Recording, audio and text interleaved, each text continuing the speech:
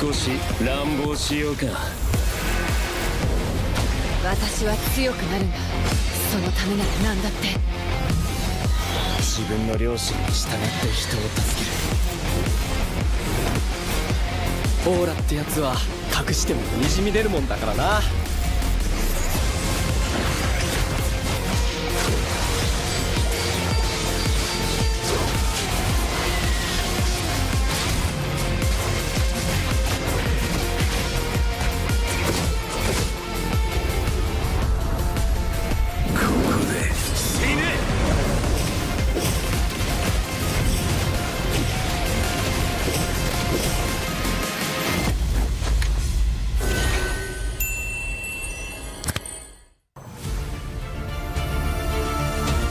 I didn't cure the pain. I harnessed it.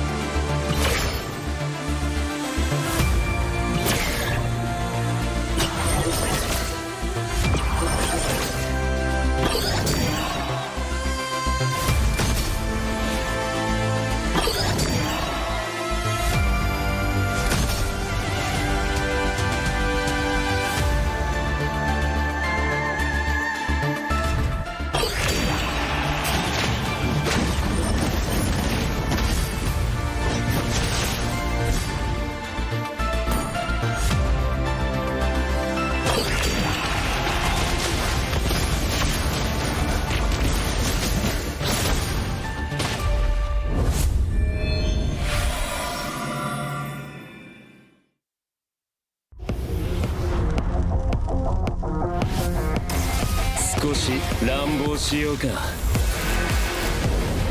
私は強くなるんだ。そのためなら何だって。自分の良心に従って人を助ける。オーラってやつは隠してもにじみ出るもんだからな。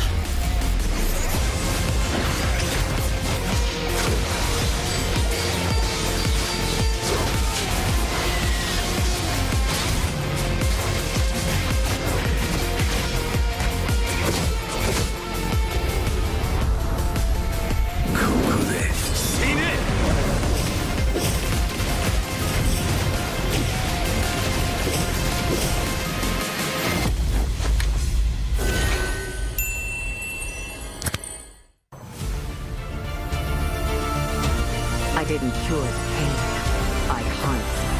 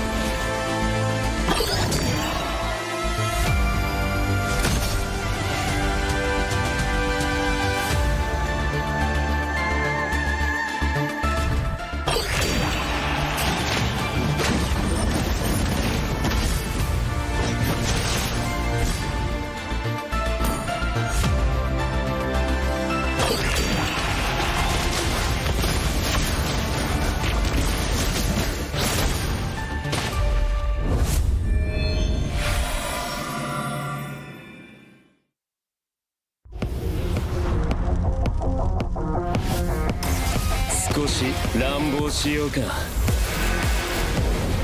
私は強くなるんだ。そのためなら何だって。自分の良心に従って人を助ける。オーラってやつは隠してもにじみ出るもんだからな。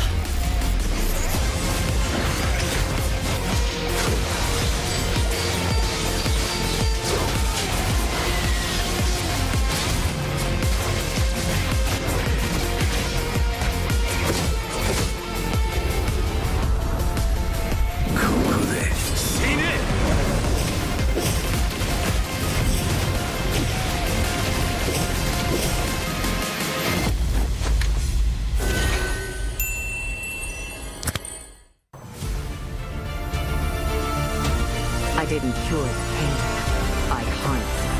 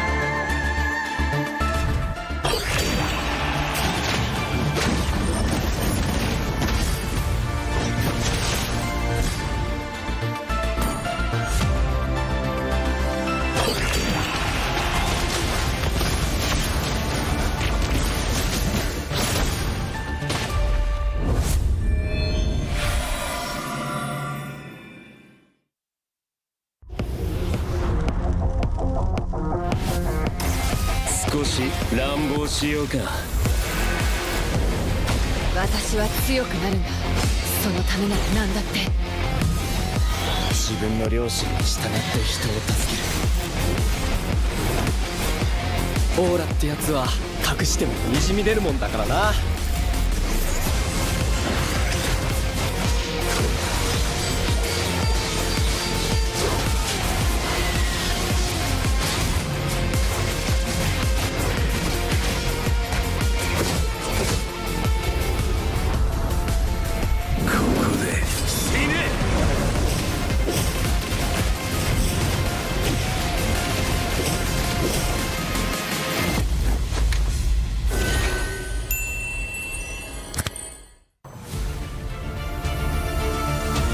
I didn't cure the pain.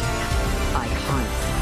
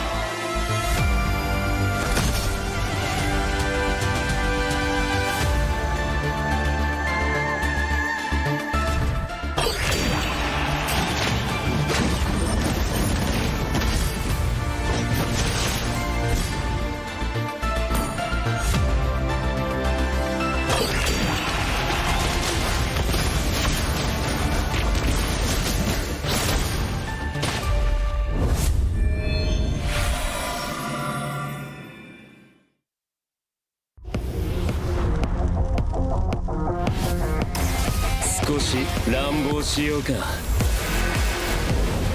私は強くなるんだ。そのためなら何だって。自分の良心に従って人を助ける。オーラってやつは隠してもにじみ出るもんだからな。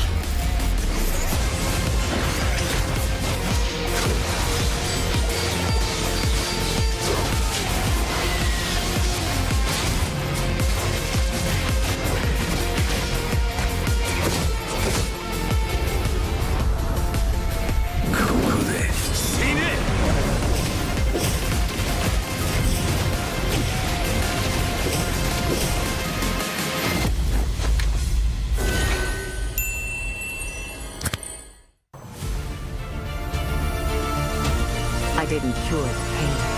I harnessed it.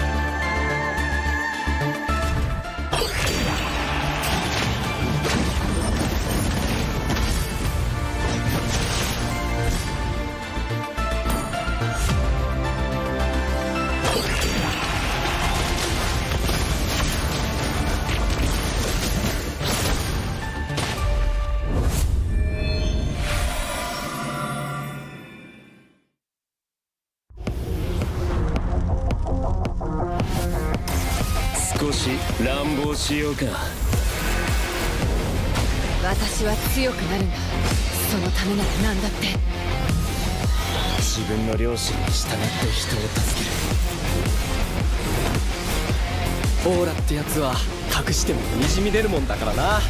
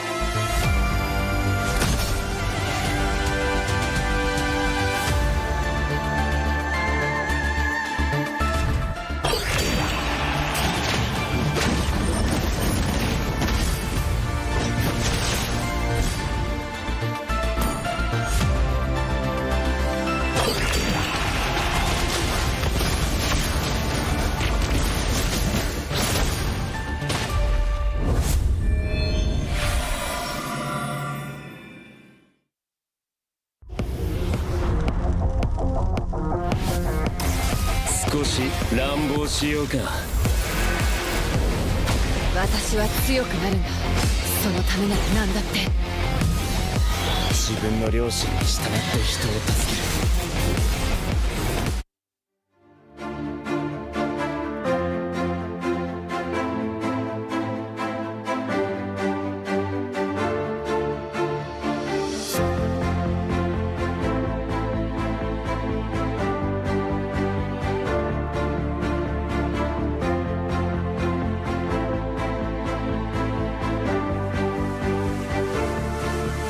السلام عليكم ورحمة الله وبركاته أعزائي المشاهدين والمتابعين وجميع الحاضرين، وميت أهلين وسهلين ومرحبتين فيكم في اليومنا التاريخي لنهائيات دوري المحترفين مواجهة الأبطال MPL MENA سيزن 5. معاكم في تقديم الحدث داوود سانستوم داوود، وبتشرف بتواجدي معاكم في الفوف جيمنج أرينا في عاصمة المملكة العربية السعودية الرياض، لننهي مواجهة الأبطال ونتوج بطل للإقليمين. فريقين متأهلين متواجدين معانا في البطولة العالمية، لكن اليوم بتنافسوا على لقب أبطال الإقليمين وتمثيل الإقليمين في البطولة العالمية. المنافسة شرسة وما حطول عليكم، بدنا نعرفكم على طول على الفرق المتأهلة والمتواجدة معانا في هاي النهائيات. وأولهم الوصيف للموسم الماضي من البطولة، رحبوا معي في مسرح الفوف جيمنج أرينا تيم فالكونز. تيم فالكونز مكون من دينج، كنجي، جود نايت، لارك وسوبر، باحثين على الانتقام من عدوهم اللدود أول منافسهم في نهائيات البطولة. ومين يا ترى حيكون المنافس في هاي النهائيات؟ حضورنا الكرام رحبوا معي بالفريق الآخر المتواجد معنا في هاي النهائيات، TWIS and FLCN. فريق مكون من سانجي، حودة، كوفن، سانو وترول، 4 من 5 لاعبين من الأبطال للموسم الماضي بيبحثوا على ثاني لقب وباك تو باك تشامبيونز في بطولات MPL. تويستد مايندز تيم فالكونز، واحد منكم أنا عارف لازم يكون في كلام، لازم يكون في تصريح قبل ما نفوت بالمنافسة. رحبوا معي بحودة من تويستد مايندز وكنجي من فريق فالكونز. حودة، هل في أي شيء حابب تحكيه لفالكونز قبل ما نفوت بالنهائيات؟ مفيش حاجة عايز حاجة النهاردة، احنا جايين ناخد الكاس ونمشي. هي قدامك بس لازم تفوز على الفالكونز مبدئيا، بس بنشوف ايش يا ترى اللي حيصير معانا. كنجي ايش ردك لهذا الحكي؟ هو الكاس دايما بيختار الابطال، بيختار الافضل، فنشوف مين الافضل النهارده. ايوه هذا اللي بدي اسمعه منهم، هذا هو الكلام. لكن بالنهاية مين اللي حينتصر ومين اللي حيطلع معانا بطل الإقليمين ويمثلهم في البطولة العالمية؟ شباب حودة، تويستد مايندز، هل أنتم جاهزين؟ فالكونز، كنجي، جاهزين؟ حضور الكرام هل أنتم جاهزين؟ كلنا جاهزين حضورنا الكرام وأعزائي المشاهدين والمتابعين، فهيا بنا إلى الاستوديو التحليلي لنبتدي هذه النهائيات مع يونس، ياسو ودون بيج.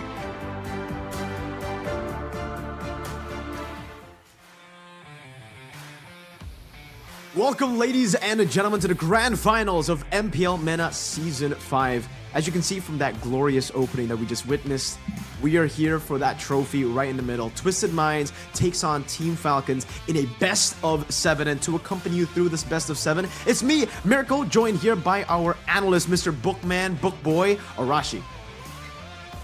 What's up, guys? Here for the analysis portion of the whole situation. And I'm looking forward to this game, man. We've seen a lot of different looks coming in from both these teams, but I really enjoy that both teams are really willing to just throw it down and go head-to-head, just go for an odd brawl. And I think that makes for a very exciting spectacle, especially from the caster desk. We've been seeing so many crazy stuff happen in MPL MENA, man, all the way from day number 1. The tournament favorites R8 getting knocked down, kind of like a similar fashion to another team that I will not mention in MPL Indonesia. You know, number 1 in the standings of regular season, but then losing twice in the playoffs and ending up losing their chance to represent MENA to MSC. And now we technically do already have both of the representatives for MENA. We have Falcons, and also we've got Twisted Minds. But for you guys back at home, don't forget to catch the limited time return for the MLBB X Jujutsu Kaisen skins. Obviously with a few revamps here and there with the Ultimate of Yin. Arashi's been playing a lot of those Yins because of the skin actually, so I think we'll throw it over to him. I mean, it's really cool. They've changed when you ultimate, usually it's a bit bland, right? That was the main critique of the skin. Everything else, all the other skins have been amazing, but for Yin particularly, they've revamped it, they made it look a lot better, and so all the animations, and even the actual character model of Yin during the ultimate, it just looks so clean right now, guys. So I've been using it again and again just to try and get a glimpse at that, that Sukuna action, but yeah, you guys should not miss out on it at all. If you don't even get the skin that you want, maybe you're going for the Yin, but it's okay because the Nobara skin's great, the Gojo skin, and even the Julian Megumi skin, all those skins are amazing. But I think we're gonna get back straight into what the main event is, right, Arashi? It's the best of 7, Twisted Minds, and Team Falcons. We've seen both these rosters, even in the international scene for the most part, though they have changed their rosters quite a bit. Twisted Minds, obviously a jungle change now with Hoda being in the lineup from their previous tournament in M5 at least. When I remember them, it was Triple Esports and it was still Tarzan in the jungle. And funnily enough, Tarzan is not going to be in the grand finals, I think, in the main lineups here for both these teams. I mean, interesting change. The fact that they're just willing to just switch out players really is quite surprising. But let's look at the qualification schedule so far, right? This is what has been happening. What has transpired to bring us to this grand final stage right here. It's been a bloody rout, a lot of close matches, a lot of action for sure. And I think everyone at home must be really looking forward to seeing this actually play out to the end. It just seems like Twisted Minds are on a level of their own. It really seems like this is it's very similar. You can draw parallels to MPL Indonesia, man. Not losing a single game in the playoffs. Not yet, at least, right? I mean, Twisted Minds, they've even beat Falcons once already when they first met in the second day of the playoffs, as you can see earlier. So, with this being kind of a rematch, will we see a redemption arc from Team Falcons? Have they adapted? Have they changed their strat? Have they improved that much in the course of a few days? Or are Twisted Minds just that much better? I think with the current meta, for sure, it seems like adaptability becomes that much more impressive, because now it's just so flexible that if you have spotted some weaknesses in one single match, it's very rare that we've seen a team get away with it without making any improvements to their strategy going into like a rematch. So now, especially because there's like a revenge story going on, I think Twisted Minds are the ones who have to be a bit more careful here, because they have technically been cruising on an easier route. So they're up against someone who is a bit more desperate, a bit more warmed up. The lower bracket finals went 3-0. Both the matches technically yesterday went with a full sweep. Again, Twisted Minds were able to beat Gike 2-0, and then Gike unfortunately were not able to translate that loss into a win up against Falcons. So both of them coming into the grand finals with a bit of momentum. Obviously, a little bit of difference there because Twisted Minds, they did win 2-0. It was only a best of 3 in the upper bracket finals. Meanwhile, though, for Team Falcons, they dominated Gike 3-0 in the best of 5 in the lower bracket finals. So I think based on the draft as well, it's just really different how both these teams play. Twisted Minds, a little bit more emphasis on that early game pressure to snowball and create that death ball that we all love from Twisted Minds. But then we take a look at Team Falcons, and it's a bit more late game oriented. Really loving that Natan pick and really loving to stay on red side. All 3 of their game victories yesterday came through red side for Falcons. And I think it's important to note as well that both teams like drafting for some kind of AoE package as well. Of course, it's not always every single game, but they really enjoy having like great setup and a big like signal, right? A big gong to signify that this is where the fight really begins. And so you're seeing less of that maneuverability, mobility approach, more so for the direct confrontation, coming in with a massive knockup, with a big stun. It just seems to be the style that both teams prefer. And now if you look at the asset on screen right here, Twisted Minds next for Team Falcons, they have been just taking out the opposition in quite dominant fashion, as you mentioned, Mirko. it really seems like Team Falcons are on that route, right? The lower bracket trajectory that we've seen a lot of teams find success in. I mean, for the most part, even in international tournaments, lower brackets have been the way that we actually find new champions. Every single time, for some reason, the lower brackets have a buff, especially when you've been able to beat your opponents in the lower brackets quite convincingly too. 3-0 against GK Esports. So, sure, Twisted Minds, they still definitely look like the dominant team. They are definitely the heavy favorites coming into this matchup. But hey, don't be surprised if Team Falcons comes in this game with an absolute banger of a draft. Maybe they even swap their styles, Arashi. Could that be a possibility? Because again, against GK, they did go for a more late game centric draft. You know, they love those Natan picks. But maybe up against a composition of Twisted Minds that love to play in the early game, do they want to fight fire with fire here? Do they want to just go in the early game, start fist fighting all the way from the start? I mean, especially if Twisted Minds are kind of underestimating Team Falcons. They have in the back of their heads that, oh, we've beat this team before, right? We can do it again. They kind of know their tells. That can be something that they can take advantage of. And like you say, Mirko, just fight fire with fire. And if they can get the right tools, I think that's the main point here. It all goes back to the drafting phase. But if they can get the right tools for the job to try and get that early game dominance, we've seen that being a very popular strat that a lot of teams, not just in MENA, take into the fold to try and get that more guaranteed early game to mid game power spikes and go for a more clean victory. It seems the pattern still stays true here for the most part.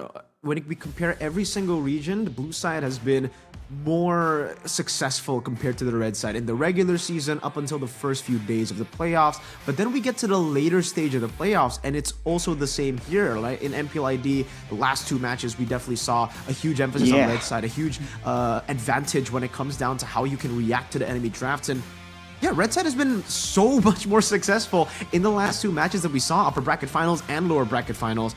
But that's the thing about Twisted Minds. It seems like they're just able to get these prio picks more often than their opponents. GK, I think the most notable one yesterday was the fact that they left the Harith open on blue side, leaving Twisted Minds to pick the Harith open in game number 2. But I think we'll stop talking about that for now. Let's talk about the two junglers. This is the comparison for Hoda and Kenji. Kenji, KDA, KP. We can take a look at these comparisons. Arashi, what can you tell me? Well, you can see that both junglers at least really like fighter style, and who can blame them, right? Right now, going for those assassins, it's a very high risk but also high reward. But especially that risk part, a lot of teams really fumble when they're trying to find the balance. Even though now it's not easier, there's less chances to be invaded, especially in the early stages of the game, you still have to be very, very careful. And one single misplay on an assassin is a lot more punishing than a big misplay even on a fighter, right? They can kind of tank in some damage, and even if it gets taken out, the team can kind of capitalize on that situation, on the fact that a lot of time and a lot of resources has been spent to try and take out this big beefy fighter. I think a big point to be made here is also in the hero pools, right? Because for Kenji from the Falcons, he's one of the junglers with the widest hero pool, with 10 unique heroes right here. And if we're talking about adaptability, about being on red side and trying to find counters and weird picks that can kind of fit into very particular games, I think that hero pool can come in very handy. It's so interesting to see these fighters, come up in popularity, but man, especially for Hoda, I've watched him all the way from ISF. Like all these tournaments that I've seen Hoda in, he performs the best on the assassin. So, hey, I mean, if Kyrie can do it on those assassins, right? Who's to say that Hoda can? I want to see Hoda back on the Fanny. That was definitely the pick that caught my eye because, hey, for the longest time, I don't think MENA were known for the assassin picks, right? But Hoda really was able to bring out that factor, that kind of X factor. And maybe in the grand finals, we'll get to see that. Because even in MPL Indonesia, we did get to see a lot more assassins in the grand finals from Annabelle, from Kyrie. I'm really hoping that'll happen here, but I don't know. Knowing how early game centric their gameplay is, getting the dominant fighter jungler in is just such a prio, and that's really been the way that they've been able to get victories here and there in the early game. And you know what? I'm gonna give you guys a little bit of a fun fact. The last time we saw Twisted Minds, well, the roster at least, not the team, because in M5 they were known as Triple Esports, right?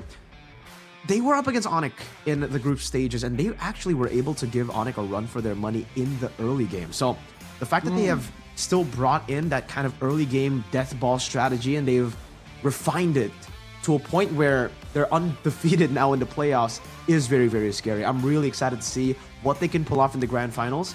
I really hope, they don't pull an R8 here and just kind of fall flat, even with all the high expectations, because they're looking really strong and they're looking like a very, very good representative for MENA in MSC. I think with that being said, we have to really kind of figure out and kind of predict right here what kind of play. Because we talked about the death ball strategy. It's always good fun. But at the same time, with a lot of teams kind of adapting also, learning how to deal with aggressive early games, you have to wonder what's that mid lane looking like, because we've seen a lot of different options here. Either it's utility or sometimes straight out damage, or between burst damage and spammable spells like poke damage. So I think there's a lot of options in that mid lane as well, and I think that directly ties in to the success of the junglers, right? Because without a successful mid lane, a strong mid lane that can match that kind of wave clear, it's going to be a bit difficult for the jungler to really get prio, to get the backup, especially when it gets messy in the mid game. Oh, it's going to be so hype, man. I mean, looking at the crowd as well. We've got a crowd here for MPL MENA Grand Finals, and the players definitely look ready. Lark, good night. Me personally, for Team Falcons, the man that I'm looking at, the man that I want to highlight has got to be... Oh, wait. We see Maro here in the stands watching his team from afar. Shout out to Maro there, watching Twisted Mind, supporting them from the crowd. It's great to see all these, veteran players still there, still supporting their team. Even though he's not going to be able to play, I think he's glad that he'll be able to, once again, represent the MENA region. Man, Maro, and now together with the triple esports lineup that is combined together with Twisted Minds. It seems the draft has actually already started here, Arashi, so any expectations in the draft before we get into it? I think we're gonna see a lot of surprising picks, because we've seen both teams kind of sort of cruise without really push to a full series on the way to the grand finals. I think a lot of pocket picks will start showing up now, but along with that, like I mentioned, I think wave clear becomes something that's so important. And I'm looking forward to that EXP lane battle as well, because we've seen a trend, especially in Indonesia, of having those aggressive fighters that want to really win and beat out the lane opponents. Before, it's about the maneuverability, it's about the wave clear, but now it's also about that 1v1 potential. And if you're too far behind when it comes to that dueling prowess, you're going to really fall behind in rotations as well.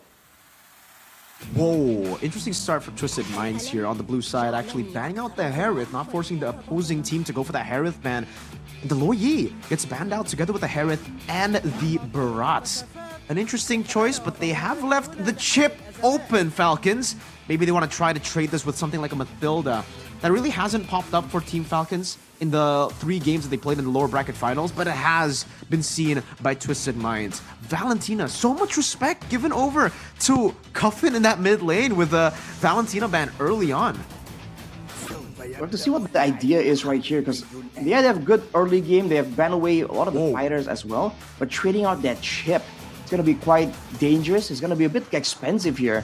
And if they're only going for a Roger, I feel like just the pick alone won't really justify that expense. That's to be comboed in with something to try to either get some kind of synergy or some kind of combo towards that mid lane, the mid game. And as you predicted, Mirko, the Mathilda shows up right here. Yep. But so far, this Roger can technically kind of be flexed around still. But now, if Falcon wants to go for something that's a bit more immobile, they can try and supplement that with the Mathilda.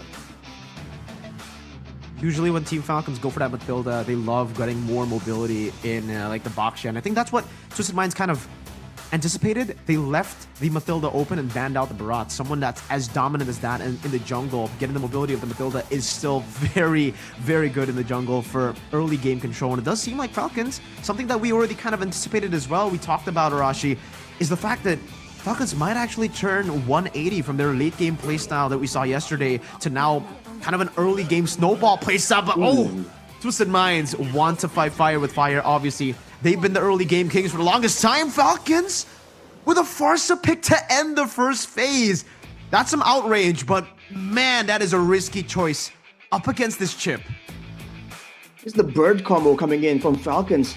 They have all this mobility tools, they have the Mathilda, the guiding wind, the wings by wings as well. So they can go around the map really, really fast. The Roger can kind of come along, looking for a very aggressive, very fast, mobile trio mid lane. But how fast can you be when you're up against people coming in through portals, showing out around the map out of nowhere? Especially with a Martis and a Vexana, there's a lot of brawling potential in the hands of Twisted Minds, more so than Falcon, I think. If Falcon can catch Twisted Minds off guard, maybe this can kind of work out for them. But in the proper collision, I think Twisted Minds will get the better of them unless they try and get some kind of fight here. Interesting choices here by Team Falcons. The Benedetta ban and the Arlet ban as well. Full respect over to Sanji. No respect to the gold lane, not just yet. It does seem like they're very, very confident with that Roger in the gold lane for their gold lane matchup. Talking about Sano though, you know, he has been picking a lot of these very early game-centric heroes in their drafts for Twisted Minds. In the last match that we saw them in upper bracket finals, it was the Clint in game number 1 up against Geek. It seems 3 XP bans will come through. 2 from Falcons, 1 from Twisted Minds here. No macro control, no Paquito, no Benedetta.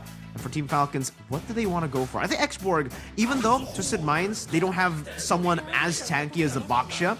Actually, Falcons pick it up, and now Twisted Minds technically get the chance to go for that Xborg. I think it'll be a very good option to just try to burst down these beefy members in front. Even Roger, I think, will have a little bit of trouble executing the Xborg if Twisted Minds do go for that Xborg. Yu Zhang is also another good choice, though, that, you know, I think Team Falcons might pick up if Twisted Minds don't deny it away from them. The Xborg will be really, really good. Melting the front line, kind of becoming a big threat for these supposedly safe heroes that can be saved by the Mathilda. It can also be used to really deny the Pharsa a impact in the big team fight, right? By just jumping on and just demolishing the backline with the true damage. It's gonna be a glue though out of nowhere. So this comes down to a brawl. The all-new glue actually is stronger with more brawls, but he doesn't really heal as much outside of those big fights when he can't really land his spells on his opponents. So again, Falcon has to go with some kind of hit and run strategy right here, and that seems to be the case, right? Wings by wings, along with the shield unity. There's a lot of ways for Falcon to go all around the map. I think it's gonna be on the shoulders of the chip right here to really try and find them, locate them, and look for opportunities to try and get those shortcut plays. The final pick for Team Falcons, though. I think the Yu Zhang would be a good choice, but they go for something even crazier. It's the Masha, something very, very good to flank into the back line, and I think Team Falcons have got themselves a very scary draft to play with. The only thing that I would say is scary for Team Falcons is the fact that we haven't seen a lot of this early game from Team Falcons, especially not yesterday. Yesterday, they banked on the late game, they banked on the Natan, they banked on scaling towards the late game, outscaling their opponents to win their game. So, Twisted Minds, the king of the early game for MPL MENA Season 5.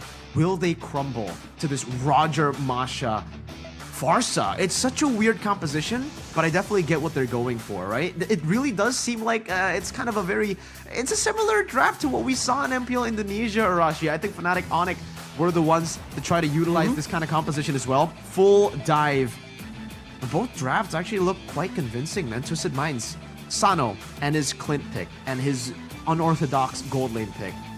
I really wonder how he's gonna make this Clint work up against the Pharsa and the Masha. The Pharsa, I think, is going to be a big problem. If Twisted Minds don't shut him down in the early game, Good Night will not give Twisted Minds a good night. Ooh. Well, I really feel like for Falcons, it's just a bit of a wild composition, quite literally, right? With the tortoise, with the birds, the wolves. Everyone is just so wild and aggressive.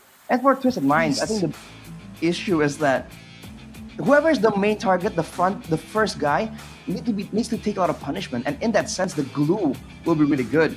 But like we said, if the glue and the chip are just in charge of staving off that aggression, that means that the backline are going to be free. And especially against a Pharsa with a Vexana matchup, for Twisted Minds, they're going to have a lot more card control to try and create around. But if the Feather Airstrike doesn't really get threatened, doesn't really get denied away for Team Falcon, then they can very easily zone out the marksman and the mid laner, and through there, just win out the fight by an attrition battle with their frontline. Alright, definitely have to see how the execution goes for this match, because in game number 1, it seems both teams want to go and try to look for that momentum. Momentum is going to be key in a best of 7, but remember stamina as well. And obviously, I think in a best of 7 in the grand finals, the mental factor will have the biggest impact on the game. Will Falcons, with this fire with fire style that we spoke of, that we hinted at before the draft started, will they be able to make it work? The Masha, Baxia, Farsa, Roger, Mathilda, the beasts in the draft for Team Falcons and Twisted Minds. It really definitely, I mean, for both these teams, it really seems like their drafts reflect really well on their team names, right? For Twisted Minds, they really want to twist their opponent's minds. And for Team Falcons, they want to drive or actually fly straight into their opponents, try to catch them off guard. Just like the Falcons in real life, man. But alright, Arashi, it's time for the big boy predictions, for the Bookman predictions. Game number 1, Team Falcons or Twisted Minds based on the drafts. Alright, so based on the drafts, I must say, with Twisted Minds having a lot more early game prowess and also having the shortcut to try and force Falcons into those plays, Falcons draft is actually aggressive. That's a lot of damage, a lot of dive. But at the same time, if you kind of look at it, it's actually still quite late game based with the Farsa, the Masha, requiring a bit longer to really get rolling. Whereas for the side of Twisted Minds, it's a lot more straightforward except for the goal laner. So I think Twisted Minds will have an advantage on Team Falcons to try and make this confusing for them if they really want to have the chance at coming out of front. Well, alright, Arashi, it's time for us to enter game number 1 for our best of 7 in the grand finals of MPL MENA Season 5. Ladies and gentlemen, it's Team Falcons up against Twisted Minds in game number 1. Will we see that 50-50 draft come down for Team Falcons, that full dive comp work out? We'll have to see in the Land of Dawn as we get straight into it. Here it is, and here we go. Straight into the mid lane we go. Immediately, everyone just rushing around. We have to try and pay attention here to the junglers for sure, right? The fact that there's going to be a Martis that wants to be aggressive, wants to potentially invade, but also a Baxia that can clear a lot faster. With the team's intervention that can maybe influence the clear speed, but overall, the Martis will be the one that has to keep up in farm and look for these fights where he can actually take advantage of the passive to really get an advantage, get a lead, and go in for maybe something like a level 3, a level 4 skirmish, a level 4 battle that he can use to really maximize the Martis' potential, and potentially this reset as well from the Decimate. The execution is definitely going to play a massive factor in how they can control this early game, man, because they have a lot of base damage, right, with the chip, with that Vexana as well. And speaking of these 2 picks, speaking of the composition coming in from Team Falcons, actually, they got 3 Impure Rages, Arashi. They really want to try to out-sustain Twisted Minds in these battles. Good Night already getting very, very low, and Hoda is already hovering over. Shield Unity gonna be used up, but not able to connect it onto anyone, not just yet in the early game. They're still playing it safe. But yeah, it's completely different, right? For Twisted Minds, they want to go for that full burst. And Team Falcons, they want to weather that storm. Take this fight a bit longer than Twisted Minds expect, and then catch them off guard. It's almost like they don't want to go for more like hit-and-run strategies, even though we were thinking that Twisted Minds are going to be the ones that have to go in all out and just go for a pure brawl here. So for now, with the Impure Rages, it kind of makes sense because they want to be spamming out those spells. The Glue and the Vexana, of course, are very mana-based. So in order to get a strong spotted laning phase, you need to be able to spam out your spells without being too concerned about your mana conservation. For Kenji, though, on the Martis, no mana bar means that it's a bit of extra damage and extra healing as well. With both junglers waiting around right here, just having a face-off at the turtle, it does seem like Team Falcons right here might be the ones who make the first move. Thing also rotating a bit faster. Super in the back too. Now it's going to be Hoda who walks in, pops in, and Tortoise and Poisons gets stunned up, and the split gets used up as well for the airstrike comboed in together, and Kenji is going to fall to Sanji with a thunderclap. Troll is the one who secures the neutral objective, and take a look at that circling Ego defensively, getting him out, but the flicker with the slam catches him, and Troll will fall to Lark, who has rotated over from that bottom lane, and he picks up a double straight in to that first 2 minutes of the game. That's aggression here coming in for, you know, for that play. 3 battle spells need to be used up just to make sure that they can get their hands in that early game fight. You're seeing that there was an attempt there by Troll to really try and help his team get out of the tough situations. But at the end of the day, when they're that mobile and they're that aggressive, flickering forwards, there's only so much you can do. Especially on the Mathilda, you can only really help out one person, aside from just shielding everybody else. You know, back again to how they're actually going to utilize these drafts. Team Falcons, interestingly enough, right? You would expect the Roger to be a bit more active in the early game compared to the Clint, but it seems Sana was just out-rotated, clean out in that bottom lane. Definitely would love to see how, you know, Lark was able to out-rotate. Did he clear the wave faster, or did he completely ignore the wave? Because it doesn't seem like Sana was able to trade for anything in that bottom lane. No shots, no hits onto that turret gold. And yeah, Twisted Minds, they bursted. It is what we expected, right? Team Falcons winning out in the prolonged team fight, and Twisted Minds using all their bursts. And once those cooldowns are down, once they're actually, you know, on that cooldown, it's really tough for them to deal any more damage. Is there a difference in spammability here for the side of Twisted Minds? And that's what we were talking about earlier. There's going to be a lot of burst potential, a lot of ways for them to really catch Team Falcons off guard. But in order to do so, they have to wait a bit longer and get some item power spikes as Troll gets jumped on. Oh, Eternal Guard of the Decimate! Kenji picks up the kill there with the Decimate, executes Troll with no problem. The Team Falcons will continue to try to go for this turtle. No Eternal Guard to play with, but Good Knight still have that Impure Rage. Curse Blast gonna be able to connect right now with Split from Ding. Use them onto Hoda, trying to bring him back, and that's gonna be the pass to bring him over. Kenji rotates over with a shortcut to bring him all the way. He doesn't even use the Decimate. It was on cooldown. He just goes in and cuts him up.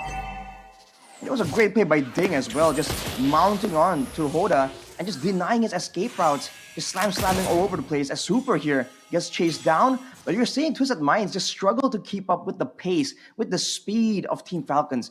And they have to try and avoid fights like this, where Team Falcons know where they are and can go for the straightforward approach.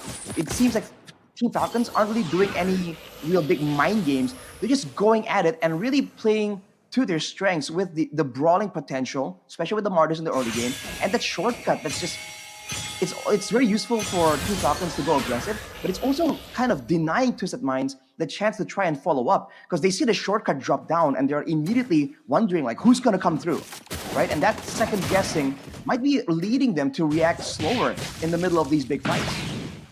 And it's really fun to see how Team Falcons have been able to use that shortcut, because that wasn't like a full range shortcut usage, right? Usually we see the shortcut to bring people on the other side of the map, but that was really close. I mean, technically Kenji could have just walked, but that additional blink that he got from the shortcut, even though he could have walked, that instant rotation to get the last few hits onto Hoda was what they needed, right? And now they start in the bottom lane again, trying to get that crash course down. Pops in the shortcut, and it seems like it's just to bring Ding to zone them away. Hoda trying to go for the shield unity, finds it in the back line, pops into Poisons, but it gets caught in the Eternal Guard, and now gets decimated by Kenji, who continues this onslaught onto Troll, who has the guiding wind. Meanwhile, Sanji gonna lose out on a lot of his HP bar, and the Feather Airstrike will just be used up by Cuffin to zone Falcons away from this tier 2, but it seems Twisted Minds, they are now on the back foot.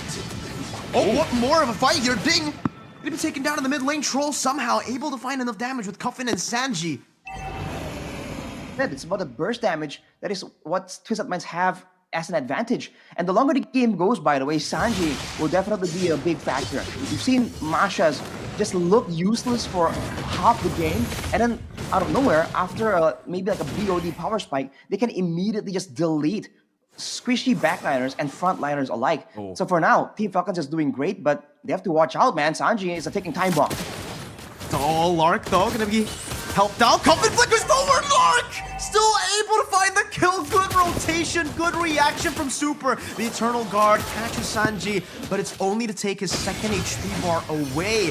Team Falcons are on a roll now, and it seems Troll is just trying to screen, trying to give Hoda enough space to go for this turtle, but even then, it's not going to be enough. Sana picks up the endless battle, but Kenji will be able to secure the turtle, and that's the final turtle of game number 1 for free. Not even using the retribution, wants to go forward again towards the enemy purple buff. Hoda still with the retribution. Ding now pops in his split, just tries his best to be offensive earlier, but with that control, even up top, Lark gets the dub with Super.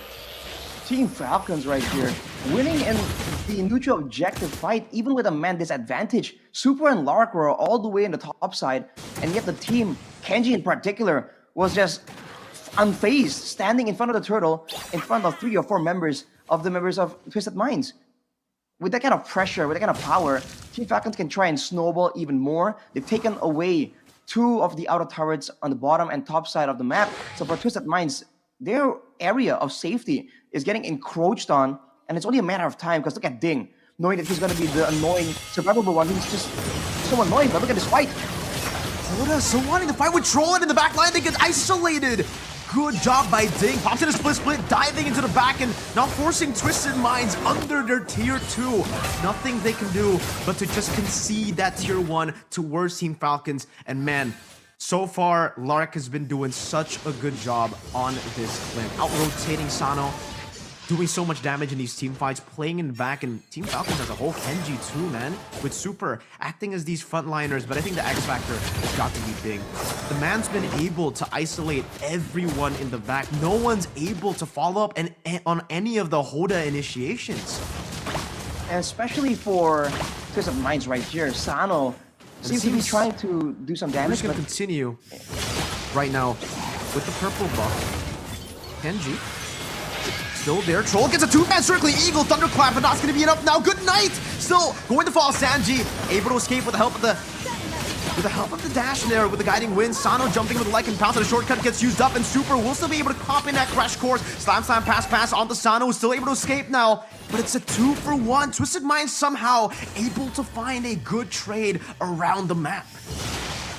I'm really surprised that Twisted Minds didn't really pursue and continue that fight. They've taken out both the main damage dealers from the side of Team Falcons, and with the mobility we've been hyping up since the beginning, the guiding wind, the circling eagle, the shield unity as well, they can very easily force another fight, and they go on Ding. Ding gonna be deleted there, still has the flicker, but Cuffin finds the last shot of the feather airstrike. Super tried his best to jump in the flank, trying to cancel it out, but is unable to do so. And now Twisted Minds with another man advantage. No Ding, that means no isolation into the back. Twisted Minds, they can go for that full dive into Team Falcons. Lark needs that front line, and Sano is still holding on to this Lord. Twisted Minds in mid lane, Troll gonna be able to pop in the circle. Eagle onto Good Night. Eternal Guard gets popped in by Good Night. The Thunderclap is there 2 times onto Good Night, but will be traded in. Lark finds another kill in the trade, but it's a 1-for-1 for now with the shortcut placed down at the bottom lane. Wait a minute, they take a portal to the wrong side now. Kenji, Mortal Coil, trying to knock them up, but Twisted Minds is still able to escape from that Mortal Coil. It seems like Falcons will be able to go onto this Lord as Ding isolates Hoda with that split, now mounting him in the back line. He still is able to pop in the shield unity. The guiding wind brings him into the turret, into the Lord vicinity. Retribution, Hoda finds it, and now he's giving Lycan Pounds from Sano to pick up Lark, and Super is gonna be the next one to fall as he flickers out the safety. Ding is right there to enable the retreat, and Twisted Minds somehow they turn this game around. Team Falcons losing all the control they had. It was going so well for them. They had Ding just distracting everyone, but Twisted Minds, knowing that they have the Mathilda advantage, brings in Hoda closer to the objective and went for a retry battle. Hoda is levels below Kenji. That really should not have happened, but Twisted Minds have found a moment right here, and they have the momentum, even setting Sanji to go for a split, possibly 1v1ing anyone who tries to come for a response, and they're jumping now on Good Night. Still able to escape for now. That certainly Eagle. Oh, a little bit too aggressive. Troll able to find a guiding wind. Now the Decimate from Kenji, and the passive strikes from Good Night. That Eternal Guard just swinging the sword to finalize, take and execute Troll in that bottom lane. And once again, Team Falcons, they still find themselves on the back foot. Twisted Minds were able to utilize that Lord. It's still the first Lord, right? So that's still incredible value with the first Lord. All tier 2s taken down. No base starts taken just yet, but even the gold advantage now has just swung heavily inside of Twisted Minds as a shortcut was out there. Hoda was in a precarious spot, but now with his team caught up in gold, he is no longer as vulnerable. Even in the early game, we saw that Hoda was taken out like 4 times in total, but Team Falcons were using a lot of time to really melt him down eventually. So now, with the other members being more dangerous, Team Falcons can't really afford to do that. Lark gets jumped on. Oh, that circling Eagle. Now with Hoda running him down. Look at the blue is coming onto him. Lark unable to run the Lycan pounds, gets rid of him as Kenji jumps forward, but now doesn't have the mortal coil, gets clawed down by Sano, goes back to the gun version, and isn't really able to continue the chase, but still, they got Lark, they found a damage dealer. Lark is going to be down for a bit, and that lead that he got himself in the early game is all but gone, Arashi. Ding as well, falling behind, and Sano's doing so much damage with the endless battle, forcing the split defensively, and the feather airstrike as well. Now used up by Cuffin, trying to zone them away from this base. Turret Super still in the front. Ding able to regen a bit of his HP bar. The Twisted Minds will decide to back away. They'll wait for the Lord. They don't want to go for these fights that really don't matter right now. The Team Falcons, though, this is evolving into a disaster. The fact that Lark doesn't really have a lot of solutions to deal with the Masha. Now with the Wind of Nature, maybe there's a bit more delay available to him, but overall, as a team, Team Falcons are going to be forced to sacrifice Ding, and he's looking so squishy right here with everyone catching up in the gold advantage. And Good Knight tries to zone Sano away. Yes, Falcon will be able to secure this one, fortunately. But with the Lord up, you have to see what Twisted Minds are doing. Sending already Sanji to the top side of the map, setting up for a slow push. Even with the shortcut, Team Falcons are really falling behind here in the maneuvers macro-wise around the map. And man, Hunter Strike by Kenji. I would really want to see the item build right now for Kenji, right? Because it seems like he wanted to go for a very aggressive build in the early game, which was great for him because he was winning, but in towards the later stage of the game, especially after that turnaround, it definitely doesn't look as good. Is that a circling eagle to the back? Good Knight going to be the lead in the back. Sanji finds the thunderclap. Troll with the guiding wind, and now Super in the midst of it all, holding Hoda back. Sanji about to lose all of his HP bars, now mounted up, and that will be enough damage from Ding, who just used the split, down slam, pass blast with the flicker. Troll gets a little bit more HP with the photo, as well that guiding wind, and Cuffin will be forced to back away. Sanji for Good Night. This is just a good old transaction. Your Troll taking a bit more aggression, but able to escape. But for Twisted Minds, it's just the same deal again and again. Let's trade Sanji for Good Night, and now they're trying to contest this lore because Kenji is desperately going at it. Good mortal coil to cancel out that shield unity, but now it's going to be Super who jumps in deep into the back line. Cuffin still able to kite away like pounds from Sano, finding one, only Super. Ding next to the chopping block as Troll walks up forward, gets the blood wings, and also that photo. That shield is absolutely massive, and Sano's damage is really starting to show here in the later stage of the game. Kenji back to half HP, the Curse Blast from Good Night trying to just poke them down. With that Impure Rage, they can still stay in these fights for quite a bit of time, but Twisted Minds find themselves in a position with an advantage. Once again, Cuffin rotating around, trying to use that wave. Sano, gotta be careful here with that damage, and now a skill one for the Martis, bringing him back all the way. Hoda now with the shield unity. Lark has been compromised, and the dive continues from the Twisted Minds roster. That full dive, Kaka in to find a kill on Lark. Twisted Minds, despite the fact that their team name isn't a bird, they're just going airborne. Every single fight, Good Night or Lark definitely will take a lot of attention, a lot of burst damage. And at this point, it almost seems like Team Falcons, they have no choice but to let go and sacrifice one of them if they really want to have some kind of impact. Because the fact that they're backing away altogether once the dive initiates means that they can't really maintain any kind of formation. Now with their backs at their base though, maybe they can really defend and use Lark on the flint to output that late game damage as Kenji.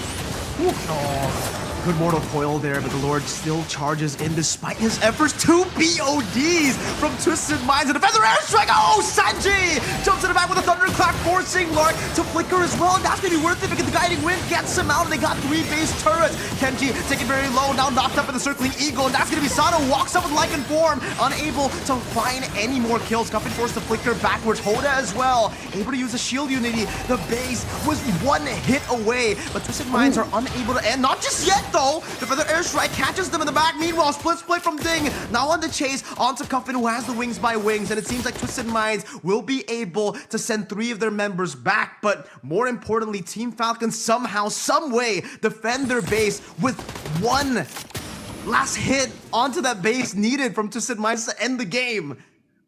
They were able to survive, but they still have to solve this problem. Right there though, it really seems like Twisted Minds were kind of uncertainized. Sano and Sanji seemingly just went straight for the base, sacrificing their life to go for that victory. But everyone else were standing on the outside, just trying to lay down some damage, lay down some crowd control, maybe to enable Sano and Sanji. But at the same time, with not everyone going in together to end that game together with the Lord immediately, they just bought valuable time for Team Falcons. But as we mentioned, the same problem still persists. They have to try and either switch it up, find a pickoff, find an aggressive play, a shortcut play perhaps, to Coffin to try and make sure that they start the fight on their terms, or again, find a way to deal with this Masha, because Sanji in the late game with the BOD and Coffin as well with the Holy Crystal earlier, there's just an abundance of burst damage available to Twisted Minds that can layer it down slowly but surely, and Team Falcons will be forced to expend some of their spells beforehand. And that is the main thing right here that I think Twisted Minds is just abusing to make sure that they have an edge, especially now with all the base turrets down. I think it's just so tough to do though for Team Falcons, right? Because it does seem like their game plan is kind of mixed. It's a bit too chaotic here. They want to dive in the back, obviously. They want to get Cuff in, right? But they also want to play front to back with the Vixana and the Clint. It's really tough for them to pull off this composition now in the later stage of the game. I can definitely see that mid-game go towards Team Falcons, and I think that was their window to actually control the game, to dictate the game. But at this point, Twisted Minds have so many angles to attack from. They don't even care about the shortcut at this point because Team Falcons can't even utilize the shortcut to dive in the back. Lark, if he takes that shortcut, I don't think you want to dive into this Masha and the Roger combo, right? Because even with Nature, there's an endless battle in Sano. He can deal true damage. He can go through that Wind of Nature.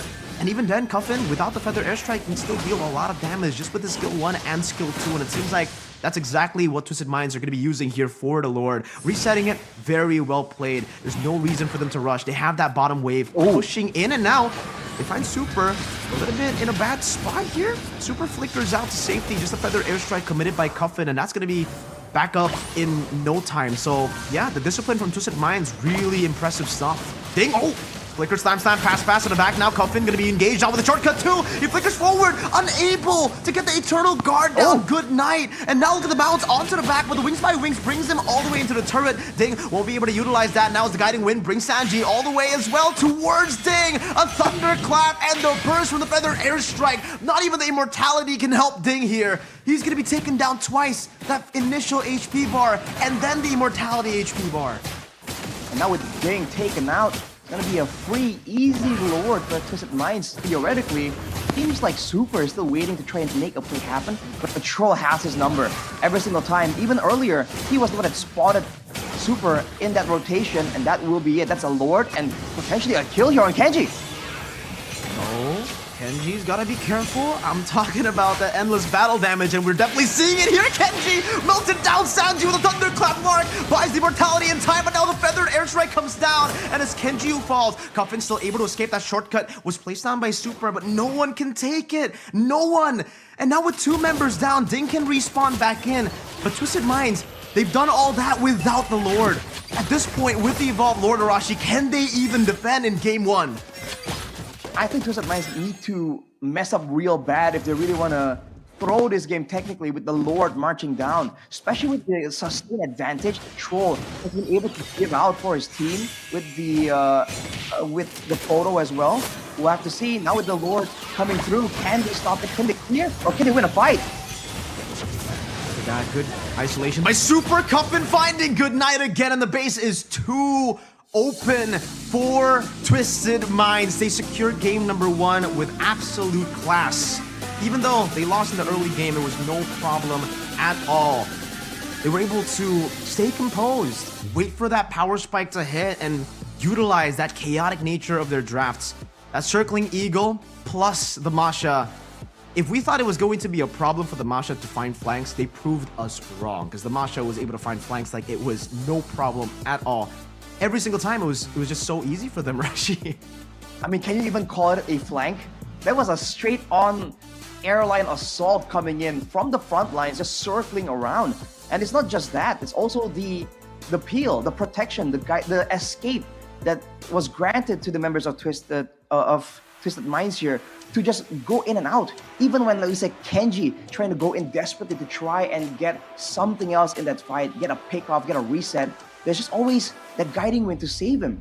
And it seems like it's just a better, more flexible, more well thought out composition. But we talked again about the early game potential for Falcon. It was great, it was good. But once that early game has passed by, and now it's a Lord situation, a Lord man situation.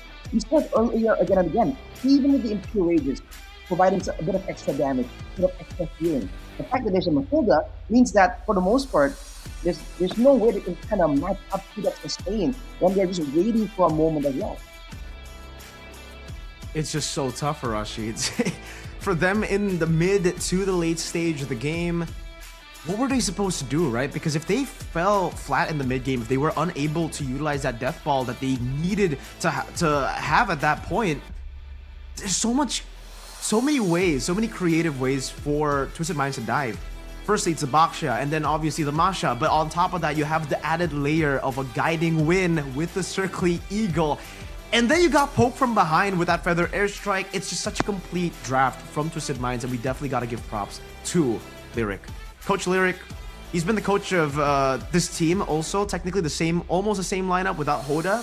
Last time we saw him, M5, with Triple Esports, and game number 1, we are going to give our MVP to Cuffin because on the Farsa, he was able to deal so much damage, 107,000 damage for that poke, that lethal ignition too, and he did the job, right? He was never really picked, like this Farsa pick was never really picked up to be the executor. He is there to deal damage so that Sanji can execute, so that Sano can execute, and he played this so well, but also the team did too, right? They played around him. The aggression played into the front to back really well. And don't forget that in the early game, he was one of the only ones who was still doing kind of okay. Farsa was one of the only laners who was kind of quote-unquote winning. He was roaming around, and even though they were unable to really get a lot of kills through those ganks, there's still a lot of pressure that kind of staved off the initial aggression. But in that mid-game, man, about the 10-minute mark, that's where the backline members from Team Falcons just were not allowed to play at all. And while we're on the topic of Puffin, he's always kind of finding ways to be in range for the Feather Airstrike. And all things considered, you would think that he would have a lot worse of a KDA, but look at here. He's making moves like this, walking up face-to-face against Goodnight just to try and support his team with a Feather Airstrike. And yet, for the most part, if you look at his KDA, it's still pretty good. It's very good, actually.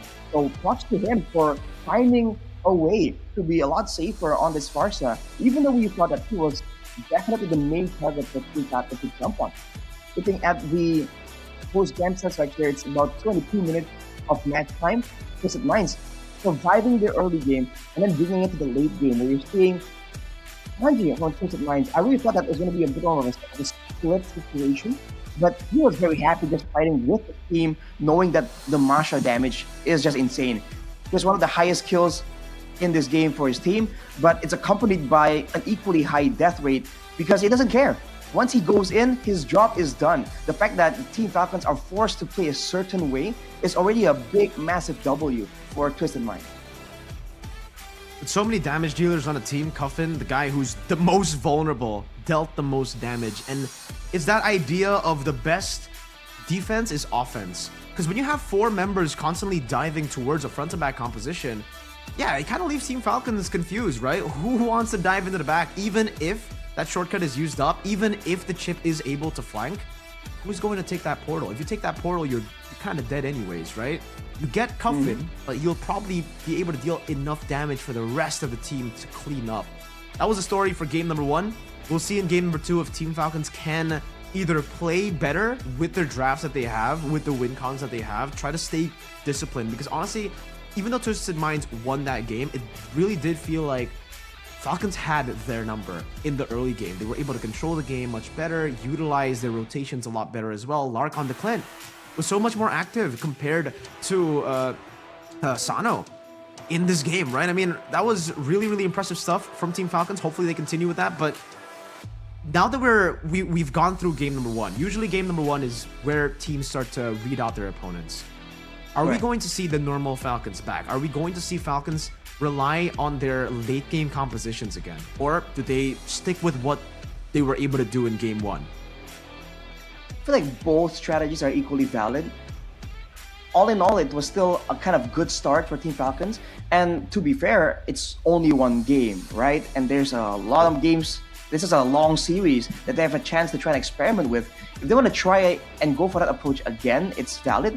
But if they want to revert back for now and maybe save some of the other aggressive early game strategy they have in their pocket for later on, I feel like that's an equally valid approach right here.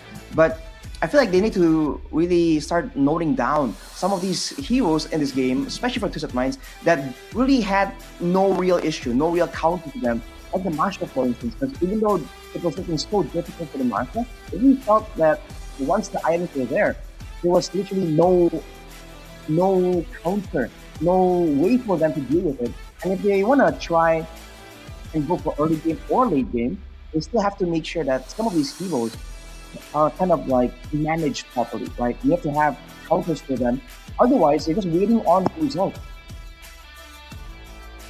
And again, Arashi, for MPL MENA, the trend stays true. The red side is a bit better compared to the blue side. That reactivity that the red side has, I guess, right? I mean, with the Masha picking towards the later stage of the game, later stage of the draft as well, I think it really caught Team Falcons off guard, especially considering they were trying to utilize that front to back-ish composition with the Vexana, with the Clint as well. The Masha is anti-CC, right? I mean, technically anti-CC. Yes, you can kill him. That's probably the best way to deal with the Masha. You get rid of the HP bar, but when he dives into the back, it's almost basically anti-CC. Every time he loses that HP bar, another Thunderclap comes in. So incredible gap closing on top of the damage. Yeah, I think you kind of called it as well in the early game, right? I mean, the Masha, we've seen this countless times, even in MPL Indonesia. The fact that the Masha will not be relevant in the first few minutes of the game, but once he gets that BOD, everybody's got to look out for this Masha, because he could be 1-4. Heck, he could be 0-4. Once he gets that BOD, he will be a threat to the backliners, and it doesn't even matter. We saw that in that game. It was one of the moments that twisted the game. Not Twisted Minds playing the game with that, you know, bird composition with the... Dare I say, Twisted Minds played with the Falcons composition, but they used it to twist Falcons' minds in game one.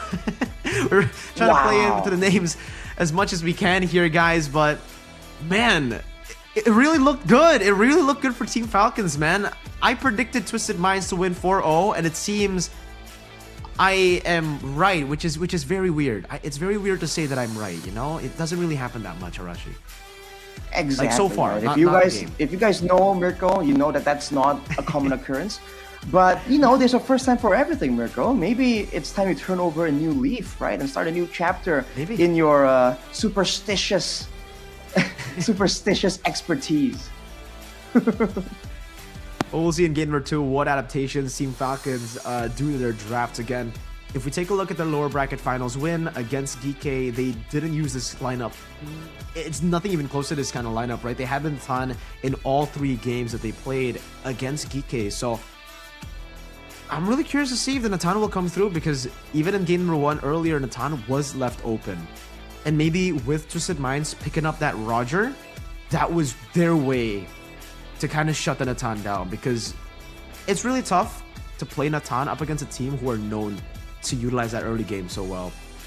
And it just did not work out, I guess. Yeah, I mean, the Roger was a bit too much. On top of that, I think if they did go for Natan, that would have been a worse game for Team Falcons, because if the Clint can't handle that early to mid game of this composition, then yeah, Natan's not gonna have a good time, bro. Yeah. When he gets so in the way in the lane, when he gets dove on by 4 members.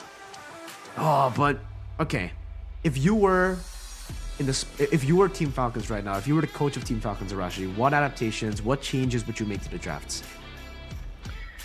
I think considering the fact that you mentioned it, Mo, they like playing for the late game. They like having reliable backline members in the gold lane or in the mid lane to try and supplement the damage.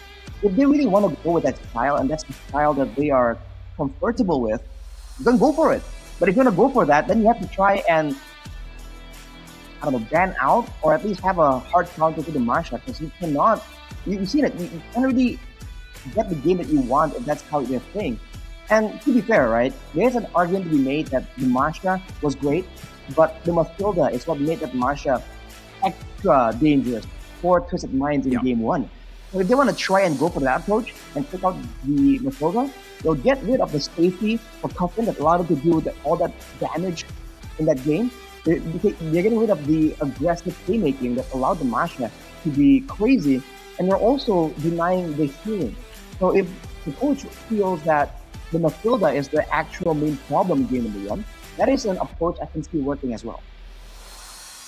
All right, seems Coach Lyric and Coach Jomai with Falcons and Twisted Minds are both ready to enter the drafts for game number 2. And this time around, Team Falcons will actually take that red side away from Twisted Minds. Again, fun facts for you guys back at home if you guys are now only tuning in to MPL MENA Season 5 Grand Finals. So far, for MPL MENA, it's been very, very different compared to all the other leagues that, we know based on stats. In MPL MENA, Season 5, Red Side has the higher win rate compared to Blue Side. Red Side on a 51.97% win rate compared to Blue Side on the 48.03% win rate. And we did just see Twisted Minds win on Red Side as well. But this time, hey, Arashi, they took your notes in, man. They got the Matilda banned out. They also banned out the Chip and the Loyi, but they left open the Harith. Oh, Twisted Minds.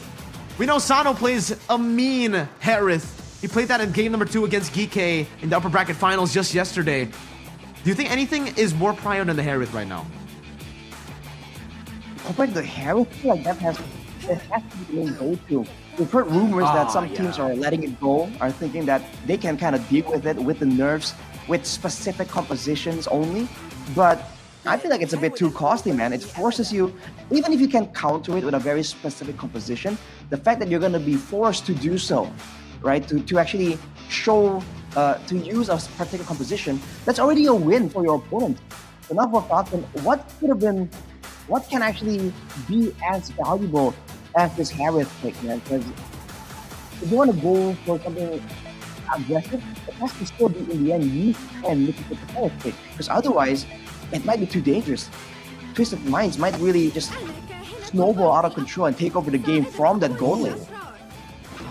A very early Edith pick from Team Falcons and the Baksha too. This is an interesting start for Team Falcons, but it is the same start that they went for up against Geekay Esports game number 1 in the lower bracket finals when Geekay got the Harith. So this is their way to counter the Harith, and I will say it is a very good way. The Edith is an amazing pick to go up against the Harith. I think we suffered a defeat as well in a ranked game just yesterday up against the Edith Arashi. It is very, very good technically, especially when you give the Baksha over to the enemy team too, right? So Edith to deal damage in that prolonged team fight where once the Zaman Force has expired, Edith will be able to outdamage you, and then the Baksha putting down that anti-regen so early on. You don't even need a Dominance Ice in the early game.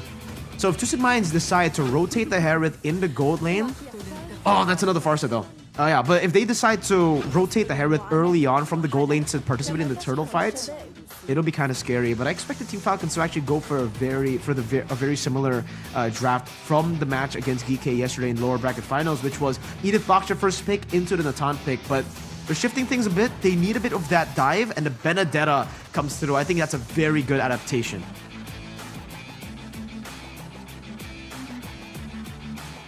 And I think if we take a look at the second phase bans now for Falcons, they might want to take the same route that they did in game number 1, which is ban out that Paquito, ban out some of these XP laners up against Twisted Minds, but it doesn't seem like they're gonna go for that just yet. They're more concerned about that dive getting stopped by that Minotaur. They have a Baksha, they have a Benedetta, technically also the Edith. All these members very vulnerable to CC like the Minotaur. So Twisted Minds, at this point, do they try to target down Good Night? Because they banned out Valentina 2 games in a row now, Arashi. They now try to limit Good Night again. That they want to have a lot of big ultimates, right? To really try and get some control in these fights. The fact they got ran over, right? Must have really showed in their minds like, okay, we have to have good DPS, but we also have to have these tools, right? Especially with the Farsa being the MVP for game number 1, the Benedetta will be a great addition, but the Paquito becomes something that's questioned, that's usually used to match this Benedetta. So hopefully, well, potentially, it will be banned away as well from Falcon here to really secure that strong playmaking style in that EXP lane, so that they can actually get a proper front to back. I think they have to, yeah, they have to respect the Paquito. The Paquito's going to find so much more value in this game compared to the last game. The last game was already a pretty good Paquito pick too. That was banned out also by Falcons, but now with the Benedetta, kind of have to do it now. Twisted Minds, they go for one final ban. I think it might be the Novaria pick. The 3 picks that we have seen from Good Night has been the Valentina, the Novaria, and the Vexana. Those are his 3 most comfortable picks, so Twisted Minds have a chance to try to just take all of these picks away from Good Night and force him on a pick that he might not be too comfortable on. But hey, Twisted Minds, they might go for a gold lane ban too. I don't see that really. With the Harith, you're automatically almost going to win out this lane. Unless the Edith gets flexed into the gold lane. What? We'll see how creative Falcons want to go with this draft. I really don't think they're going to go with that much creativity, with that much volatility. I think it should just be a Novaria ban here. But let's see. Countdown onto that last ban. What is it going to be? Oh, we're just going to have to wait on this one. It's gonna be a few more seconds until they're forced to reveal it. But I agree, some kind of utility tool will be great here. I feel like with this condition, the fact that there's a Harith on the side of Twisted Minds, they're kind of overloaded on magical damage because the Farsa also outputs magic damage. So for Falcon, they can kind of maybe predict that in the long drawn out fights, they'll be able to really out DPS the members of Twisted Minds. So to do so, already with a Baxia and an Edith, if they can add some more damage and more importantly, some crowd control to really stop this Harith or this Farsa from just being too freely maneuvering. What? Whoa! Mirko, weigh in on this, Mirko. I mean, we were talking about the late game. Do they want to rely on the late game? Yeah, I guess they want to bank on that late game, and I'm not too sure about the Mia pick up against the Harith.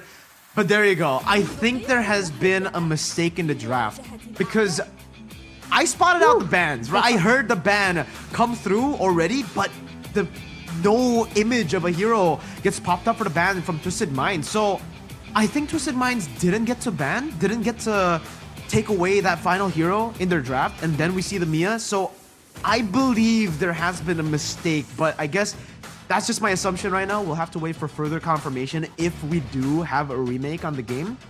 Because yeah, when I saw the no ban from Twisted Minds, I was already kind of skeptical, and then I saw the Mia pick, and yeah, I don't think I would pick Mia against a Harith. And it seems Coach Lyric is enjoying himself too in the back there. You can see him just, you know, I don't know what he was doing there, what kind of pose he was doing, or what kind of emote he tapped on, but yeah, well, I guess we'll wait for further confirmation here.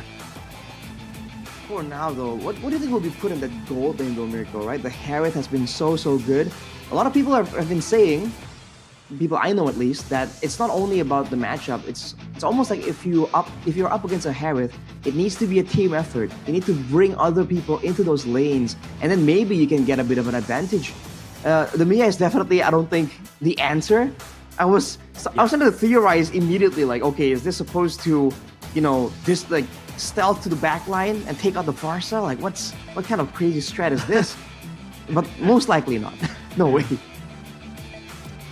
Who knows, right? I mean, they have been able to utilize late game for the longest time. All right, they're taking their IEMs out, all right now. So I definitely think we've gotten somewhat visual confirmation that we will have a remake and a redraft of game number 2. And yeah, we're back here. Hey, we got Yasu there in the front, and now we are going back to our normal selves, Arashi. We shapeshifted from Yasu to Arashi and Mirko again. Our normal selves. Interesting choice of adjective there, Mirko. Yes. Normal, just a pair of normal guys right here, unlike the mana casters. Looking very sharp, by the way. Shout out to them. But alright, this is the question, Mirko. Like, what can they do right here? Because we're seeing that they were trying to do some respect, right? They're trying to adjust the drafting phase. Then the Harith comes out, right? We're talking, like, again, about the red side and the blue side. It really seems that for red side, this is the main weakness, right? The fact that this Harith is always looming in the shadows. You can say it's a weakness, but for Twisted Minds, that's been their strength, right? They've been able to just bait out so many of these bans out, and good on them, leaving the Harith open, leaving the chip to be banned out by Team Falcons as well. They left so many picks open that it kind of forced one to be up for grabs. And Falcons, they decided to go with it. They decided to trade that one pick for two of what looks to be more prio picks for them, the Edith and the Baksha. And again, they have made this work before. Just yesterday in the lower bracket finals up against Geek Falcons, game number 1, they left the Harith open, they let the Harith go, and they picked up the Edith, the Baksha, and then the Natan. What changes? They picked up the Benedetta instead of Natan here as the last pick in the first phase. But yeah, I guess we'll have to see if that is even their plan. Maybe the mistake started all the way from the Benedetta pick. Maybe they wanted to go for Natan, and maybe. They made a mistake there. Based on the template, definitely doesn't seem like the normal draft that they go for. But again, technically it is also normal.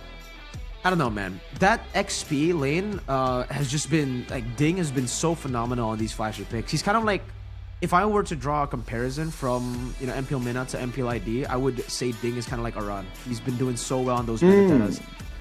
Cutting up these waves, split pushing, and joining in the team fights with that Benedetta. Loves to play that Benedetta, and it's been respected every single game by Geek in the lower bracket finals. 3 games, 3 bans onto the Benedetta. Well, for now, we have to wait and see if, you know, that was the actual option that Team Falcon was trying to go for. But on that point, Mirko, about the Edith, I really like that as a solution here for Falcons to try to round out their composition, because they want to be aggressive, but it seems like they're also kind of struggling, especially in the late stage of the game. Edith kind of helps out in both, right? You're still aggressive in the early game, you have good clear, you have utility if you want to try and help out in some of these fights, and later in the game, you can transition, quote-unquote, to a bit of a damage dealer, and that kind of gives you the best of both worlds. Of course, it also means that you're also a jack of all trades, master of none. So I think that's the trade-off, right? In the early game, in some aspects, either that's the 1v1 or the wave clear, you're gonna maybe falter a little bit, especially that mobility, I feel like.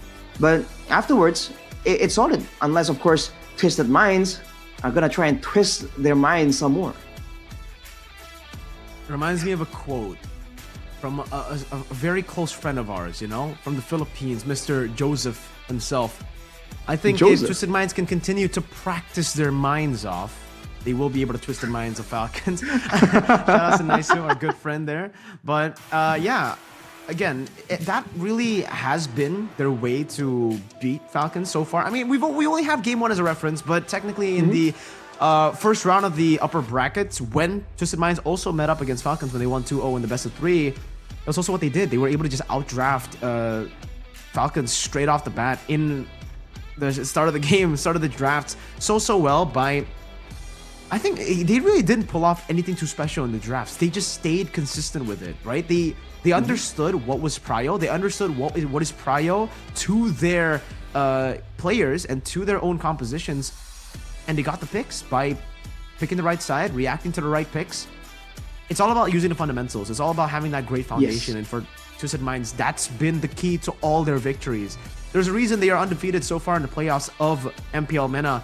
2-0, 2-0, 2-0, bro. This is a crazy run. Well, technically 2-0, 2-0, and 1-0 right now. We'll see if that continues to be a 2-0, because based on the draft earlier, after that Mia pick, I would have automatically counted Falcons out of that game. But luckily, it was a mistake. Or maybe, luckily, hey, for some people, they might want to see the Mia.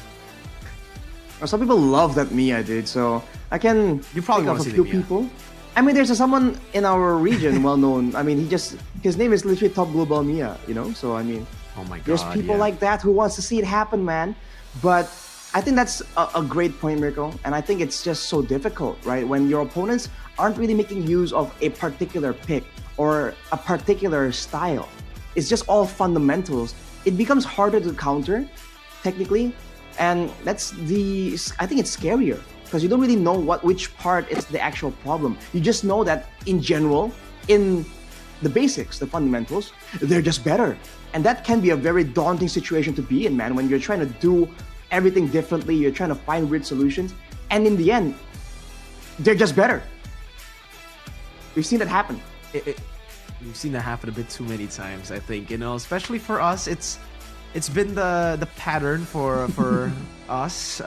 If you know, you know, in our own region. But it seems MPL MENA, this roster, Twisted Minds want to start that dynasty of them for themselves as well in MPL MENA Season 5, and it's really, really cool to see that the meta teams have been developing at such a staggering pace. They've been improving so fast. Again, Triple Esports, with this kind of similar lineup, Triple Esports back in M5, they already impressed me a lot with how they were able to play, how they were able to give Onyx back then in M5 a run for their money in the early game. But now it seems they have refined that style even more, like we said before, game number 1. And I guess we'll have to see if Coach Lyric has a few more tricks to show us up his sleeves, or maybe he just wants to stay normal, you know, with the orthodox picks. Don't want to really go for anything too creative, too experimental in the grand finals, maybe. But hey, you have players as good as, you know, these 5 players that you have in the team. Might as well maybe pull off a crazy pick and try to surprise Falcons, because it seems like Falcons, slowly but surely, right? Very slowly but surely, they are actually adapting. They are actually catching up to that early game playstyle that Twisted Minds have been able to utilize for the better part of the season.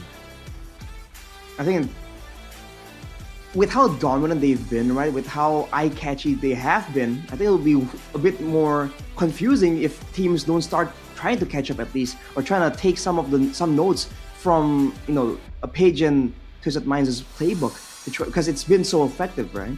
And that's, I think, the beauty of a big, long tournament with long matches, potentially long series, even though it's been pretty dominant right here. But in those long series, that's where you can really see them, see all these strategies put to the test, and even sometimes countered a bit or taken to the late game where it's not supposed to be. And you can kind of see how the original creator of that strat kind of adapts it or adjusts in those unfamiliar situations, and that is what leads to a solid, just like well-crafted, well-smithed meta that I think that we are always looking forward to seeing, especially as casters. Absolutely. We'll see if they can utilize this again, continue this run. I'm really excited to see the drafts again, especially after that Mio pick. It was so bombastic. At that point, even though I counted them out instantly, I was really rooting for them deep down, you know? If I count you off, usually that's a blessing in disguise. So, hey, right. Hopefully the Mia does actually show up in game number 2.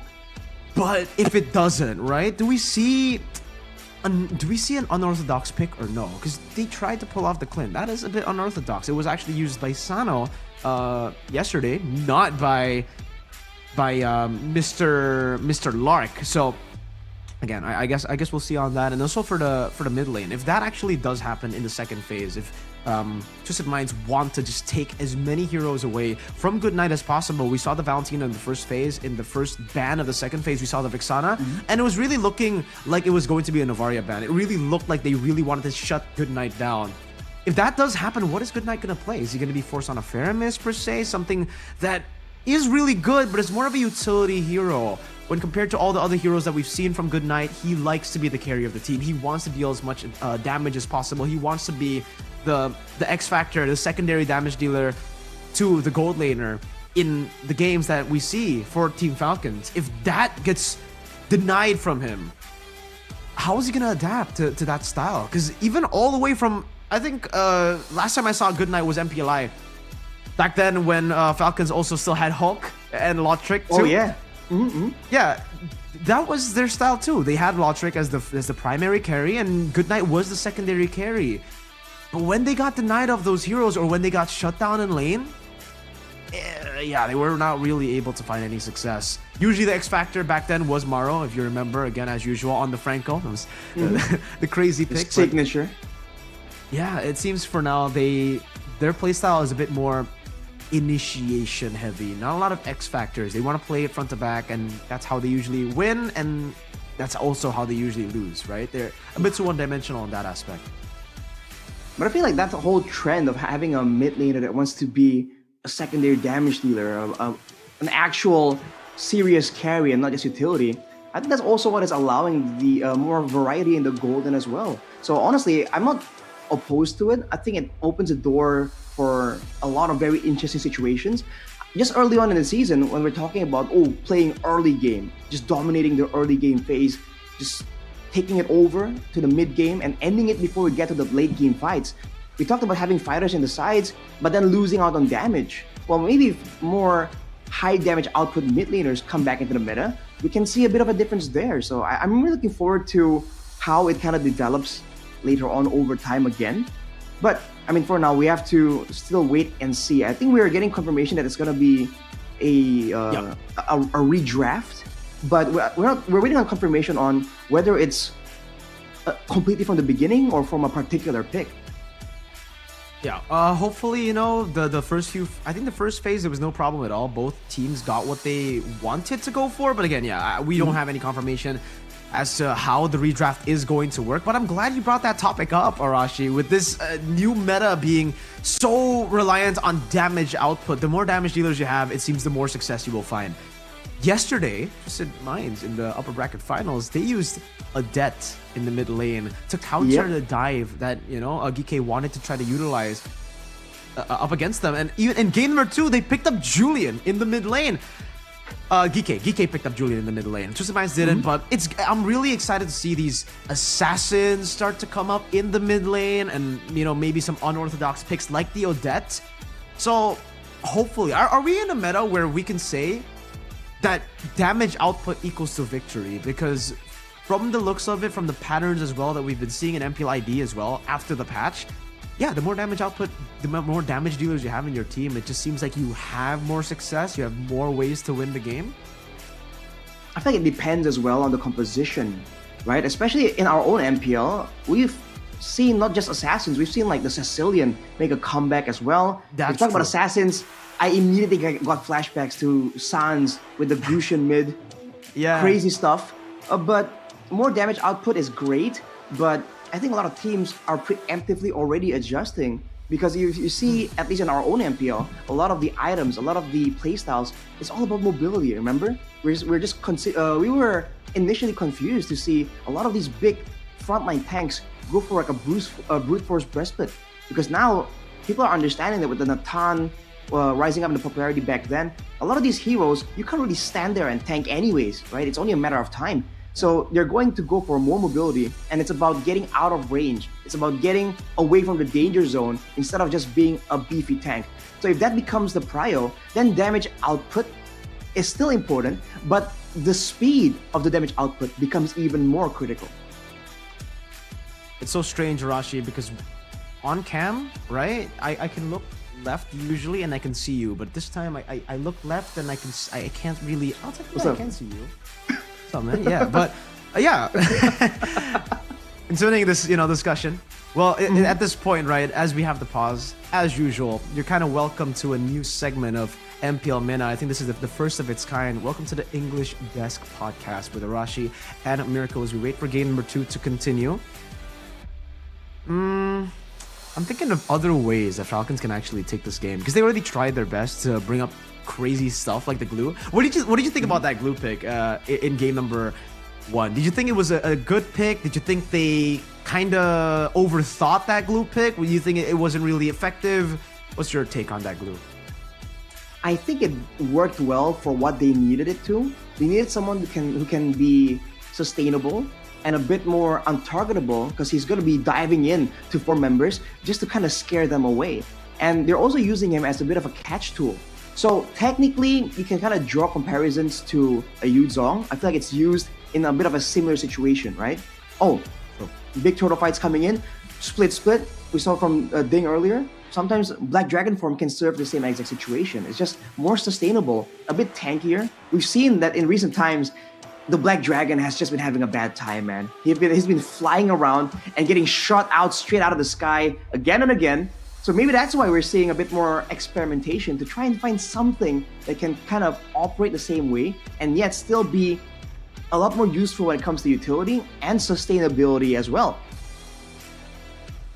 Well, it seems they have taken your notes, Arashi, because they want to get straight into the drafts in this game. Well, they utilize the sustainability because, yeah, the Impure Rage, we had 3 Impure Rages just last game for Team Falcons. Twisted Minds wanted to go for the burst route, and the burst route actually worked for them really, really well. They cycled through their cooldowns So I think the layering from Twisted Minds was really what made them special, because it wasn't just the composition, right? The composition was obviously really good for Team Falcons and also Twisted Minds, but the execution was just a tad bit, or not, you know what, a lot cleaner by Twisted Minds. They understood what their composition was meant to do, and Falcons, they kind of understood that too. In the early game, for a portion of the game, they understood their win conditions, but then when it got to that mid to late game, this is a problem that a lot of teams deal with, by the way, is they kind of forget how to be creative.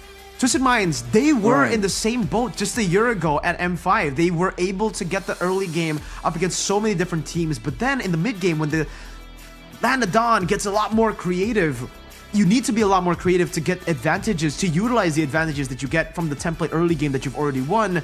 That's when they find the hardest obstacle.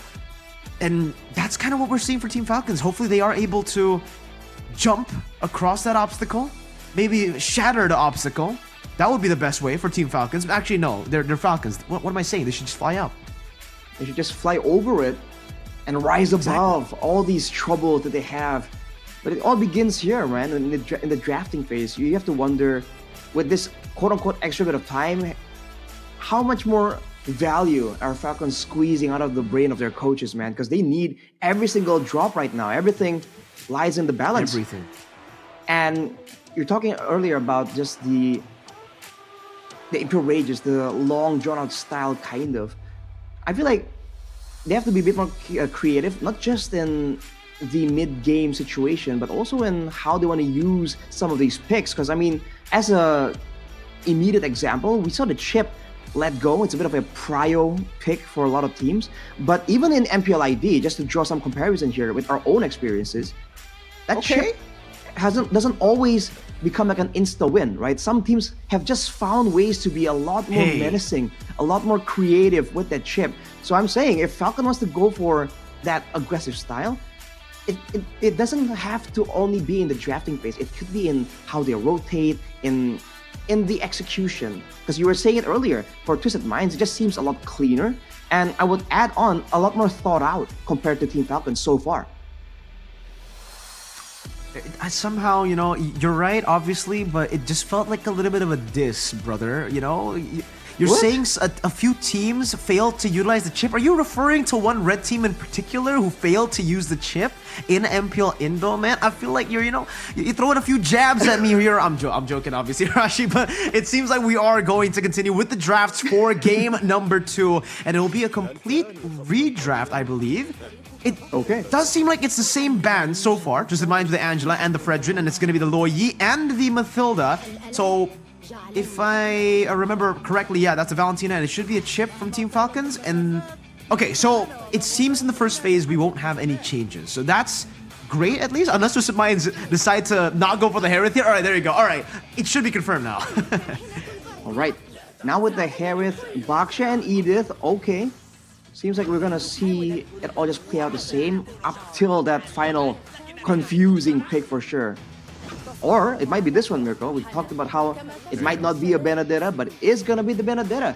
So now for going back into it immediately, for Twisted Minds, the fact that they have a Barats here that's not really that good at just catching people, and a lot of mobility tools from the side of Falcon, it's like Twisted Minds are going into the same kind of battle here. A lot of people running around looking for opportunities, and they have to try and survive through it.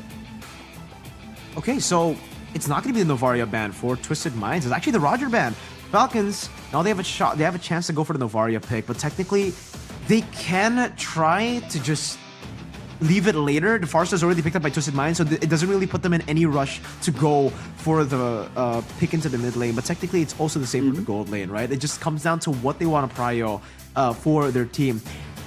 I think with the Roger taken away, with the Harith in the enemy team as well, something like the Natan could work if they want to really just weather the storm in the early game, hold out. But it seems they want to go for the carry instead. They want to have a little bit more shred damage towards this Barats, a very tanky member in the lineup.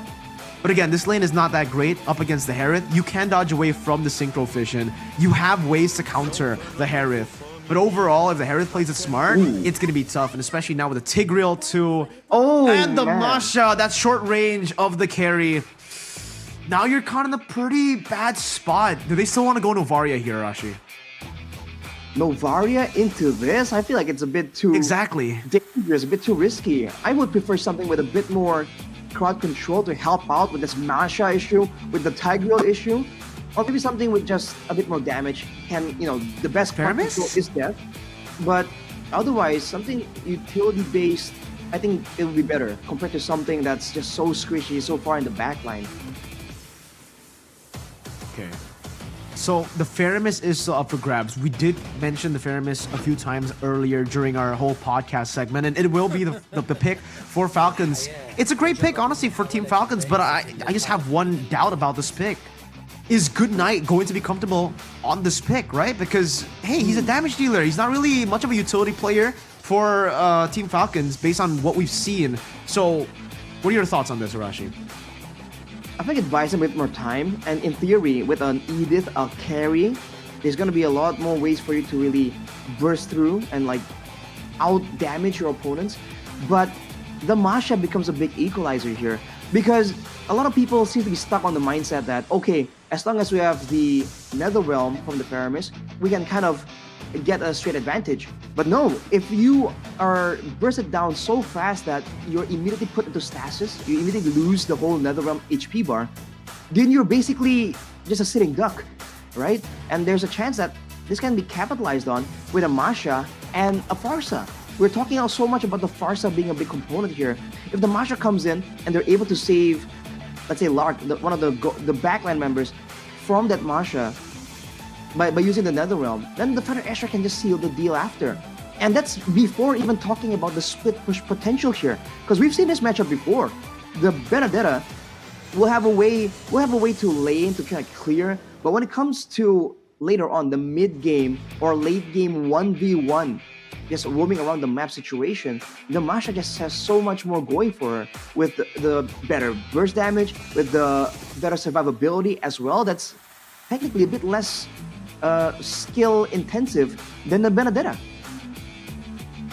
Those lanes, the Masha into the Benedetta, the Herith into the carry. These are some solid lanes that Twisted Minds have to play with. On top of that, Marat, someone that is known to clear super fast, but honestly the Baksha should be able to handle him in that department. We'll see how the game gets played here as we are going to be welcome, ladies and gentlemen, with you guys watching as well, into the land of Dawn. Soar beyond limits. This is MPL MENA Season 5 Grand Finals, and we are entering game number 2. Into the land of Dawn we go. Will Twisted Minds be able to get that second point in this best of 7, or will Team Falcons equalize on the board, making it 1-1, making this go to a game 3 on equal footing? We'll see as we get into the game.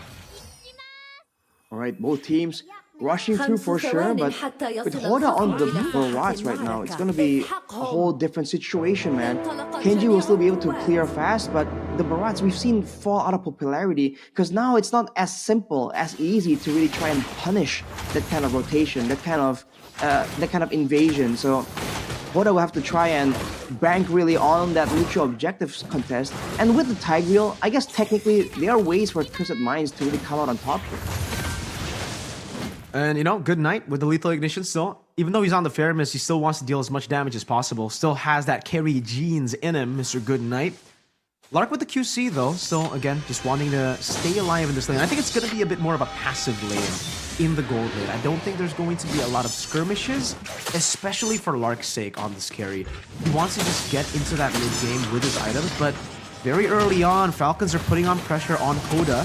He's still able to go onto his jungle. Cuffin gets chunked in the mid lane quite a bit, forced to use that regen. Good night, and Super are doing a really good job in the mid lane so far. But is anything pique your interest in the emblems, Arashi? The choices of emblems from Team Falcons or Twisted Minds? Well, Kenji actually isn't going for a concussive blast, so out farming, just fast clearing, really isn't in the agenda for him. He wants to have some more mana and a bit more damage with the spammable shields he'll be throwing around in the Land of Dawn here. With Lark and Goodnight going with the Purify, I feel like it's almost a given. It's almost a necessity. If he didn't go for it, I think it would be a bit of a foolish maneuver. So with that being said, now, collision in the bottom side. Yeah, shield unity used up. That's just welcome by Hoda defensively, but again, Team Falcons, super fast pace in the early game, able to find first blood just like they did in game number 1. And look at the timer, it's perfect for the turtle that's about to spawn in 2 seconds. Kenji will get straight onto that turtle, but the question is, will Twisted Minds try to rotate over towards the turtle? Will they try to contest this? Troll is already around the vicinity now of that turtle, trying to get this opening, but look at that. Jetson is welcome once again, going to be used up, but now into the final blow. He goes eye for an eye, able to catch him, and Hoda will be taken down for the second time in this game. In the second minute, Team Falcons pick up all the wins early. Looking kind of close right there, Twisted Minds, making it look kind of terrifying, kind of scary for Team Falcons. But overall, that's just that early game damage coming in handy. For Twisted Minds, it's the same idea, but implosion though. Yeah, with the shove as well. Good night, finding a stampede right into the Earth Shatter and the Primal Rat Super. Wow, well played to Good Night. Amazing stampede to turn that around. Great turnaround, and Troll, I guess Twisted Minds are just trying to go a lot more aggressive here. They want to lose the initiative that far, like in game number 1. But so far, it's kind of looking like the same game.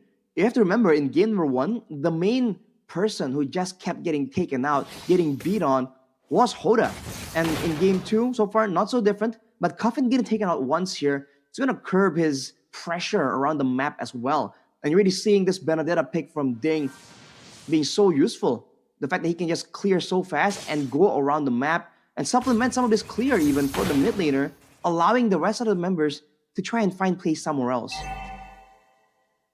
Well, it seems they're already looking towards that top side of the map where Hoda will be forced to use Detonus Welcome again defensively. Good missiles, bring him back into the shove. He goes, but the Earth Shatter connects as well. Good for the airstrike. Now into the combo. Good Night will be taken out by the Zaman Force used up in the Synchro Fission from Sano. And Cuffin takes 1 kill over as well. That's 3-4-0. Twisted Minds, some way able to equalize again. Deja vu to game 1. That just came out of nowhere, man. There's a lot of setup from the side of Twisted Minds, and I think compared to game 1, there's a lot more setup, and Team Falcons were really respecting it. The fact that Troll and Hoda can kind of punish aggressive maneuvers from their team seems like something that they're not really used to. And Good Night not popping the Netherrealm, got taken out with the Purify down, I believe. That was just a big unfortunate situation as Troll waiting for a play. No implosion just yet, no death is welcome as well. Earth Shatter comboed in with a flicker, and the onward to the final blow into the back line with another realm. Gets used up, and Lark again rotates a bit faster in the bottom lane. Sanji is just looking for a trade, and Team Falcons get the dub. That's a turtle and 3 kills. But Sanji does get a bit of compensation. He does get a few hits onto the turret gold in the bottom lane. That's a confusing situation to see, man. I mean, if the idea is to go for a trade, did they really have to go all in like that? Especially knowing that there is that massive Netherrealm power spike that Team Falcons can use to try and get an advantage. And I must say that Hoda is absolutely taking a beating right here. In that fight, I believe he lost the majority of his HP bar just by Ding and the Electro final blade. Blow? So he needs to... Final blow, sorry, yes. So he needs to try and maybe maneuver around a bit more and stop walking in so straightforwardly because he's getting absolutely punished for it. And now Twisted Minds find themselves in a spot that's a bit tough, but again, it's deja vu to game number 1. The exact same circumstances, at least in the early game. Hoda behind, 3 deaths already on the Barats. But Twisted Minds still have a way. They always are able to twist the game somehow, some way. But Team Falcons this time, it does seem like they have a composition that they're more comfortable to play with. We were talking about how Good Night will perform on this Faramis. So far, he's doing a really good job. And even Ding in the bottom lane now gets thunderclapped by Sanji.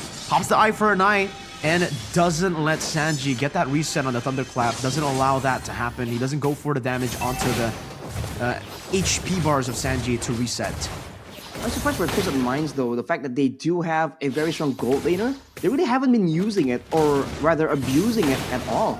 Now with Team Falcons gaining the momentum, just being able to be around the map faster than Twisted Minds as well. Especially with Hoda being on the Barats now, he is capped when it comes to that mobility. He has to walk around, lumber around so slow compared to everyone else. And that also leads him to be susceptible to getting caught out. Lark finishing the golden staff means that Hoda will just be taken out that much faster. Alright, and again, a free turtle. Twisted Minds tries to rotate up top. And there's gonna be a rotation as well. Sano gonna be caught in the onward. Good Night finds the burst with a lethal ignition, and Troll is caught in the attack damage of that Primal Wrath. Good shield unity to cancel out the conceal, and Good Night again with the Ghost Bursters picks another kill up. The man's 4-1 and 3. Team Falcons are soaring. And 4-1 and 3 immediately picking up the Lightning Truncheon as well. You said it, Mirko. He wants to be a damage dealer, and on the Faramis, it's no different. The utility will be great, but at heart, he wants to try and take members out. He has the highest amount of kills in the game so far for his team, and for Twisted Minds, they just really seem to be overwhelmed. Every single time they just get beat on, just dashed out in the dive as Ding goes for a bit of a 1v1.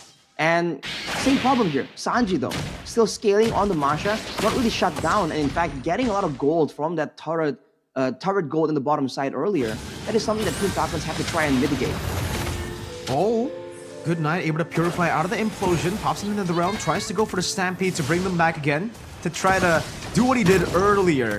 But Super was not around to really help, and the onward will be used defensively. We do have a pause, so ladies and gentlemen, please do be patient with us as we try to resolve the technical problem. But Falcons, it's really doing a good job right now, man. They are able to get such a massive lead at the start of the game. That's almost a 4,000 gold lead, 8 kills to 3, and full neutral objective control. And they have been able to really stave off the Harith, right? We talked about how the Harith is supposedly this absolute menace, this crazy pick that really can snowball out of control, but they really haven't been bothered by it. And in fact, the carry is the one that has been finding success in being present and being a bit more active in these fights. So the targeting from Falcons is definitely great here, and you're seeing that the Farsa and the Harith in particular are finding it difficult to find opportunities to walk up without risking getting completely locked down and taken out.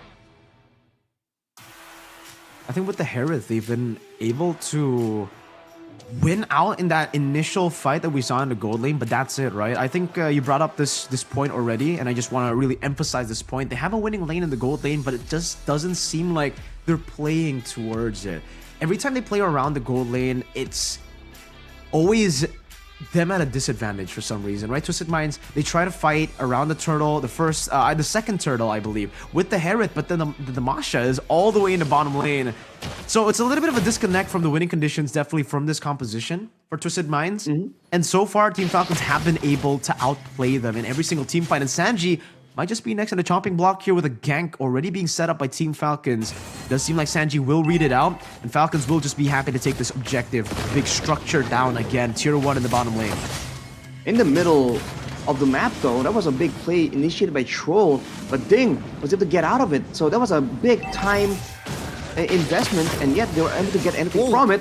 Daytona's Welcome allows Hoda to get out of there, but now it won't be available for the next Lord fight. Twisted Minds just being completely outmaneuvered here. Wow, I mean, like, great reactions from Hoda.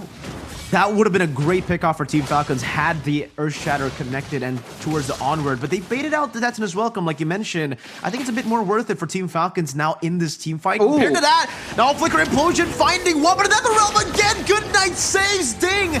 And just like that, they'll be able to utilize this neutral objective setup to control it once again. They used it to try to bait out the Detona's Welcome earlier. Now they baited out the Feather Airstrike and the Implosion Flicker. So any way that they had earlier to go for this fight is going to be bad for them. Super gets a good onward into the Earth Shatter as well. Hoda melted down. Even with the Detona's Welcome, it won't save him. And in the bottom lane, Sanji can only look for a tier 1 trade. Team Falcon secure the big neutral objective of the game.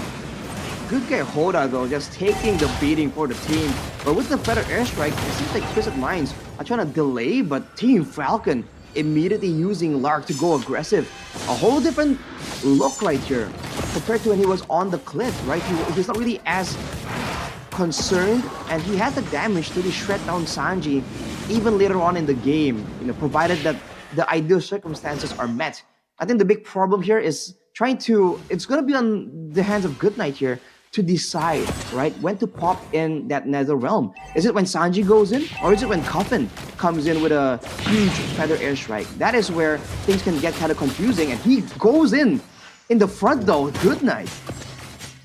Yeah, I think he's very confident right now at this point in the game, and why shouldn't he be, right? He's 4-1-4. He's up against a team that is severely lacking damage at this point of the game, and he has another realm to play with too. Final blow by Ding, an eye for an eye too, as he baits out the Zaman Force, and I think that's really valuable because Good Night gets a stampede down onto Sano. Doesn't find enough damage to really threaten him in this bottom lane. But so far, so good for Team Falcons. They weren't able to take all the tier 2s, but they took the side lane tier 2s, which are very, very valuable at this stage of the game. And taking the side in tier 2s technically allows you to cut off your opponents when they're under the mid lane turret as well. So it's still pushing towards the same value the longer the game goes. At 11 minutes though, Twisted Minds compared to game number 1 really seem to be struggling more because they can't really find the same kind of playmaking in the hands of Troll. Even with the Tigreal, the fact that the main 2 carries that usually get targeted don't really have can't really get picked off due to the purifies here. I think Twisted Minds have to wait for a chance to go for a pick off when those plus are not active. As you can see now, the Harith in the hands of Sano trying to make the plays happen, but it's just so limited. Yeah, well played to Good Night, and the rest of Team Falcons too. Not overreacting to that play. Knows that Sano will not take that 50-50 because Good Night still has another realm anyways, right? And Sano is just used up the Zaman Force. Luckily, it's on a very short cooldown, so he will be able to have that in the next team fight. But again, for Team Falcons, they kind of did what we were expecting them to do right after game 1. The adaptations made by Team Falcons, right? Understanding their win cons, understanding how to play through their winning conditions to get this early game and finding creative ways to actually utilize the early game lead that they have. And Sanji, again, caught in the bottom lane, goes in for the Thunderclap, and now with the few strikes that Ding is able to provide, Sanji only gets petrified! Good pick by Team Falcons, 1-0. And Twisted Minds, they're all corralling on the neutral objective, but they can't really go for it anyways. The timing on that, and now even Troll getting jumped on, seems like Team Falcons want to go for it. Kenji's just gonna bait that out, man. He has the Poisons to play with. Doesn't even pop it. Goes for the regen. Goes for the creeps in his own jungle. That's a good miss on. Adeptus is welcome now. Now we'll see a final blow to zone him away. Good eye for an eye too, and it dealt enough damage towards Hoda to take this Lord for free. It's an enhanced Lord. Good night again with a stampede to bring Hoda back. No debt to this welcome means you are vulnerable, and Team Falcons again punish Twisted Minds for their overextension. Now sitting at a almost 6,000 gold lead, 8,000 almost. Team Falcons here just making sure that they're trying to stifle every single possibility of Twisted Minds to try and mount a comeback. Looking at the items, the Masha has the damage, has the items, but now does not have the opportunity to even go in the backline. And usually with the Wind of Nature, there's still a chance that the Masha can still be that big of a problem. But with the Netherrealm as well, wow, there's no real way, no real counter as Team Falcons barrel in, and with the Netherrealm, they can force for a quick end. Defensive Zaman Force used up by Sano to clear up the Lord, and that's actually really effective for Twisted Minds for now. They're able to clear out the waves really, really well, but another wave is coming down on them. Good night, rotating. Oh, the damage comes with the glowing wand. Good night, lethal ignition and the glowing wand on the Ghost Bursters as they clump up together to give even more burst damage to Good Night. Final blow into the back line by Ding just to clear out the minion waves, however. And Team Falcons, they will decide to disengage. They are happy with just the base turret up top. Well played by Good Night. Onward again from Super. This time, not really going to go for that initiation. Hoda as well, holding on to that Detonus welcome. It would have been a bad engage had they gone for that. But it seems Team Falcons want to continue. In the mid lane they go as an Onward. With a Flicker Earth Shatter coming down, Troll gets an implosion, but no one is there to follow it up. Another final blow. Detonus welcome gets connected to the back, but again, Hoda gets melted down, and he will not be able to survive. A good thunderclap from Sanji to finally trade Good Night over as a double kill for Sanji and a good shutdown. A big bounty picked up by him. That's a great turn of events for Twisted Minds. I mean, losing 2 base turrets definitely ain't good, but at the same time, the fact that Team Falcons gave away 2 kills to Twisted Minds right there, the goal difference is still at about 8,000. That's how far ahead they were, but all things considered, getting any kind of kill has to be so good for Twisted Minds. And Sano here picks up the Divine Glaive as well. So he'll be having a lot more burst damage. And Team Falcons have to start to maybe respect some of it. Because otherwise, they might be caught off guard. And if especially Goodnight panics and pops that Netherrealm a bit too early, that will be a very fatal situation to be in, as Twisted Minds are the one proactively setting up for a trap here, but Super might have spotted them on the way in.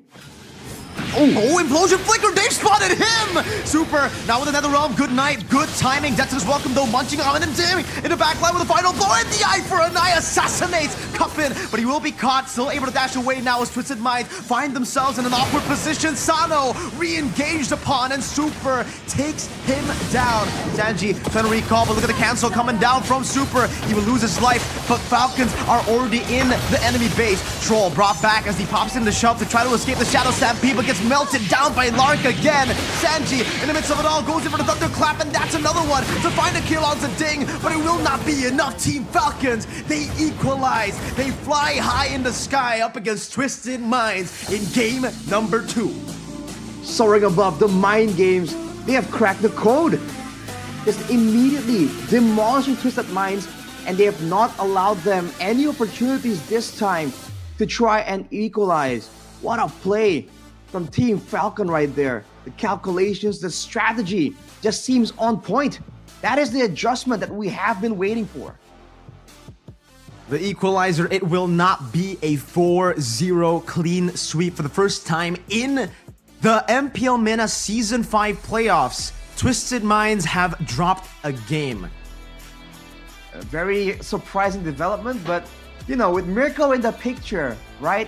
Who said it's gonna be a 4-0, you just know that it just can't happen.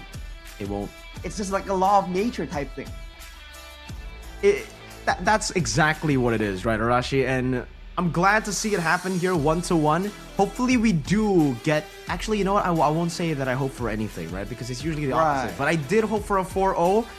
You're on the way to getting all the 7 games. 1-1 right now. It's good equalizer by Team Falcons. And good night on the Faramis. We were doubting his capabilities on the utility pick like the Faramis, and he turns the utility pick into a damage dealer. Forcing Twisted Minds... Or not forcing, really. Twisted Minds played into that Faramis. They were all clumping up together. And Good Night just got so much value every single team fight. Ghost Bursters, Ghost Bursters, Ghost Bursters, the Lethal Ignition. And then right before that final burst damage onto Cuffin Arashi when he burnt down to the Glowing Wand and the Lethal Ignition.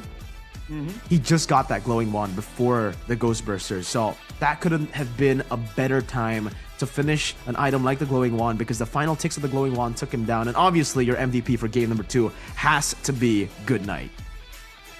Like we said, he wants to be a damage dealer, but even then, if you look at the Netherrealm usage, it was very much on point. There were times in this game where maybe he could have preemptively popped it, but he always waits and he has the patience to try and save it.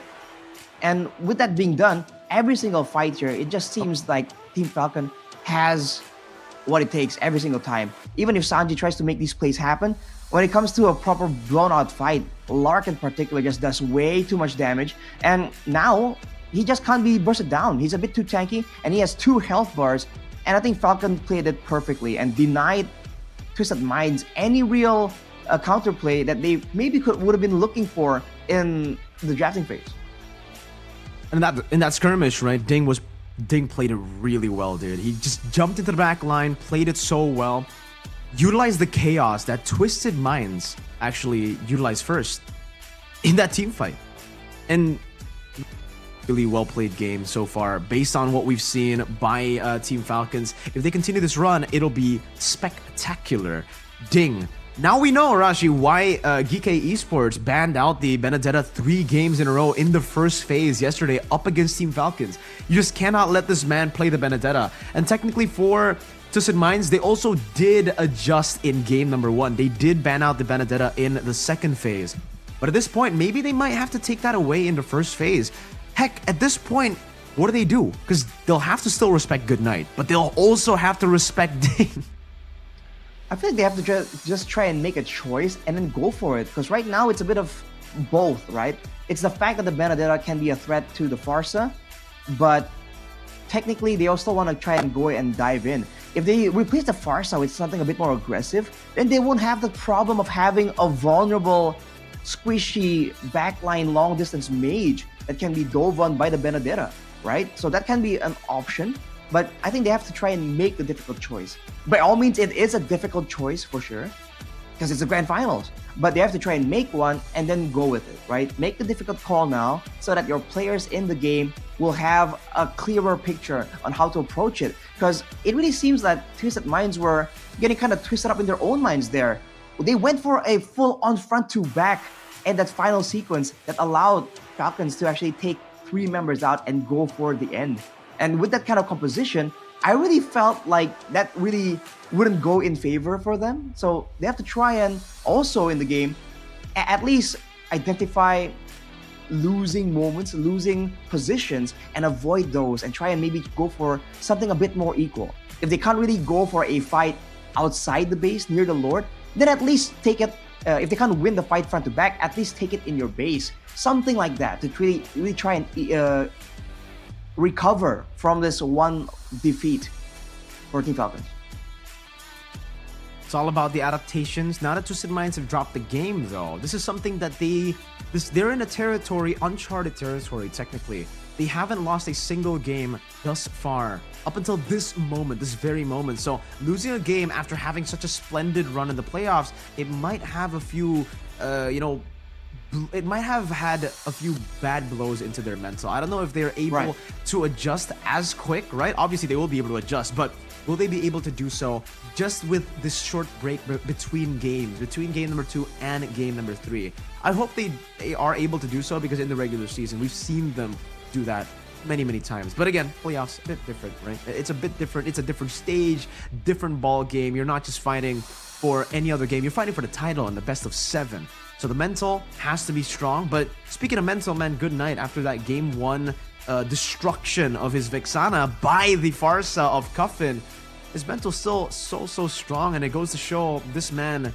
You know, there's a fun fact, Arashi. Good night, he kind of has a first runner-up curse. He has that curse going for him, and it seems he really wants that curse to go away. You know, so far, so good for him. He was able to come back in a very bombastic way, I would say, in game number 2, because he legit carried on that pick, on the utility pick, like a fair miss. I thought the carry, I thought maybe ding on the Benedetta, heck, even super would have been the carry in the game to try to like take the damage dealt into their own hands. But no, it's still Good Night who decided to go for a very aggressive emblem setup with the lethal ignition.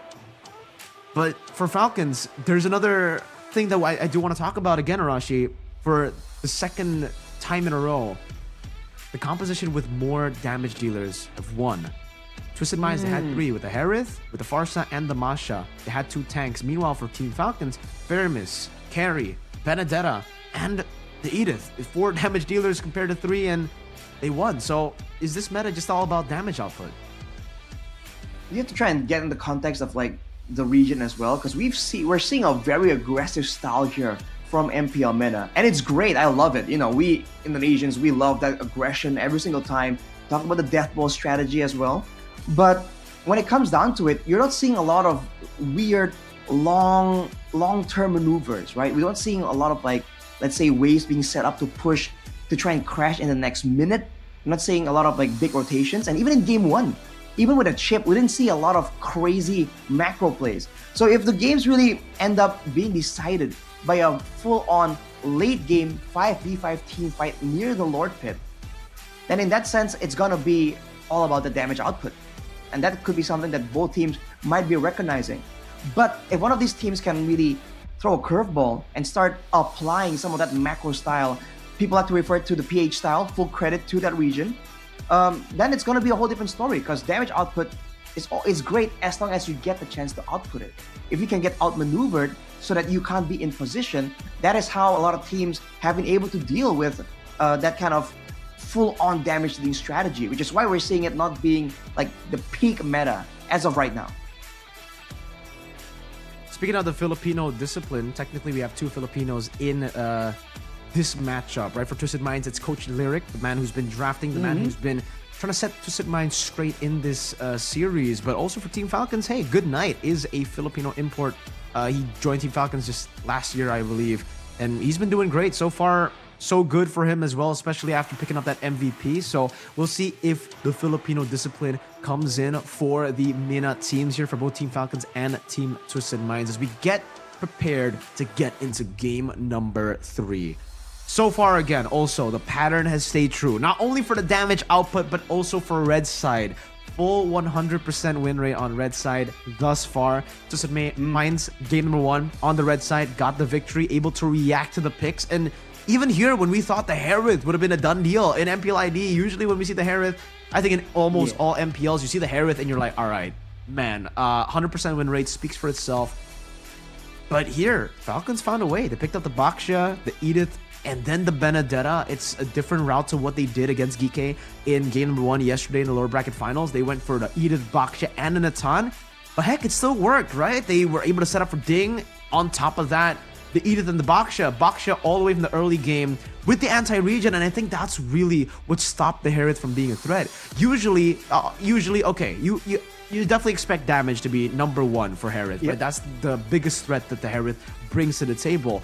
But another very annoying thing that he brings to the table is that disgusting sustainability. The shielding he gets with every single dash. And in that game, it wasn't visible.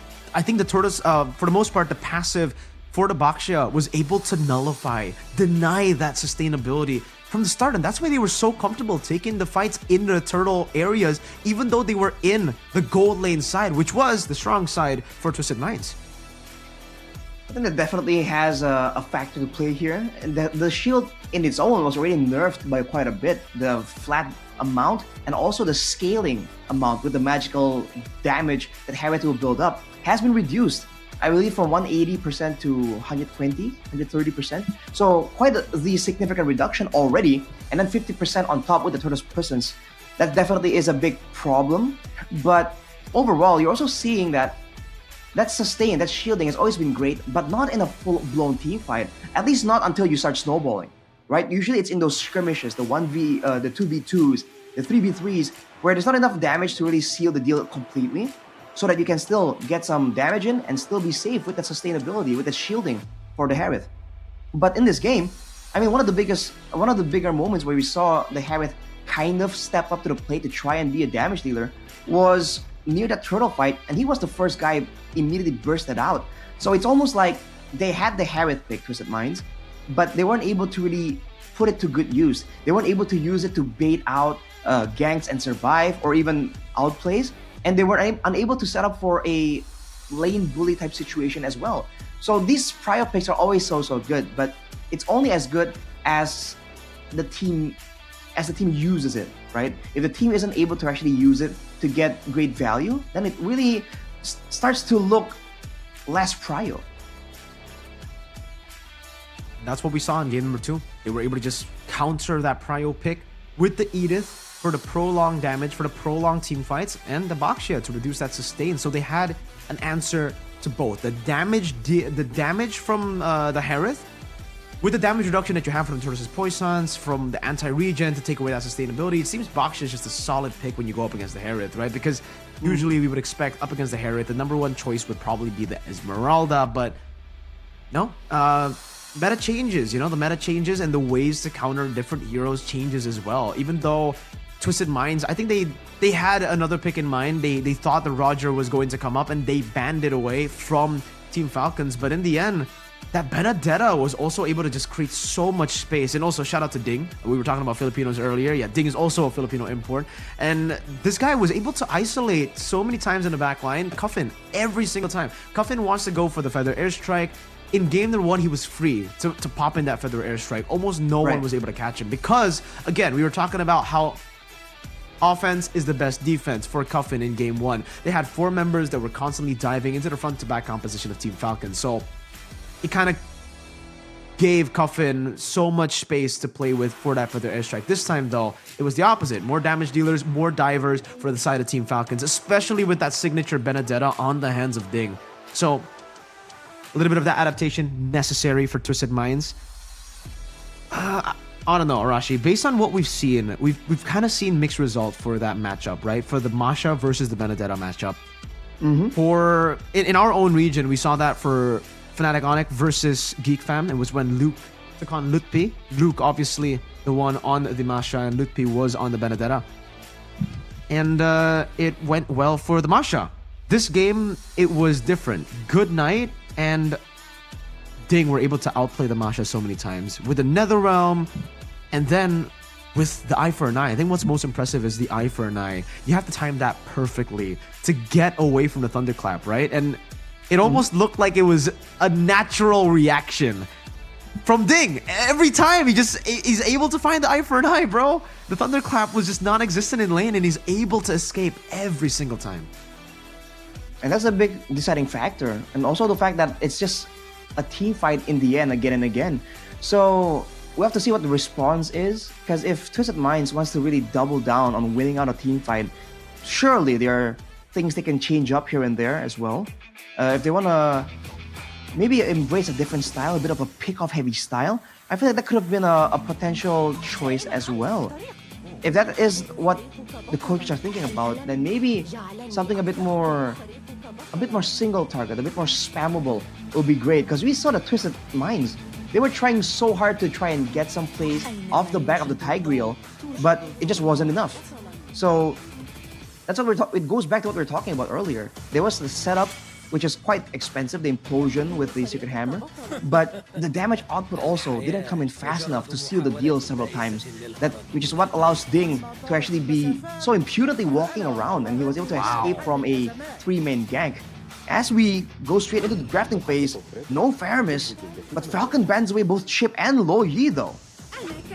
They leave the Harith up for grabs too, and Team Falcons, they don't care about it, seems. They go for the Edith pick. Technically, the Harith can still show up here in the first phase. But yeah, dude, we were talking about how the Faramis was going to be a problem for them if they don't ban it out after that game. And instantly, now the reaction, the adaptation for Twisted Mind is to double down on banning Goodnight's pick. I think at this point, Team Falcons will have to adjust by picking up a hero for Good Night early in the first phase, right? Because we know exactly what Twisted Minds are going to do here in the second phase. They've already banned 2 in the first phase. That's kind of unheard of against a mid laner usually. But they're doing it here. They really are respecting Good Night. Let's see if Falcons want to pick up a mid laner. No. Whoa. Early carry for Team Falcons, leaving the Harith open again. Do Twisted Minds take the Harith, though, is the question. They were beaten up by the Edith and the Baksha earlier. They go for the Farsa, and the Paquito Harith ignored. Wow. Wow, I really thought that with the Faramis out of the picture, with no Netherrealm, to extend the lifespan of the backline members, they're gonna go for the Masha once again, because that was a big problem for the Masha, right? Going in, waiting around for the Netherrealm respawn to happen, and then getting taken out before securing a kill. But no, they're gonna go with the Paquito right here, and as a response, an Arlet. So both teams seems to be making adjustments. I think for Twisted Minds, it's looking like they're trying to secure more damage in the early game, so that when they do go for those pickoffs, for those plays, when they can isolate Falcon, they can get a secured kill. Whereas for Falcon, it seems like they're really doubling down here on getting a winning team fight composition. It's interesting how, again, right, for Twisted Minds, despite them losing in game number 2, they've decided to stay on blue. So their priority still is to pick up these prio picks over Team Falcons. But again, the most prio pick in this meta that we have come accustomed to, the Harith, has been left completely ignored in the first phase. That's unheard of in our region, at least, Arashi, and most other regions. But for Team Falcons, now they will ban out the Harith. I think leaving it open in the second phase would be a bit too greedy by them. They finally ban it out. And Twisted Minds, it does seem like they're not really going to double down on those bans towards Good Night. They're actually opting to go for the jungle instead. So Kenji's going to have a few of his heroes denied away from him. The Nolan, to try to out-farm the Fredrin and the Baksha too. So trying to take away that sustained duel, but Good Night gets his hands on a signature pick of his again, that Vexana. That didn't work out in game number 1, but definitely wants to try to make it work here with crazy amounts of CC Arashi. Look at Team Falcon's composition. They have an Edith, Arlet, and Vexana. And so a lot of crowd control, and if you're not something like a Uranus, something that's just a full-on, full-blown tank. I don't think you can really survive a full-on layered crowd control burst attempt coming in from Team Falcon. So for Twisted Minds, what's the idea here? Do they want to try and go for that snowball, get some aggressive roamer with a spammable crowd control like we were talking about? Or do they want to try and find ways to maybe disengage from some of these fights? Because there's a lot of big ultimates on the side of Falcon, and if they go all in for it, it can kind of be, they can kind of walk away from the fight, but they go for the Lolita as a counter to this DPS strat coming in from Falcon. Now the Edith and the carry has to think twice before going in and just outputting that damage that can shred their opponents, but can now shred themselves as well. Alright, then last pick, Team Falcons. Let's see what it is in the jungle. Up against this kind of composition, up against a Fredrin, what do you want to go for, right? We did see Kenji pull off the Martis in game number 1. Technically in this game, you already have a lot of damage, you can go for that Executor, and there you go, the Martis called out and picked up now by Team Falcons on the Martis. We'll see if they can make what they wanted to execute in game number 1 work in game number 3. This time, do you think the Martis will have a better impact on the game, Arashi, or is it kind of just like the same as game number 1? Will it just be the execution of Team Falcons that will be questioned by Twisted Minds? I feel like, funny enough, it's gonna be on Twisted Minds to really give him what he needs, right? If you look at the composition, every single member on the side of Twisted Minds have mobility, and that is usually the way to deal with the Martis, right? You want to kind of like move away from him, don't let him sit there and just hit you with all that basic attacks with the boost in the attack speed in the early game. So they can kind of kite away from him, and I feel like if Twisted Minds oblige Falcon to go for those early game fights where all these crowd control tools can be put to good use before Twisted Minds themselves have started scaling, have secured like a positional advantage at least, then it's going to be a bit similar to game number 2. But if they're played a bit more patient and they're waiting for the right time to go for big fights, then Twisted Minds, I feel, can once again outscale and in the end outmaneuver, outdamage this roster coming in from Team Falcon. Remember, the Primal Wrath basic attack and the carry basic attacks. On top of that, the Terrify as well, technically for Good Night, can be returned back to them with the Guardian's Bulwark. So, Troll, he's definitely going to be doing a lot of trolling if he does pop that Guardian's Bulwark in time, but it'll be trolling towards Team Falcons, right? Because they'll get shredded by their own damage, by their own basic attacks. The battle of execution continues as we soar beyond the limits. MPL MENA Season 5 Grand Finals in game number 3. 1-1. We're still fighting for the second point in this best of 7. We'll get straight into it as we enter the Land of Dawn. Ladies and gentlemen, welcome to game number 3. Will Twisted Minds or will Falcons claim that juicy second point of this best of 7? Intense series here, progressing swimmingly as everyone makes their move very, very early on. You're seeing the concussive blast for Hoda. He wants to be farming around, matching Kenji's farming speed on the Martis. Trolled with a concussive blast as well, so he'll be actively trying to help with some clearing, help with some aggression. And with Sanji with the Quantum Charge, this usually leads to something more of a split push for Keto. Usually a bit of an assassin for Keto would go for like a lethal ignition. So we'll have to see where Sanji takes this pick, especially in this matchup against an Arlet. It's more of an all-in for Ding. That's quite different compared to the Benedetta in game 2. You can see the instant difference here from Twisted Minds. They're trying to do what Team Falcons have been doing in the early game. Rotate a bit quicker. Good Night throws the Terrify in. Cuffin gets a 2-man immobilized there, lands his abilities. And Team Falcons are able to read out, screen out that early attempt of a pick-off from Twisted Minds. But for Kenji, this is something that we've seen 3 games in a row now. He just really loves the Impure Rage, Arashi. Oh, good Earth Shatter onto Troll. And it does seem like, Arashi, Good Night, skill 1. Yeah, you can't really return that over, even with the Guardian's Bulwark, because he still got Terrified and there was no Terrified back towards Falcons. You would think it could be reflected, but maybe it's a weird interaction or timing thing. We'll have to wait and see again. But now, in the mid lane, another fight breaks out. Yeah, there's a lot of damage placed down on the troll. No Curse Blast, but followed up over again, and Cuffin just gets a bit of damage back towards Super. Good Terrify into the Curse Blast, and it forces the Flicker out from Cuffin.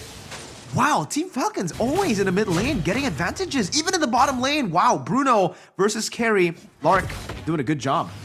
It really feels like they're not really respecting the potential for Team Falcons. We immediately talked about so much crowd control, so many ways that if you get hit by one, everything else can be piled onto you to lock you down for longer than expected. The fact that they were still walking up right here, especially Coffin with no Purify, with a Flicker, right? It's definitely a risky move, but with the junglers the same level, seems like Twisted Minds will be attempting to try and get something here. Hoda, dash forward onto Good Night, and he'll be able to force the Flicker out or shatter into the Eternal Guard as well. To Decimate continues Kenji running Troll down, and now one final shot should do it. A triple kill early on, and Team Falcons again. The pace of the Falcons in the early game is unstoppable. Great start for Twisted Minds to go for a burst play, knowing that there's a Paquito on their side.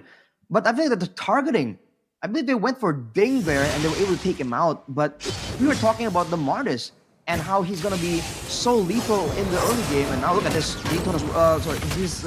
Luminous Blast hitting Good Night. Seems like still gonna be no real big plays as Twisted Minds.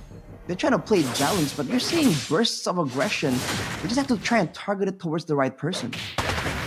I love the way you put it, Arashi, right? Twisted Minds definitely not respecting Team Falcons. They are just brute forcing their way in these team fights, not respecting the AoE and the CC. We spotted it out in the draft itself. Team Falcons have crazy CC. They got the Arlet, they have the Edith as well, and the Vexana, right? And then on top of that, they have the Executor. So Twisted Minds played into the winning conditions of Team Falcons. They were grouping up for Super to get the Earth Shatter, for the Eternal Guard to connect on 3, and then last but definitely not least, Kenji on the Martis, getting those Decimates down. And now, even with the Concussive Blast, Hoda won't be able to match that farming speed of Kenji. And that's the Martis power, right? It's not just the brawling, it's also the crowd control immunity and the resets and the farming speed, right? That extra attack speed from your passive makes it very easy for you to clear out the jungles. And with the pressure now from the mid lane, from Goodnight and Super just moving around together as a kill squad unit, you're seeing that Kenji is just free a lot of the times after clearing his jungle to try and go for a gank. Well, we'll see right now. They want to continue this chase. Again, the bottom lane they go. It seems for Team Falcons, they're just handling this turtle with care. Absolute care. Really taking their time now. Even with the rotation in the mid lane, it seems Sanji also not really caring too much about this. Twisted Minds out macro completely, and Team Falcons will continue this. They will just take the turtle for free up top as well.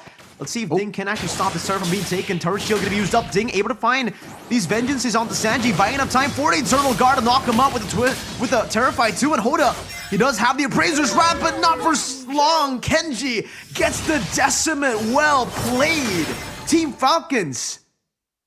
Seems like Twisted Minds, they're trying to just trade, but now they're being forced into these situations. Kenji goes for more. And Sanji won't really be able to withstand as he pops in the 2 shields that he gets from the passive, from the jabs, and that's it. He just walks back, and the turret will actually fall towards Team Falcons. Team Falcons are taking everything on the board, Arashi. There was nothing Twisted Minds could do. The turtle they could not contest. The turret they could not contest. They couldn't even trade it out, and it's actually Team Falcons who get the turtle, get the turret, getting the kills as well. They're controlling the game. I thought that they were going to go for trades because they've identified that the early game is just a bit too risky, especially with Kenji getting 3 kills in the first neutral objective fight. I thought that was pretty smart, actually, but they were roped into a fight by Ding, outplaying them, buying so much time for the cavalry, the backup to arrive, and just like that, now, ooh, Eternal Guard. Oh, into the turret for 3-man! Super with a flicker forward with Earth Shatter, and the final slash connects onto the backline, and the further airstrike will not do anything. Troll just gets walked down by Super. So well played by Team Falcons, layering the CC on top of that Purify, and Sano could not withstand it. Now in the bottom lane, they found a tier 1. In the mid lane, they've taken a turret 2. What did Twisted Minds do, Rashi? Knockout strike by Sanji. But at this point, he gets ran down as well. Now shoot away from this river.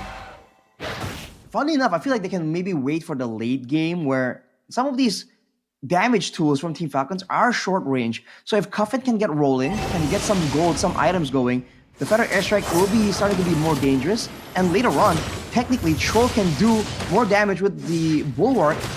The more damage is being done. But look at his Feather Airstrike though. Good onward to cancel out that straight from Sanji. Now it's gonna be the execution once again. Kenji gets a decimate, but not with a reset. Dang! Final slash onto 4! Beautifully done by Team Falcons! The layering was perfect. The plays were phenomenal, and it ends up with another free neutral objective. What a play by Dingbear. Getting everyone, just sealing the deal for Twisted Minds, securing yet another turtle for Team Falcons. Man, it is such a dangerous composition because they can come from anywhere. And for Twisted Minds, the fact that Troll now goes for the class of the Oasis means that he's not as tanky. So Hoda will be the main front line, but he's also the jungler. This leaves a lot of ways for Team Falcons to try and focus him down because no one else can take that spot, right? Troll is too squishy. Sanji is on Pakiro, not really a tank. So now it's like Twisted Minds are kind of stuck without really a real good solution.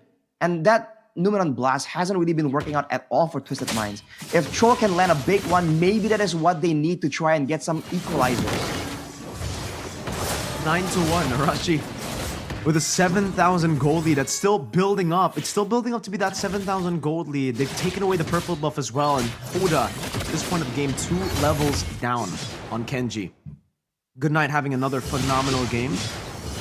And Team Falcons are just playing it as disciplined as they can. They're trying to freeze up the waves, wait for that big neutral objective because, hey, if you were watching this entire game, you would expect this game to already be at the stage where the Lord has spawned. But no, we've only just gone through the first 3 turtles. That's how fast-paced Team Falcons like to play it. And so far, Twisted Minds, like you said, Arashi, they're banking on the fact that they need to wait for the late game. But how do they wait for the late game when Team Falcons control everything? Even in the team fight that looked kind of good for them, Ding finds a play to turn it around. Troll opening up the map onto Kenji, who still has Immortal Coil. Will be able to use it now. Knock control up. Eternal Guard as well. The Decimate should come through, and the Cursed Blast from Good Night will send Troll back to the base, back to the fountain, where he should respawn in 16 seconds.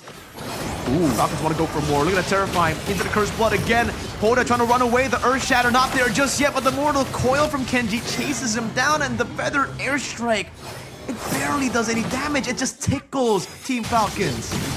They jump immediately on the Lord right here, knowing that there's a window of vulnerability. Wow. Twisted Minds with no response at all, getting completely shut down here as Lark picks up the Demon Hunter's sword, amplifying that damage even more. Team Falcons, they're just playing this so well, and they seem to have learned from game number 1.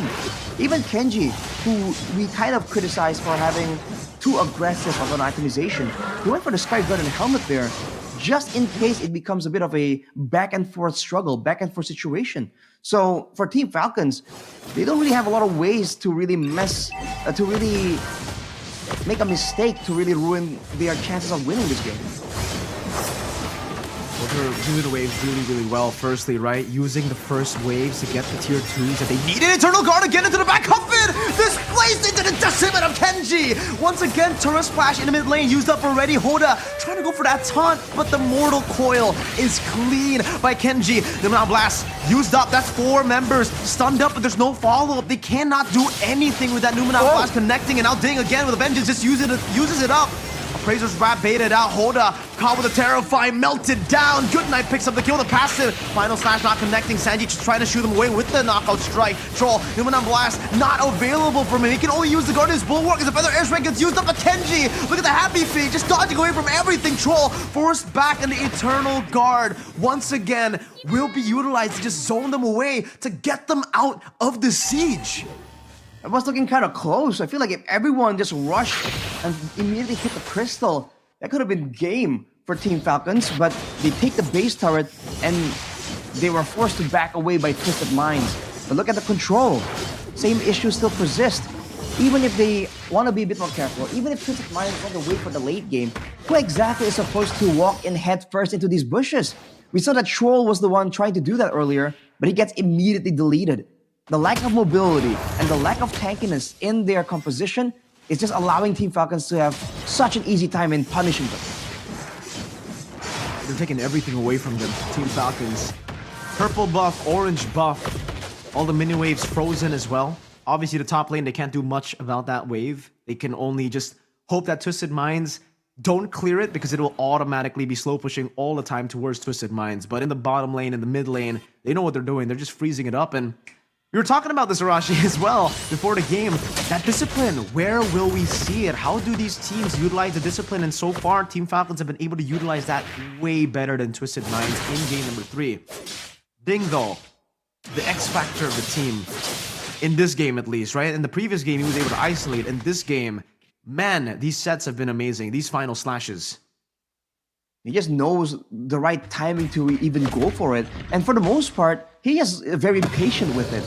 In game 2, we were talking about how Goodnight was the one just holding on to that Netherrealm. It seems like right now, it's Ding is waiting around with the final slash. And with the abundance of crowd control, this is what it lends you. Not just the full lockdown, but it also means that there is no pressure on Ding to try and catch someone, to try and be forced to use it to protect the backline. Because there's the Edith, there's the Vexana as well. So you can just patiently wait for the right moment to go for a massive 5-man, and the team will absolutely follow up on it. That's a Bloodwings for Troll, though. Wait a minute. Yeah, I mean, interesting. Yeah. It is very interesting. I guess he's just trying to stack up on the shielding that he gets, right? He gets some shielding from the passive, and then now the Bloodwings. We haven't really seen that build a lot of times, right? What do you think about this, Arashi? I feel like it's okay. It's great for maybe games where there's going to be a lot of poking, right? A lot of sustained battles. But in this game where you're just trying to withstand the massive force, the concealed play coming from Ding! Again with the final slash, Nimrod Blast gonna be charged up, but he's gonna be cancelled out. No limit of blast into the back line, even with the purified Ding. Gets the immortality out. Coffin Dovan. Oh, Ding! In the fountain, he still finds the kill. Sanji melted down. Hoda's next to the chopping block, and Lark's just free hitting. But look at the AoE damage coming down back onto Lark, who's still able to kite away. Sanji gets a knockout strike, but it's only on the super, who pops into Earth Shatter, but is unable to fight it again. It's gonna be Kenju, pops into Mortal Coil. The base wide open. Good night, and Lark will secure it, taking the crystal down. 2 points now for Team Falcons. What an abrupt ending right there. And it even looked kind of sketchy for a bit, with the members getting comboed by the AoE we saw, but they were able to actually secure that game. Even getting a kill in the base, by the way. Ding is just an absolute maniac there, going in without any care at all. That's what we're talking about. If you want to go for a lot of these shieldings, a lot of the quick regenerated shielding, that's great. But when Falcons come at you like that, in that aggressive fashion, there's no time, man. You just get ran over. You get flown over. Not as definitely not as threatening, you know. Yeah, ran over definitely seems more aggressive, seems more threatening. But either way, you know, you get the gist. Falcons are flying high, man. It just doesn't seem like Twisted Minds can catch them in the air.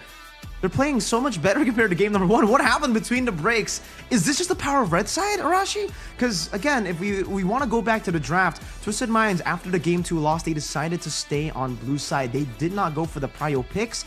And again, those reactive picks coming in from Team Falcons was able to get the job done. The Edith again. The carry even in the first phase that we kind of, you know, we're questioning a little bit. Why pick carry so early? Turns out it was masterful. Then they last picked the Martis. And man, it was just beautiful to watch by Team Falcons. I think the Arlet as well. Ding, bro. Oh my goodness, Ding. Shoutouts to Ding, but it seems Goodnight will still be able to steal that spotlight. Obviously, with the Vexana, not as flashy as the Faramis, definitely, but still very, very scary. Goodnight. This is the reason Vexana was banned in the second game.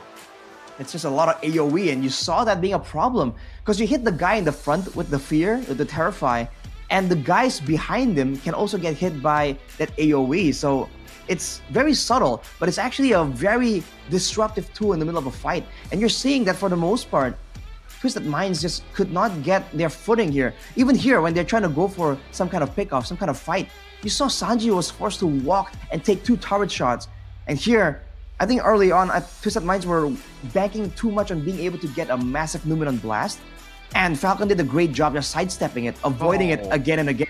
And in fact, when Twisted Minds were just waiting for that moment, waiting for the big Numenon blast, that's where they were just unaware, unexpecting of Ding just come in and make that play happen.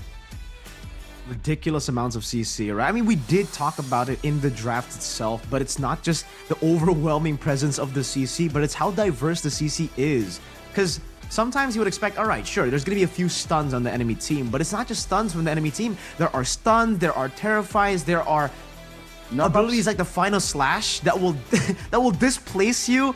And again, skill 1 for the Martis, knockups as well, and a very, very weird, awkward knockup with the onward 2 that's a bit different that pulls you in, right?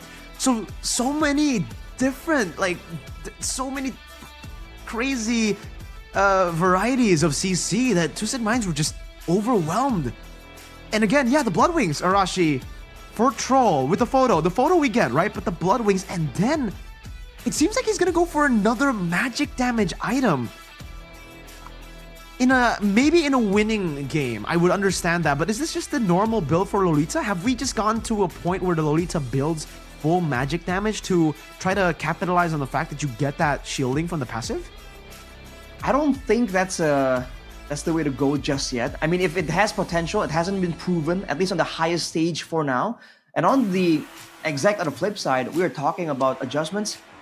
Kenji on the Martis, man, went for the full tank build, knowing that, okay, there's a ton of damage and crowd control already available for my guys, right? All I need to do is make sure I do my job with the neutral objectives, and if anyone gets low, I just come in with that quick decimate, and then I get a reset, and I can set up for the rest of my team for the chase yet again.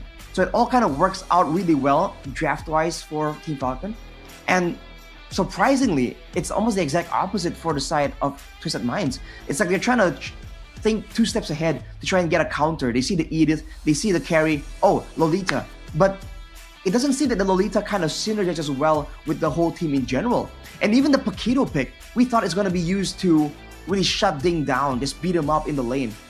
As we saw, Ding was more active. He was able to rotate to the fights more often and first before the Paquito. And even in the late game, the Paquito just seems to be there because he's a Paquito, not because there's any real underlying strategy laid out by Twisted Minds. It's sad to see the fact that Twisted Minds, like you said, Arashi, they were confused, right? They picked up the Lolita up against that much CC. The Lolita is great. It's a great pick, especially considering there's going to be a Primal Wrath, there's going to be so many basic attacks thrown your way, and yes, you can reflect that damage. You can try to give it back over. But then a few changes have been made, I guess, to the Lolita, where we weren't aware of as well. I think it happened in MPL Indonesia, where we were talking about how Drian picked up the Lolita up against the Franco of Audi TZ. We thought, you know, that hook will be cancelled out by the Guardian's Bulwark, and even he thought that was going to happen, but turns out it didn't. It goes through the Guardian's Bulwark, and it's the same thing here that we are seeing for the Vixana. Skill 1 doesn't go through it doesn't get reflected. It actually just goes through the Guardian's Bulwark like it's nothing. He gets terrified anyways. So the whole idea of him utilizing it to cancel the prime, or not cancel, but to reflect the damage of the Primal Wrath and the basic attacks on the carry, sure, that can still work. But then the Numenon Blast, it was just not a non-factor. I think the Numenon Blast was able to stun members only twice this entire game, and that's definitely not the numbers you want on the Lolita. There's a bit too much CC for that very long charge to actually catch Team Falcons, right? They have so many ways to cancel that.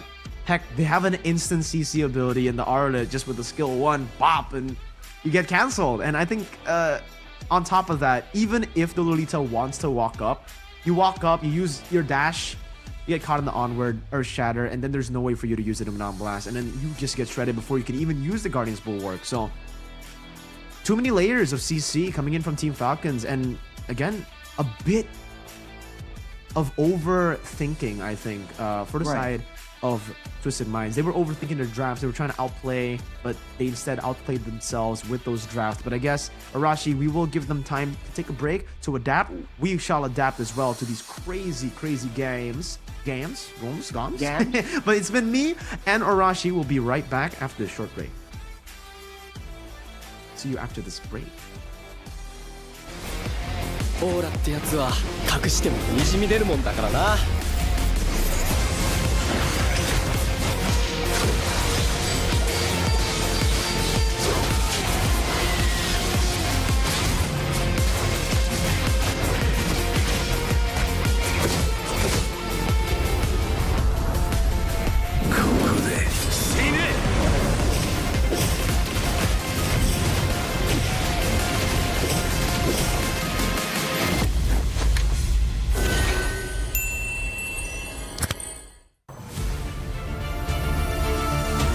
I didn't cure the pain.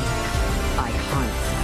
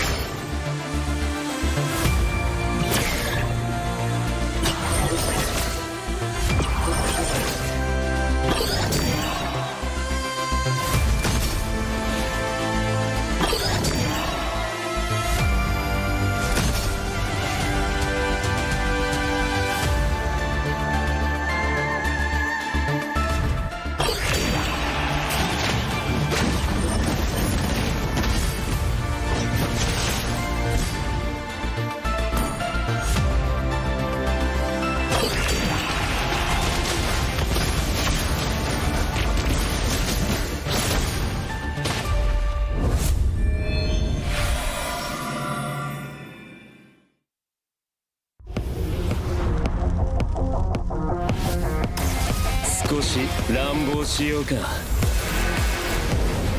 私は強くなるんだ。そのためなら何だって。自分の良心に従って人を助ける。オーラってやつは隠してもにじみ出るもんだからな。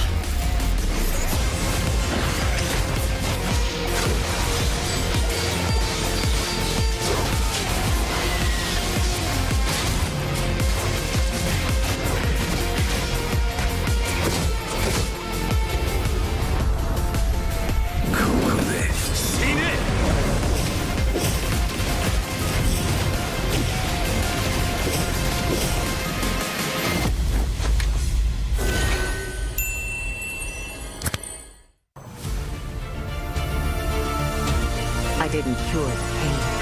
I harnessed it.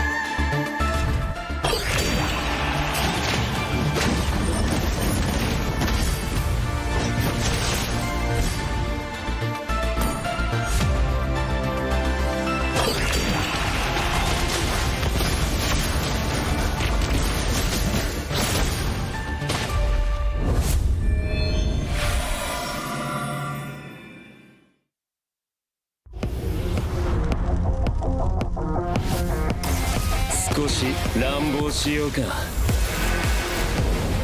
私は強くなるんだ。そのためなら何だって。自分の良心に従って人を助ける。オーラってやつは隠してもにじみ出るもんだからな。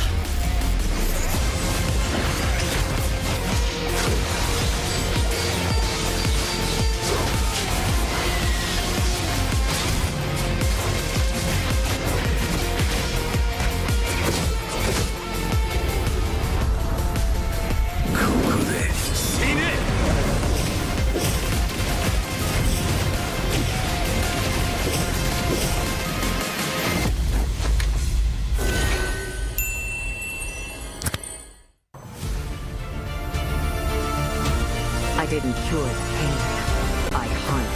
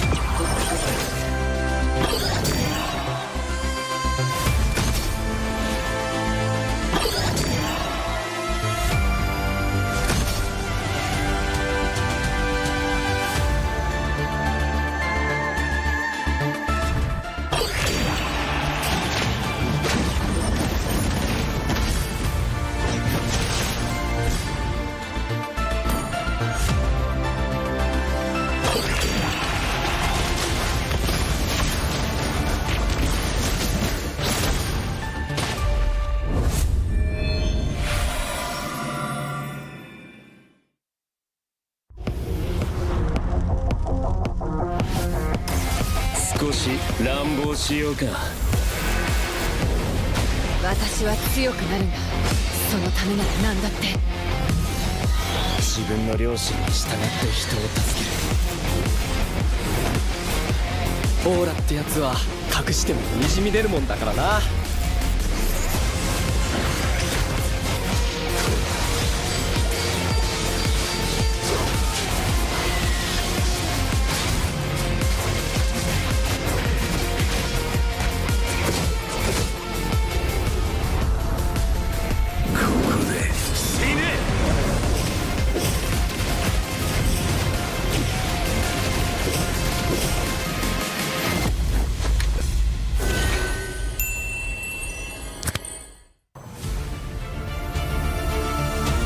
I didn't cure the pain. I hunt.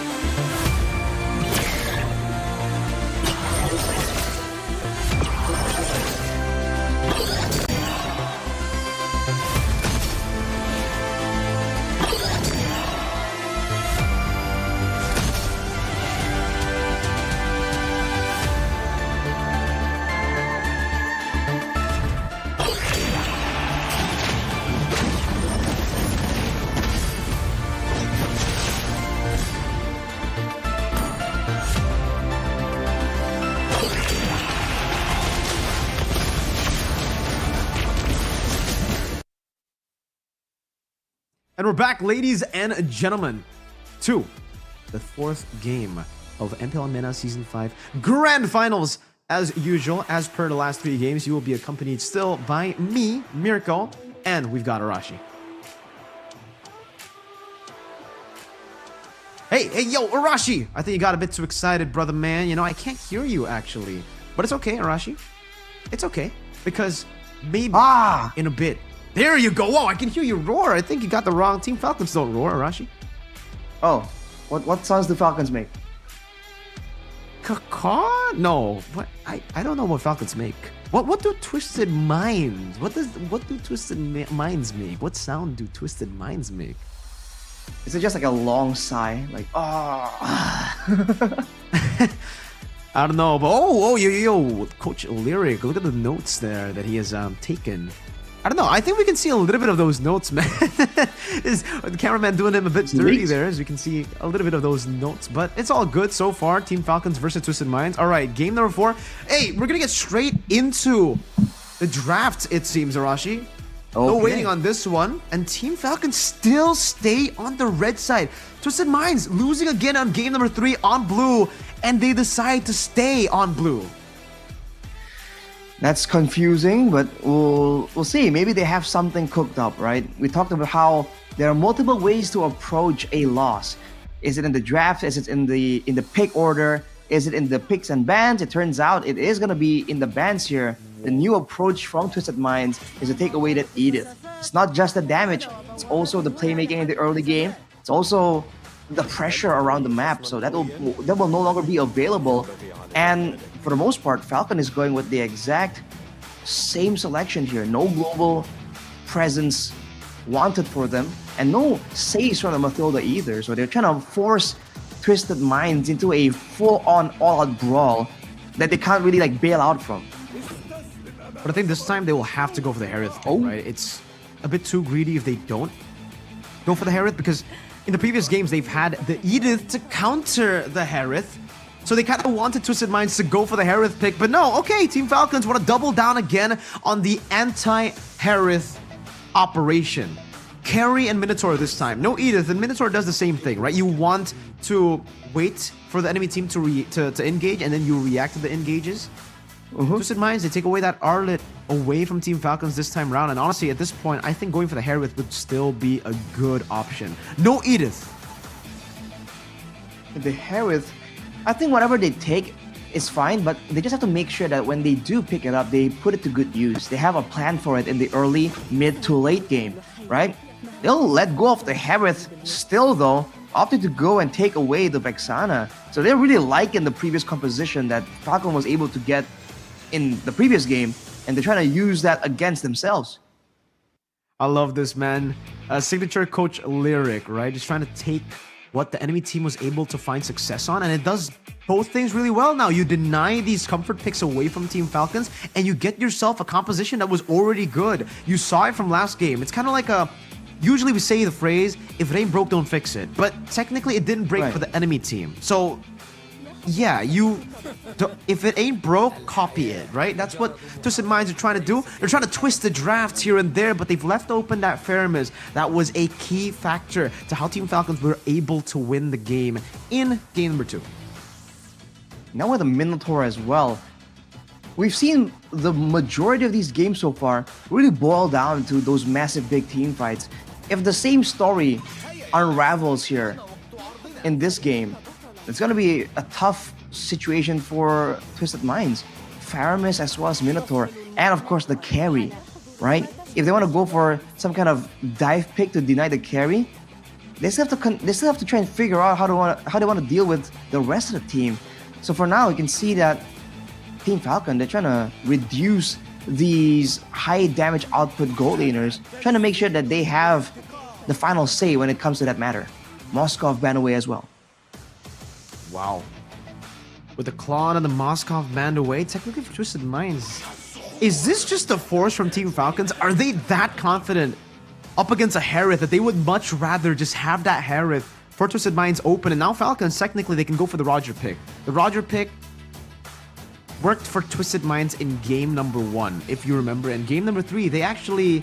Or no, sorry, game number 2, Twisted Minds banned the Roger away from Team Falcons. So technically now Falcons could take the Roger, force that Harith on Twisted Minds, unless... Maybe Falcons, they played the game without banning the Harith. Maybe they want to pick up the Harith for themselves now in the second phase. We didn't see it get left open in the second phase in the last game. So, what's the idea here? Falcons. No, they already have carry. What am I talking about? Exactly. They I was want thinking both like, Harith and Roger. Completely forgot about the carry first pick. And now with the Claude and Moskov, technically that's just to set up the carry pick then. And they'll go for the Yu Zhang. So again, they're happy with both Roger and Harith. I was doing what Twisted Minds were doing in game number 1, Arashi. I was overthinking. You were trying to crack the code multiple times over, but it's not necessary, man. Now with the Yu Zhang in the picture, more crowd control, more AoE damage available, and Ding has been just lethal on these aggressive EXP laners. So now for Twisted Minds, is this gonna be an EXP Arlet? Can it be flexed? It's an option available for a lot of different teams. If they want to try and get some more AoE, honestly, for me, the Expert comes to mind here as a pick that can deal a lot of damage, have that invulnerability as well, and kind of zone away this carry. But it's gonna be a Natan and a Ruby, equally spammable sources of crowd control, but they're really gonna try and duel it out with the damage output from the Natan against a Yu Zhang though. Against the Yu Zhang, and now the jungle again. Do Falcons want to continue this dive composition with another Martis pick here?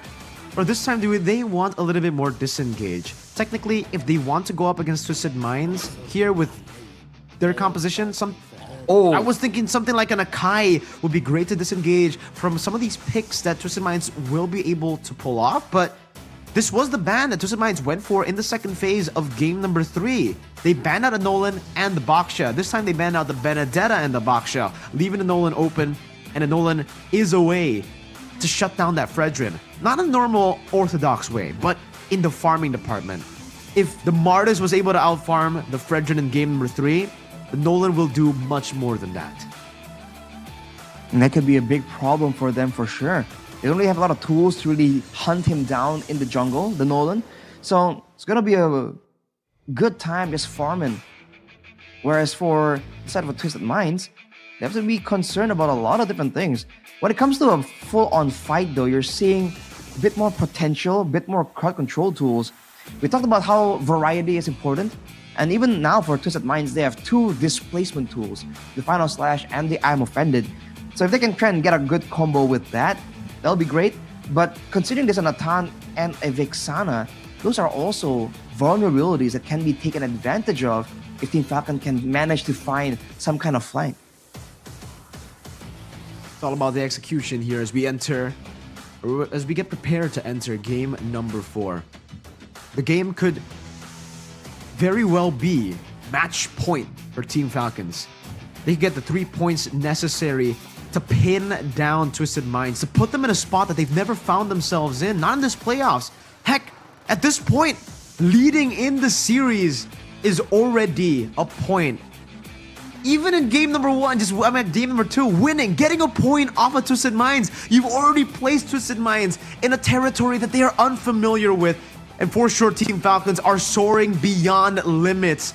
Ladies and gentlemen, the grand finals of MPL MENA Season 5. The heroic run for Team Falcons. Will it continue as they march on and they try to secure match point up against the tournament favorites, Twisted Minds, who find themselves on the back foot, but can very easily as well still equalize the series 2-2 to bring us to game number 5 to battle it out on even footing. But don't worry, before that, we'll take our time, we'll calm down a little bit because we do have a pause here. Ladies and gentlemen, please do be patient with us. We'll try to troubleshoot the problem as fast as possible. But while we do that, I'm going to be throwing it back to Arashi to talk about the drafts again. Like I said, it's going to be a bit of a straightforward approach, but I think the difference is that Falcons, now they're the ones who have to play very, very, very much towards the neutral objectives. Without a big objective to really draw in the members of Twisted Minds, it's going to be a bit more difficult for them to get a great setup. So I think they're going to be playing mainly for the neutral objectives around it for the setup, and then they're going to use the Yutong as a deterrent tool, and that'll be just the idea, to just keep going for that and make sure that they have good spacing so they don't get comboed. And if that happens, it's going to be a bit more difficult because for the side of Twisted Minds, unlike Falcon, they don't have an assassin. They have a Fredrin. So there's no reason, there's no concern on the players of Falcon that they're going to get picked off 1v1. So they can just spread out apart as much as possible and then try and catch Falcon by surprise. That's where I think the big decisive moments are going to be.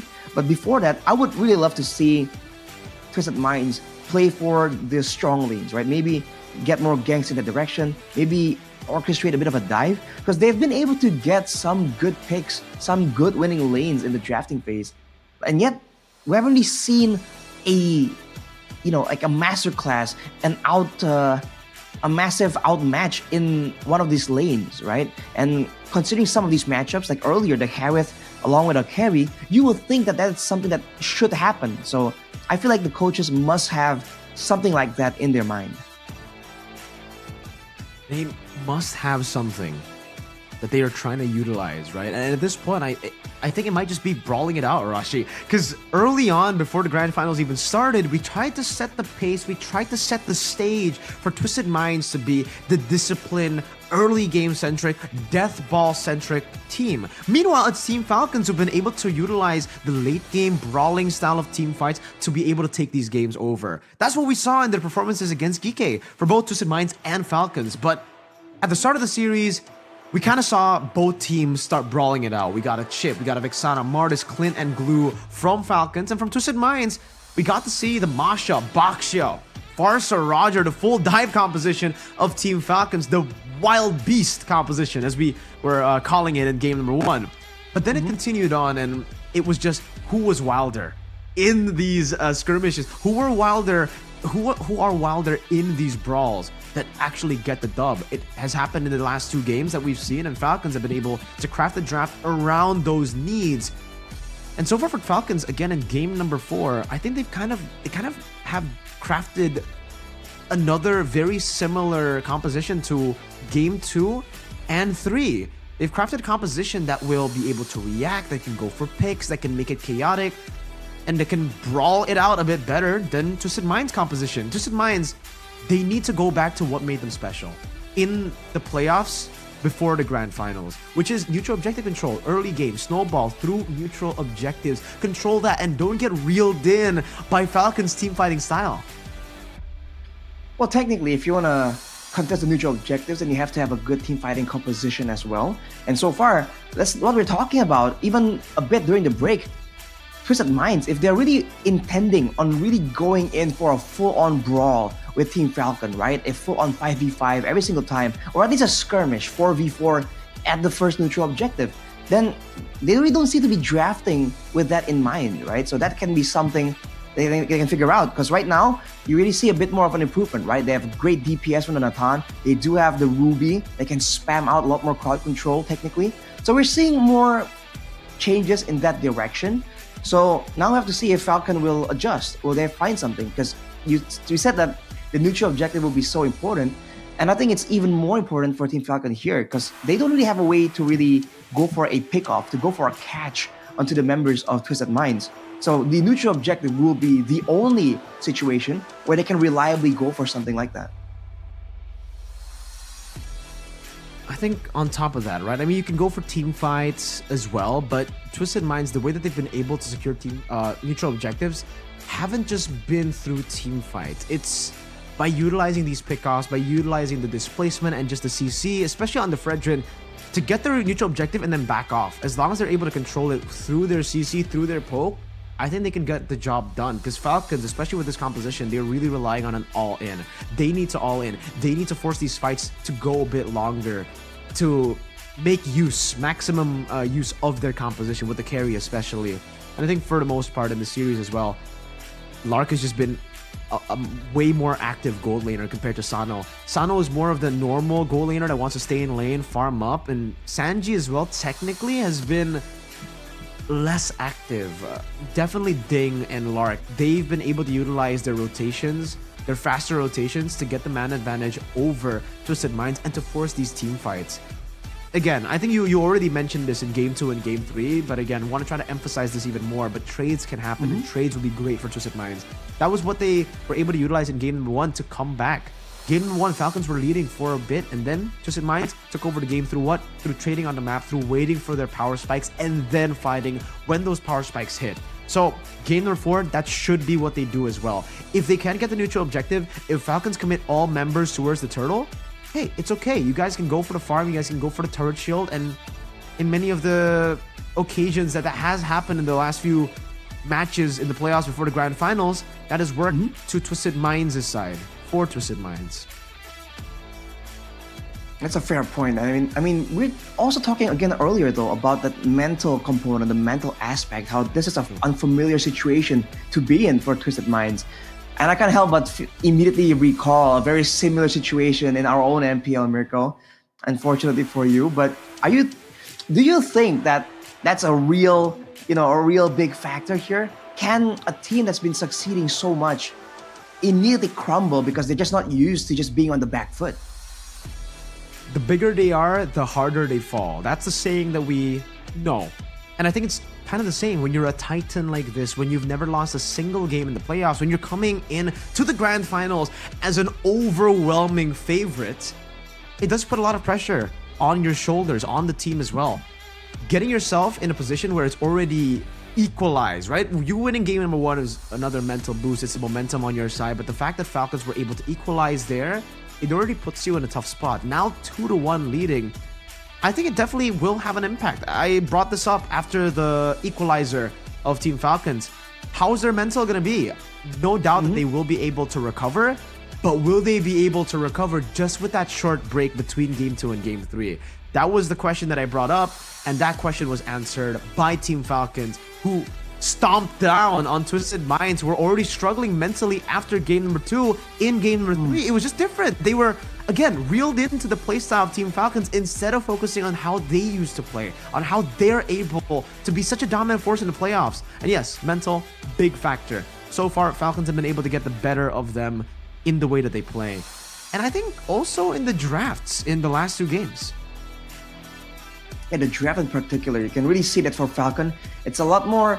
Some people would complain and say it's too straightforward, but if it works, it works, right? When you know that this is the inevitable conclusion, why not draft a composition that can help you out in whatever the situation is? So now, they've been just brawling it out. They've been the ones who have to play with this style so far. So in a way, they're also warmed up more for this brawling style. That is one more challenge that Twisted Minds have to try and get over, right? To try and match Falcon in their aggression. It's almost like this is like their comfort zone at this point, just because Twisted Minds have been trying so many different strategies. So, just like that, ladies and gentlemen, we're finally back in the land of Dawn. Let's see how both these teams are gonna do. Let's see, ladies and gentlemen, if Team Falcons can fly high and secure a match point up against the overwhelming favorites, Twisted Minds. Kenji on a Nolan. Now in this game, Lethal Ignition again, Good Night doing the same thing on the Fairmist, Lethal Ignition, so they're looking to just burst the enemy team down. And last time this happened, it was very, very good for Good Night and for Kenji. Even in the bottom lane, this is another winning matchup, Arashi, the Yu Zhong up against the Arlet. And I think, especially for Ding, he knows this matchup so well. He's an Arlet main himself. He understands how much of a struggle it is to lane up against Yu Zhong on the Arlet. And to make things worse for Twisted Minds, when they're going for these small skirmishes, when they're going for the dance, right, the back and forth, Good Night can regen from the Faramir passive. They have super on the Minotaur. They can heal them all back up. But most importantly, right now, Lark has to Purify. And that's what has allowed him to be all the way in the front. Even if he does have the Netherrealm and the Minion Fury reserved for him to try and save him from a bad situation, he still respects it. Sano, on the other hand, has that Flicker. So if Ding can get on top of him with the Black Dragon form, yes, we've seen that the late game Natan can shut down, can shoot down that Black Dragon, but it's gonna take some time. In the mid game, it's gonna be a nightmare for him. Whoa, hold up. Yo, I did not notice this. Twisted Minds have swapped out their jungler. Tarzan is back in the lineup. Hoda gonna be subbed off. We didn't get this information earlier, ladies and gentlemen. I'm very sorry. I just noticed it myself. But Tarzan, yeah, we were talking about how he was in the lineup for Triple Esports just last season, or at M5, right? With this, so it's basically the M5 lineup again now, coming in for Twisted Minds. Let's see how Tarzan plays into this over Hoda. It's gonna be a different situation, but it's an assassin versus a fighter matchup. Kenji has the level advantage, but he has the advantage also of being able to be anywhere in the map. Tarzan needs to be right next to this neutral objective, and that's where Super or Ding can try and make a play happen. Whoa. Final Slash Flicker already committed, and it does not catch anyone. Black Dragon form now going to be used up by Ding to try to zone Tarzan away, and it does that just well. Another Fracture used up, and the Furious dive with a Petrify and the Minion's Fury. How many knockups can you get? Team Falcons, they thrive in the air, and they knock them up, and they take the kills and the turtle. And Kenji wants to go for more. Straight into the purple buff he goes. Retribution still ready for Tarzan, and Kenji knows it. That's why he dashes out and gets caught by the Eternal Guard. Also an Entropy used up by Sano to try to force Kenji away from this purple buff, and he does that, but he loses a bit of prio in his lane. A lot of frantic scrambles here coming out of Twisted Minds. Team Falcons just seem to be a lot more calm, collected. They seem to already have a grasp on how this lane phase, rather, is gonna go. Kenji just out farming Tarzan so much, and you're seeing again that the mobility that he has on that assassin allows him to be a lot more dynamic in his farming rotations, but also in the ganks. So even when earlier Twisted Minds thought that the engagement was over, out of nowhere, Team Falcons can very easily go for a jump just like that. So we have to see what the adjustment is gonna be, because right now, if they want to go for the next neutral objective, I think Twisted Minds have to prep something beforehand, or at least go for a bit of a pickoff, because they're also exposing Tarzan as the main frontline there, so that allows him to be really poke down a lot more than Kenji, who is just under no pressure at all, and that will play a role in a big decisive like retribution battle. Oh, every ability missing, Fracture connecting on the troll as well, and Kenji wants to go for more, doesn't get the last bit of damage. We were talking about how the mental was going to be a problem here for Twisted Minds, Arashi. We were assuming that the mental might come as a big factor here in game number 4, and so far, Twisted Minds have been whiffing so many of their abilities. Final slash flicker just earlier in the first turtle, now an I'm Offended, Eternal Guard, and a Terrify missed as well. Is it getting to them? Kenji is already on the turtle. Tarzan's rotating over. Fracture not used up just yet, but look at the Black Dragon form now on the troll. It's a good Curse Blast on a good Knight who's still able to disengage. And again, a free turtle. No trades on the board. They actually decide to try to commit onto it with a rotation from Sanji, but he just waits in that bottom wave or bottom bush of the mid lane. Tarzan is falling behind very, very fast. It's almost like a juke coming in from Team Falcons. The fact that Twisted Minds were expecting them to go full-on teamfight brawl, but now they're just using the go-to normal tools like the Black Dragon form and the Minion Fury to get a guaranteed neutral objective take. They haven't been as desperate to go for a lot of these fights. And that is something that I think is throwing Twisted Minds off ever so slightly. And this is a bad situation to be in. They themselves are relying on a Ruby as a main playmaking tool. It is possible, but with the main frontliners so tanky, so durable, so survivable with escape tools of their own, it's gonna be hard for the Ruby to orchestrate a pickoff, especially not with when Sano hasn't have enough damage to really burst someone down just yet. Very difficult for Team Twisted Minds at this point of the game, right? I mean, 5th minute and you're already down 2,000 gold, 2 turtles, and it's with Kenji, who can burst you down on top of that good Knight, and I don't think Tarzan can withstand the burst damage, not just yet. I'm really curious to see the item builds here for Tarzan, because he's gonna have to get a few more items to be able to withstand both of these bursts coming at him. And on top of that, even if he does get some of these defensive traits, physical and magical, Lark's gonna be doing true damage. He's going to shred through those physical and magical defenses that you have. It won't matter. So many ways to take the frontliners down. I think for Falcons, they've been banking on layers of CC. This time they're banking on layers of damage output. And Lark on the carry again, he just finds ways to be so more decisive. He's the one dictating where the lane is, freezing it, pushing it as he wants. With the turtle coming up, Tarzan exposes himself. But what will the rest of the team do? Conceal already used by Troll. The Falcons go for it. Black Dragon form spawning troll, not Bochi goes in for I'm Offended, but only catches Good Knight, who's still able to flicker out the safety. Another realm comes down, and Kenji wins out the retreat battle. Sanji gets baited in, and again, Team Falcons are just too clean with their neutral objective takes, in and out just like that. They're just so much more calculated. The fact that Super went in with the Minion Fury misses it, by the way. Tarzan wasn't knocked up, but then still, everyone is still on the same picture, the same game plan, and they just go for the fight. They have the Netherrealm that they are able to just save up because they know that they can just wait for Super to use all his spells first and then use the Netherrealm only as a last result. Now going for Troll, he'll be able to get out, but the turret falls victim. Team Falcons executing this macro play so well. 3-0, but look at the goal lead. It's overwhelming for Team Falcons. It's a 4,000 gold lead for Team Falcons, who are again flying over Twisted Minds, just flying over their prey at this point of the game. In the bottom lane, it's a 1v1 as well, but I don't think Sanji can put up a fight against a jungler, an assassin 3 levels ahead, who has a BOD at the 8th minute of the game. Is that his first item? I think that might be his second, right? Did he go for Heptases first or Hunter Strike? Again, would really love to see the items with Troll. There you go. Some sort of physical defense there. Anti-Curus. A good Knight. Lightning Truncheon too.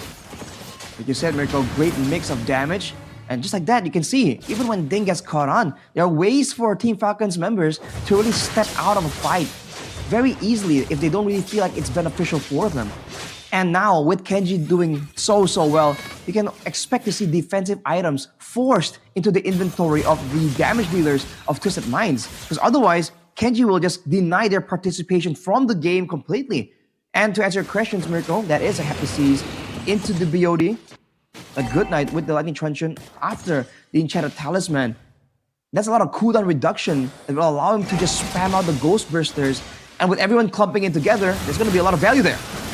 Two-man Eternal Guard, good night, able to pop in there. The Realm Ding finds the Petrify and the dive on the Troll as well. Minion's Fury. That's a four-man final slashed out by Sanji. Able to get it down with a Vengeance now with a Flicker as well by Sano. Going on the Super, but he's able to survive for a bit longer. But in the end, finally, Twisted Minds get on the board in game number 4. But it's still just a 1-for-1 trade.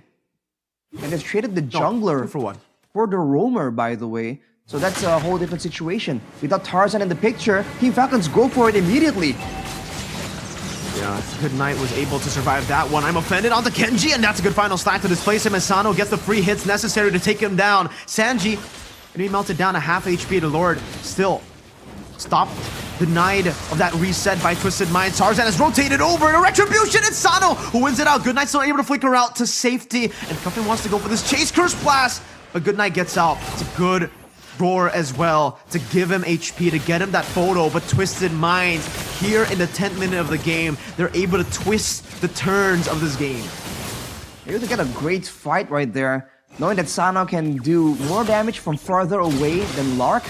They just pushed up there and just went for more of a burst damage situation because they know the Team Falcons were fixated on that Lord. They were initially planning on just sneaking it before Tarzan was in the picture, but with Kenji immediately deleted due to the I'm Offended Nathan damage combo, now it's a different situation. With Falcon trying to defend against the Lord right here, Tarzan tries to stop it.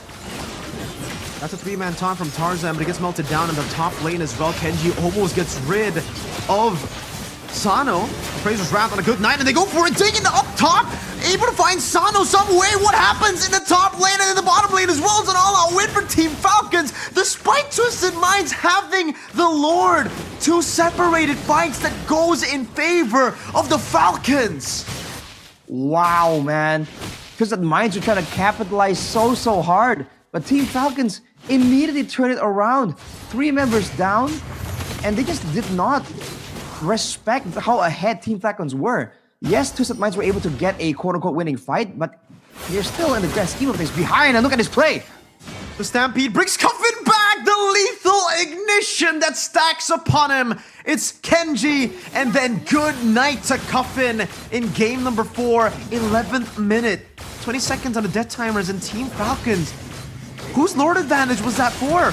Now Good I'm Offended catching 2 members down, and that's gonna be Good Night punish finally. Sano picking up the kill, and that's his 3rd one this game. Scaling quite well, despite Team Falcons, who've been able to find a lot of these team fights. This is getting scary for Team Falcons, right? They were able to somehow find the advantage back, but if Sano continues getting these kills, Arashi, we know how scary, how threatening this late game of Tom can be. Especially because the only counter available for Team Falcons is going to be Ding on the Black Dragon form. And now with the Athena shield, could be a bit tankier in those situations. But the reason why Team Falcons were able to actually win out is because they have better skirmish potential. Now they're jumping on Troll though. Onto the front liner, final slash in the back line, finding one. Ding again with a dive onto the back line with the Furious Dive, but unable to find the Petrify on the Sano. Troll still kind of away, but the Terrify actually displaces him enough to dodge away from the Eternal Guard. Good Night! With the flicker forward and the recalls on Sano as he takes him down. Team Falcons with another winning team fight.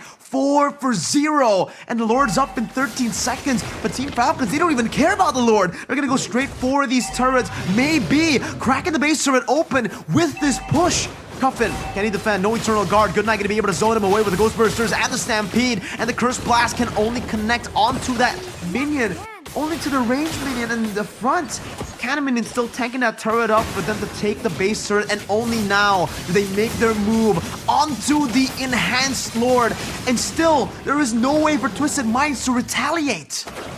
And look at how fast they cleared out that Lord, man. It took no time at all. That's the carry true damage, max HP damage. And Team Falcons, they're maintaining their pressure right here. The fact that they immediately went for those fights, they know that Twisted Minds have a chance to win out the fights, but they have to land a massive final slash or an I'm Offended, the way we saw in that one fight that Twisted Minds were able to actually win it out. If Team Falcons can dodge from everything, and more importantly, can play around Lark and allow him the space to do damage. Like earlier, with the addition of that Purify to just cancel out all these ways for Twisted Minds to stall out his damage output, it's a done deal. And with the Lord, they might go for it. Dark sieging it down, but remember, Twisted Minds, one thing that they still have in their lineup is amazing wave clear. They've got the Vexana, they've got the Natan mainly, and they've got some tanky frontliners, some beefy boys, who at this point, I think have gotten to a point where they shouldn't be able to get one-shotted, right? Even though Goodnight and Kenji are so far ahead, I think at this point, Team Falcons will have to rely on their damage to poke here and there, back and forth, and then Lark, if he's able to stay in range, maybe he can shred down these frontliners. But again, for Team Falcons, it's more of this slow gameplay again. They want to just try to play discipline. The gold lead is 10k, but for some reason, this threat of this Natan is growing by the second still, despite that 10k gold lead. That's always a very relevant situation. A hyper carry in the late game, like a Natan, who's getting close to doing true damage, right? With all the penetration, with the Starlium that he usually builds as well. But the thing is, he does not have a Purify. That's the first thing we talked about when we first got into this game. There are ways right here for, let's say, Super or Ding to make a play onto him. And even if he doesn't get taken out, the fact that he is not basic attacking, he's not free hitting for a good 2 or 3 seconds, that can be enough to swing the fight in balance of Team Falcons. That's why we were quite concerned about it, but we'll have to see how this plays out. But still, about almost 10k gold difference. Team Falcons are definitely still a lot stronger, but the big thing is that the level difference between Kenji and Tarzan has shrunk. So now in a proper 50-50, it's going to be a bit more risky, and maybe that will force Kenji to be in somewhere vulnerable for Twisted Minds to attempt some kind of pickoff. Luckily for Twisted Minds though, right? They can actually find a lot of value with these waves constantly pushing towards them. Team Falcons, this might work against them. The fact that they got the 2 base turrets, obviously that's a big win for them. But in this situation, it might not be the best value.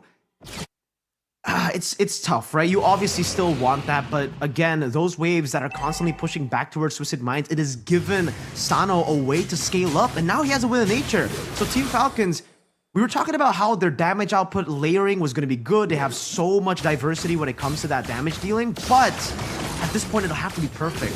Goodnight will have to land the final blow on Sano, because he has a Will of Nature at this point. Falcons, though, do a good job of just going for the Lord, and it's going to be free, obviously, for Team Falcons. That's the advantage you have with the waves. But I think for Twisted Minds, they're also kind of okay with that. They have enough peel with the Final Slash, with the Vexana, and even the Ruby. Dude, at this point, it's Twisted Minds are protecting Mr. President, and Sano is Mr. President. They have 4 members who are just meant to peel to cover for Sano. If Sano can survive in this team fight, it's going to be big. That's a big if though, especially because Team Falcons definitely also identify that as a problem. And we have to see how Team Falcons use this Lord, because if they can force Twisted Minds to be forced to deal with the Lord initially, spend some spells, spend some cooldowns on it, then they can go for a big play. Sano.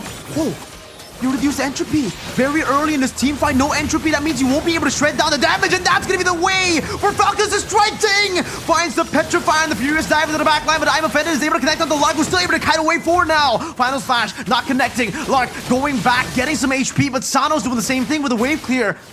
Good job by Twisted Minds, and Falcons, they've only been able to take another base turret with the Enhanced Lord. It has worked in favor of Twisted Minds despite Team Falcons being able to bait out the entropy, bait out the flicker, and the Wind of Nature. They were not able to take Sano down. It's a great situation for Twisted Minds. The way they were able to adjust there. Again, no entropy, and they were still able to really kind of match Team Falcons in damage output. I was thinking with the one-dimensional nature of the damage, the fact that Coffin and Sano will be doing magical damage, and even Sanji on the Arlot will be itemizing for defense instead of offense, is going to be only magical damage coming out of Twisted Minds. But Team Falcons, they go for Athenas, they're trying to mitigate that, but that's just how deadly the Natan is with those projectiles hitting multiple times. It's going to be more of a waiting game for Team Falcons, but seeing that output, that outcome, they might be considering going for a different strategy, something like a split push maybe, because it's looking scary with Sano changing an item as well. Oh, Entropy gets him out of that fracture. But yeah, he's already starting to swap his items, Arashi. Glad you caught that. I mean, right now, that's all he can do technically. He can just clear these waves and bank on the fact that he has the mechanics to swap these items. Let's hope that he does have the mechanics to pull it off mid-fight, because that's when it gets scary. If you want to swap these items, you need to be very, very fast. Knowing you don't have a Purify as well, oh, well, we'll have to see. I think it'll come down to just pure mechanics at this point. And for Team Falcons, they'll still have an overwhelming advantage compared to Twisted Minds, because as the game gets towards a later stage, that Lord will be evolved and it'll constantly be scaling. This time, evolved in the 19th minute of the game. This is the first evolved Lord for Team Falcons, I believe. The last two were enhanced. Let's see if Falcons will be able to just take it for free. It seems Kenji has started it, baiting Tarzan out. They might be looking for a flank, a possible assassination attempt at Sano. And Kenji, he doesn't do the turtle dance, or he doesn't do the Lord dance too well, not on the assassin. Definitely not. That's the advantage Tarzan has over him. And you can see both teams just waiting for the right moment. Now it's a bit of a dance situation. With the sustain from the Minotaur, Team Falcons aren't too shabby themselves in the situation. But I think Ding, it has to be Ding that makes the play here. If he can't go for Sano, maybe he can zone Coffin away. He needs to adjust some way, because if he just goes for Sano, we've seen how it played out in the previous base fight for Twisted Minds. So either him or Super maybe to really start off something crazy. The wave on the top side is pushing though, so that is something that Team Twisted Minds will always have to have in the back of their head. And once Sano shows himself up top, oh, luckily for Twisted Minds, Falcons doesn't decide to commit, and now that's the opportunity, the window for Sano to go up top, and it doesn't reset completely. I'm offended onto Ding, who pops in a Furious Dive, but is unable to find anything. The final slash gets used up, but look at the timing, Team Falcons. Crisp, clean macro decisions, utilizing the waves to get another free Lord, and this time it is evolved. Evolve Lord, the great tool that teams have to use generally to clear out, to end out the game. Conceal, popped by Twisted Minds though. Maybe going for Kenji won't result in anything. Now with the Lord coming in, can they defend? That's a fracture on the Sano, who still has the entropy, but now the dive into the backline again. That's a 4-man knockoff on from Super. Lark doing some damage, free hitting in the back, and look at the base, just absolutely obliterated by the Lord. And Team Falcons continue to fly high in the skies, leaving Twisted Minds behind. Soaring further and further, Twisted Minds now are really feeling it, man.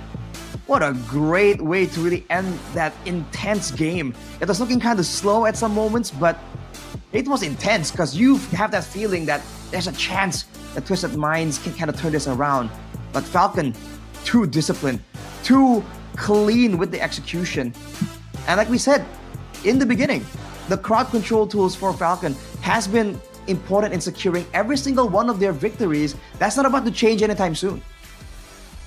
Not at all, Rashi. I think, again, they just played that so well, right? The fact that we were talking about that playstyle, but for Twisted Minds, go back to the discipline route. Go for the neutral objectives, team fight in the neutral objectives, but kite back. Go in, take the neutral objective, and then leave. That was what we were talking about for Twisted Minds, but it happened for Team Falcons. And again, Arashi, you've got, at this point, to question the mentality of Twisted Minds. How have they missed all their abilities in the first few minutes of the game? The flicker final slash from Sanji, the I'm offended, the terrify, the eternal guard, the taunt, even the taunt. Arashi, this is looking bleak for Twisted Minds. Falcons have them at match point. They have them on the ground. It's just time to execute at this point. They really gotta try and refresh, reset, because there's some moments where skills were not landed, but even in the beginning, against a Yu Song, against a Minotaur, no Purify, like really? Is that, for the longest time, we talked about how the gold inners in Indonesia, they always go, what heroes are in the meta are the heroes that can go with the Purify, right? Which is why we saw, initially when the Moskov was rising in popularity, the Purify was surprising, but that's how important it was. And you're seeing it again at that final fight. We're gonna see it more later, perhaps in the highlights. But Ding finally showing up in the MVP category. He was definitely a big factor in the success of Falcons. And considering the composition to begin with, but also how they're able to actually make sure that the fights happen in their danger zone, pulling in the members of Twisted Minds towards them instead of walking into a final slash. The only time that happened, you saw that Twisted Minds got a bit of an advantage. But that is, aside from that, it's just GG, man. That is a lot of damage. Ding has always been so solid. And this is where the Yuzong really is able to excel. When they want to go for neutral objectives and then back out instantly, that's where the Black Dragon form is gets the prime position to be the most broken ability, technically, right? I mean, use the Black Dragon form, everybody gets zoned out, you get the neutral objective, then you back away. And every single time, Falcons, they get the timing down to a T. Even here, Ding, acting as a bit of a distraction. He was literally just a distraction there so that Super can find the 4-man Minion's Fury. And we've got to question that Purify choice, that Flicker choice, not the Purify choice, right, for Sano. Because again, yeah, there's a Yuzong, there's a Minotaur, there's so much CC on top of that damage, and you technically already have a built-in blink in your kit with the Entropy. And in the end, he decided to go for the Immortality. I believe he swapped his items. We'll have to double check there. But do you think it was also a mistake, Arashi, to sell the boots? Because in a lot of different situations, the boots getting sold, cool, right? It's great. You want additional damage or additional defensive maneuvers, but I think the mobility was important this game up against this composition without the Purify. I mean, it's definitely a trade-off, but I really feel like for Twisted Minds, the idea was that we have our own combos this time. We have our own AoE, abundance of crowd control. Let's have the Natan just do as much damage as possible to try and match the carry. So I don't think it's a fatal mistake. It's just a choice, right? It's a trade-off that they have decided will be beneficial for them.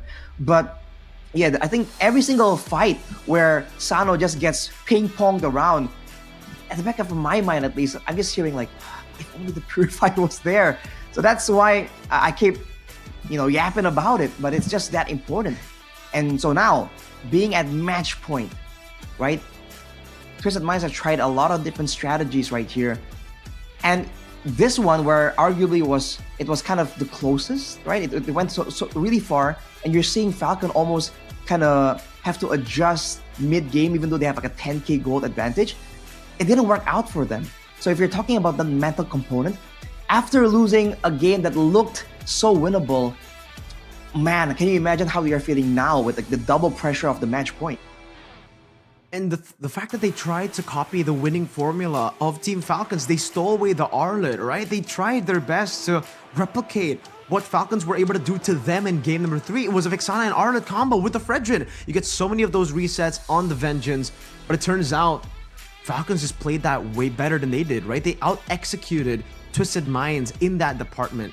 The Arlet was so clean by Ding. He was able to find these key final slashes to displace the right members. I think in game number 3, it was Cuffin for the most part, and then Sano, right? But this game, Sanji, I'll have to say, he really failed to really create a big impact. He was able to find a 4-man final slash as well, but it didn't really end up with them getting a massive lead. They got 2 members, and that one of them was Good Night with full stacks on the Fairman. So he respawned instantly, and it ultimately became a 1-for-1 with Tarzan getting picked off right as the Turtle or the Lord spawned back in. Like, that just went perfect to Falcons. The timing, the team fighting as well.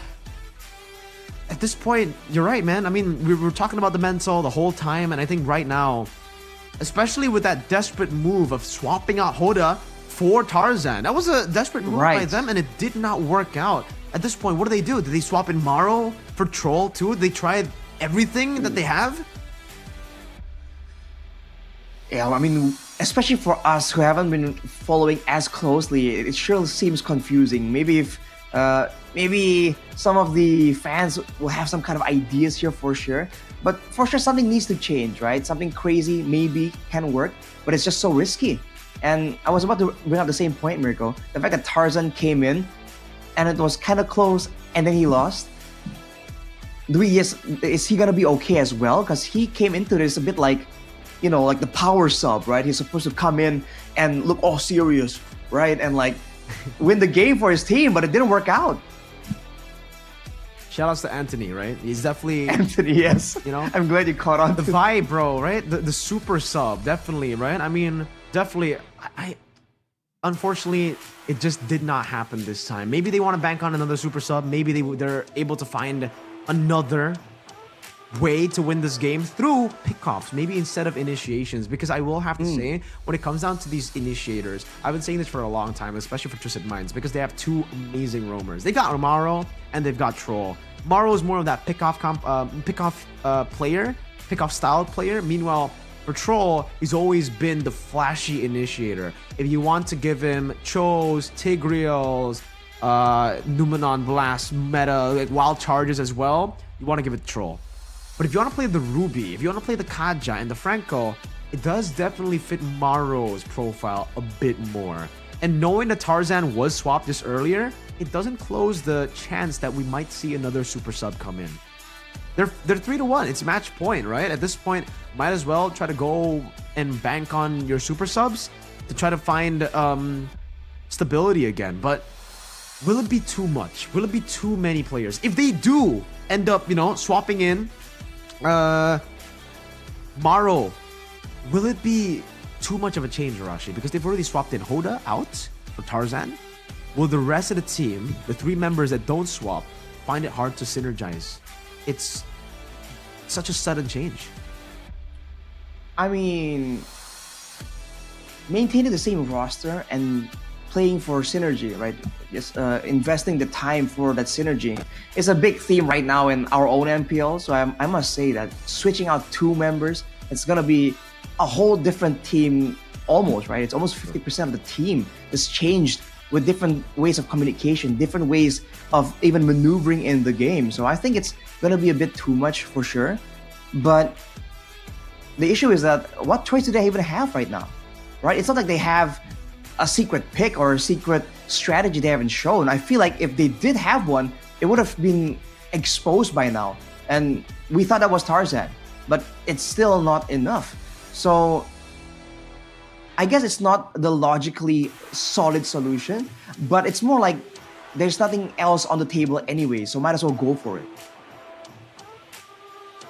We'll see if the desperate maneuver works out or if they even go for the desperate maneuver. At this point, do they even sub Hoda back because Tarzan didn't work? There's so many ways that this perhaps last game could unfold, but for them, it shouldn't be counted as a last game. They should play it like any other game, right? That's the mental that they need to be going, that they need to be confronting game number 5 with. Because if they go in knowing that it might be their last game, it might be the game that gives Falcons the championship trophy, it's a lot of burdens, a lot of pressure on their shoulders. So they need to fully reset. I don't know how they'll be able to fully reset, knowing that, you know, their opponents are at match point, knowing that they came into the grand finals as overwhelming favorites. Pressure is definitely crushing them at the moment.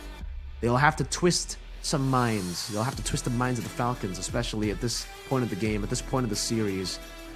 Because they got to find an equalizer somehow, some way.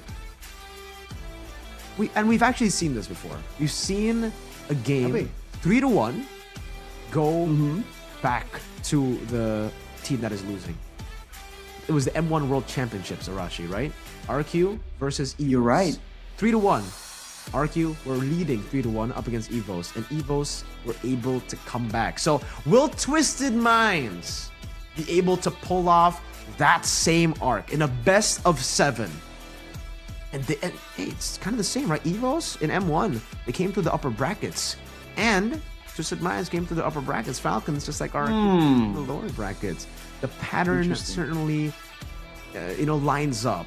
But will the execution, will the performance, will the mental hold up as well for Twisted Minds? I guess you have to wait and see, because I'm always the guy who says nothing is impossible, right? In the Land of Dawn, it's never over until it's been official that it's over. So we're definitely excited to see some kind of change, some kind of comeback story. So I think we can always have that in mind. We're definitely not gonna cast as if it's about to be over. So I mean, you know, Twisted Minds, go for it, man. We're rooting for you, kind of. And good night, technically on the other side, right? When we're talking about Twisted Minds, how they can come back, how they can form that mental fortitude to be able to come back in this series. Let's talk a little bit about Team Falcons and how they're feeling, because they're definitely feeling ecstatic, especially Good Night and Ding. And I mean, technically everybody, but especially Good Night. Because he's been on the other side, so close yet so far away from the trophies for so long, and now he absolutely has a chance. Probably the biggest chance that he has to secure that win 4-1. When Miracle starts talking, ladies and gentlemen, it becomes a bit of a concern, especially in Indonesia. But considering we're a pretty superstitious region here, we have to bring up that whole curse jinx situation. We have to see if that kind of rears its head around right now. But I think, especially for the jungles, right? I'm wondering what's the idea there. We saw the assassins. We thought that in a team fight, surely the fighters are gonna be so much more beneficial. But we saw from Falcons that the assassin can work just well. It's about like the whole team synergy. I think that's again where Twisted Minds need to try and shape up when it comes to the drafting phase. Because it's not just prio picks. If it feels like they've been trying to just respect ban or pick away a lot of heroes from Team Falcons, when the main issue, to me at least, isn't exactly the picks itself. It's the picks in the composition, right? It's the synergy that pick brings to the team. I feel like that is something that Twisted Minds need to try and maybe get a better glimpse of, right? Get a better picture of the game plan, so that they won't be as bewildered when things don't really go their way. Because that seems to be really one of the root causes. Because whenever Falcon kind of has a setback, it seems like they just kind of get settled back into the groove. Whereas for Twisted Minds, it seems like when things don't go their way, they immediately start getting frantic, start scrambling around. For Twisted Minds, they've just been playing a different game, I feel. Ever since game number 3, it just looked like they were off, right? A lot of times when they were looking for these mechanical outplays that they were able to find in game number 1, game number 2 as well, they weren't able to find it. And I think it was very, very evident in game number 4. We keep on, circling back to that point, but it's just uncharacteristic to see the members of Twisted Minds, these members that are known for their mechanics, known to be able to perform so well with these high mechanical heroes, with these flashy heroes, perform the way they did in game number 4. They were missing some big abilities like the final slash flicker. Again, we're gonna keep on repeating this, but it's a pattern that needs to be changed somehow, some way. Twisted Minds, they need to form that mental fortitude for game number 5, because at this point, Team Falcons are one game away, one step closer from reaching towards the trophy, from claiming that trophy for themselves. And Good Night, he can finally get rid of that curse, that runner-up curse that has been hovering around him for the longest time. But it all starts with the draft, Arashi, the minds of the coaches. Coach Lyric, will he be able to draft in a way that he's been able to this entire playoffs up against Falcons on match point? I think he has a huge responsibility here, because even if we want to point a bit of a finger to the players of Twisted Minds, like, okay, they're just not landing the skills, something's going on, they're underperforming, it still falls to the coach to try and get a draft that can kind of be at least better utilized by his team. I mean, if the high mechanical heroes really aren't working out, then it's unfortunate, but then he has to try and find different picks that maybe are a bit more straightforward, that are maybe stronger by default in the early game if they really want to try and bank on those situations. Right now, we're going straight back to what could potentially be the final drafting phase, though. And for Falcon, it's always been the same situation. They haven't really adjusted so far. It's Mathilda, Lo Ying, and the chip. Usually, this game will be no different. Oh, but they leave the Valentina open. That's the first time in this series that we see the Valentina open, and Twisted Minds pick it up for themselves. First pick this time around. Big question for me, Arashi, is Twisted Minds are staying on the blue side despite losing the last 3 games on blue side. The red side has had a 100% win rate so far. You think it's the right move? I feel like they really could have tried something different, right? Considering how close it was. But perhaps they already tried changing something, which is the player earlier. So they were not willing to change 2 different factors at the same time. But now in the final game, you would think that that would be the case. But maybe they're thinking that at least in the drafting phase, it's a familiar situation. Being in the first pick with the more prior heroes, knowing that Falcon won't be changing up their drafts even more. Because that could end up being disastrous for Twisted Minds as well. And it seems Hoda is back, Arashi. Back with the Barat's pick as well. Wow. Was able to get him a little bit of that early game presence in game number 2, but ever since game number 2, we haven't seen that Barat's at all.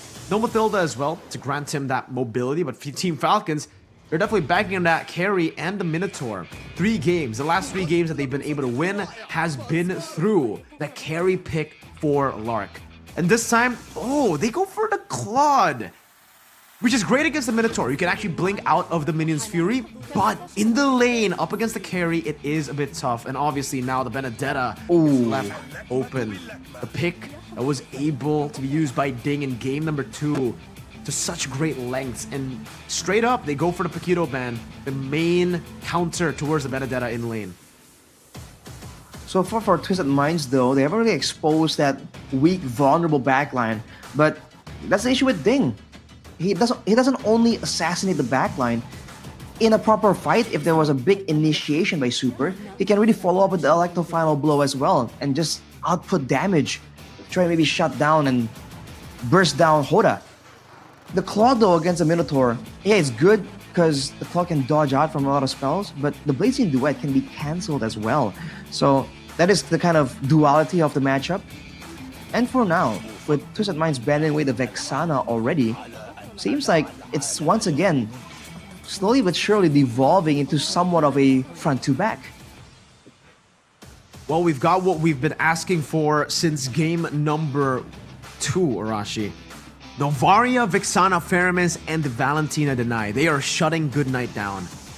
No more mid laners that we are used to seeing from Goodnight. Last time, 3 heroes were banned away from him. He picked up the Feramis and he was able to carry the game. Now up against the Valentina.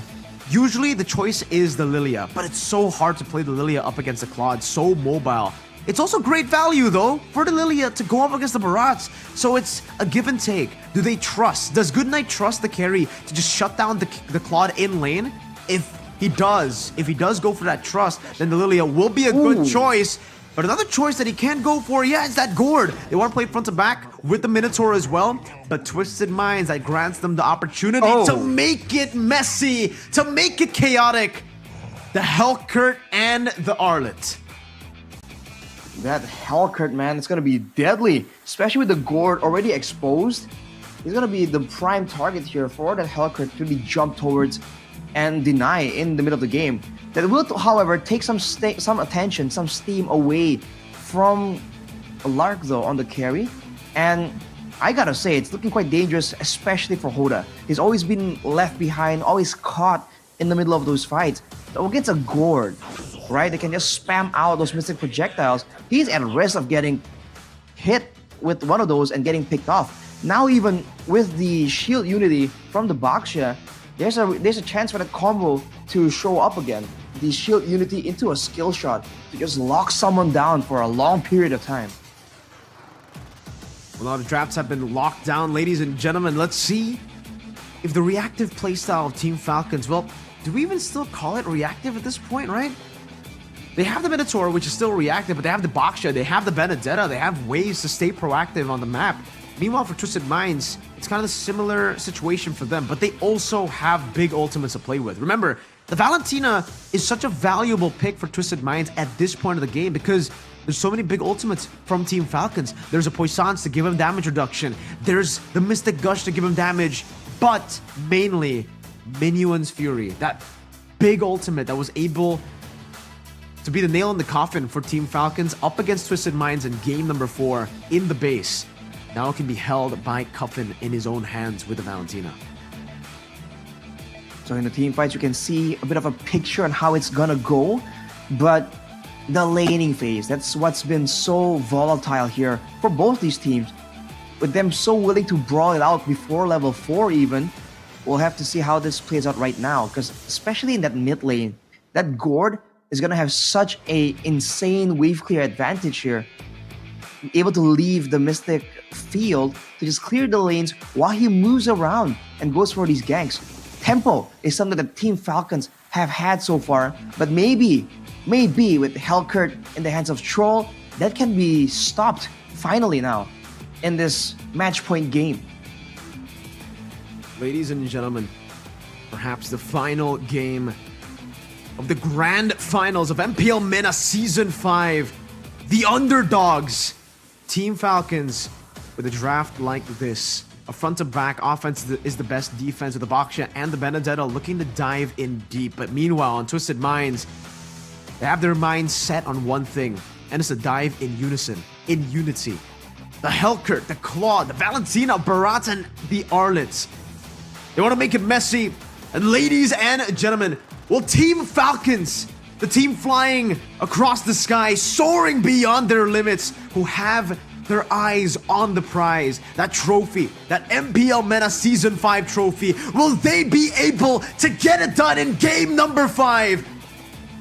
Or will Twisted Minds turn the tides once again, twist the Falcons' minds to be able to force at least a 6th game in the series? Welcome to the land of dawn. We shall see for ourselves who gets it done. And as always, keep your eyes on the junglers, man. Kenji with the Impure Rage once more. I think he has confidence that he can beat Hoda in a clearing battle. He might be just attempting to be a lot more aggressive here, potentially going for more ganks instead of going for invasions into the jungle to try and steal some camps away from Hoda. Knowing that Hoda is susceptible to just walking up and taking some damage. In the mid lane though, this Minotaur Gord combo will clear so much faster, for now at least. I think, once again, eyes are on Ding and Sanji as well in that matchup. Whoever really gets ahead will have so much more impact in the early skirmishes and in the first neutral objective teamfight. Remember, a whole lot of the success for Team Falcons in early game was because in the mid lane, they were able to win out in these fights, in these brawls, the small little skirmishes from Troll Cuffin versus Super and Goodnight. But this time around, the matchup really doesn't favor them, right? Still though, Kenji was able to find that retribution on the Lethal Wanderer, securing that, getting himself a bit of a lead at the start of the game.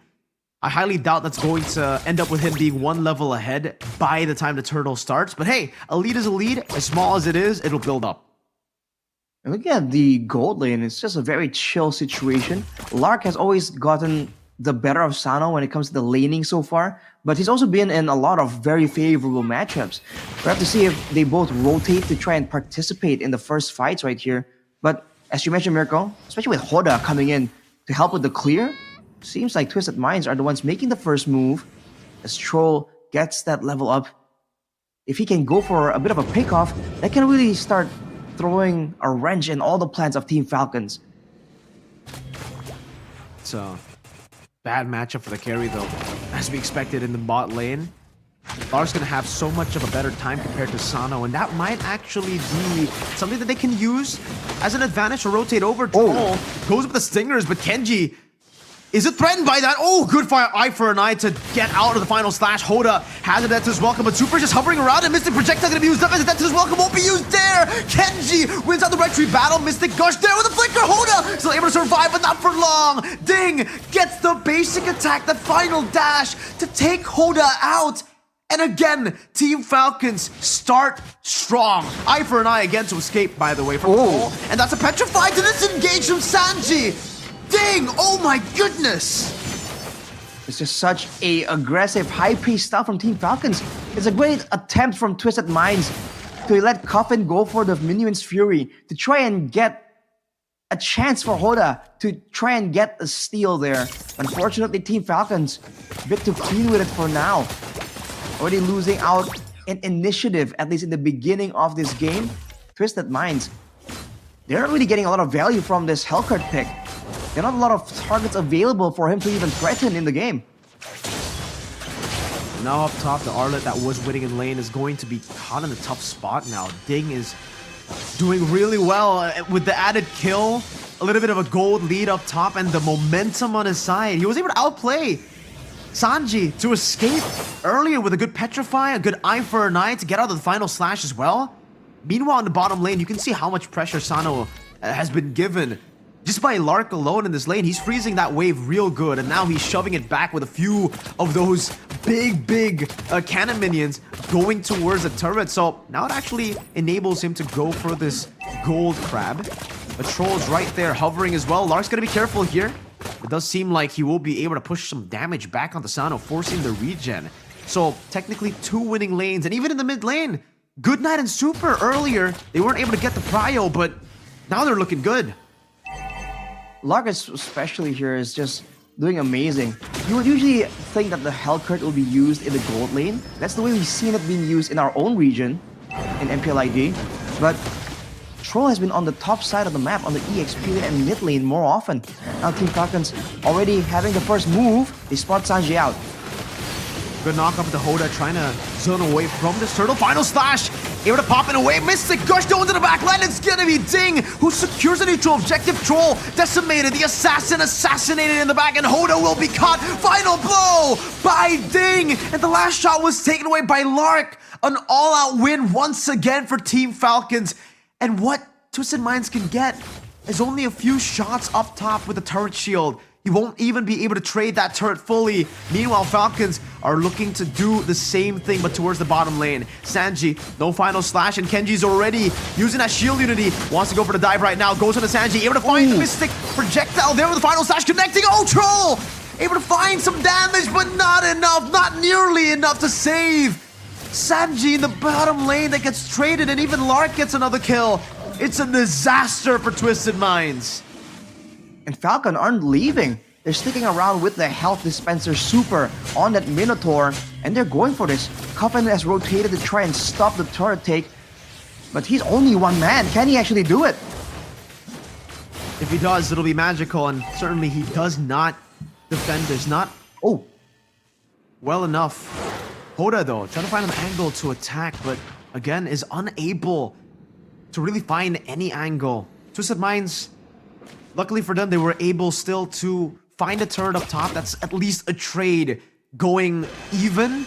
I don't even know if we can call it an even trade, knowing Team Falcons got 2 kills on top of the turret in the bottom lane. All things considered, though, it's still like a 2k gold lead, more or less. It's significant, but it's not game-changing. And the big point is that Sano has been able to farm a lot here since that lane swap, so he might be aiming at making a difference later on in the game. But Lark, with the golden staff already, has been participating in the fights, but also keeping up in farm as well. So Falcons, again, showing that that high pace is really suiting them just fine. Now with the turret on the bottom side, is Sano gonna rotate, or is Team Falcons gonna be forced to send someone up? We'll see with this. Kenji goes over Unity into the bottom lane. Sanji completely obliterated. Chain CC'd by the Petrify and the Shield Unity Troll. In that bush, he can't assassinate anyone. Final blow by Ding to zone Hoda away, and Kenji picks up the 3rd and final turtle of the game. They want to go for more right now. He's able to blink out forward. Kenji catches him with a Shield Unity. Another knockup onto him. That's a Dark Knight Falls, but Super smacks him with that Warhammer of his.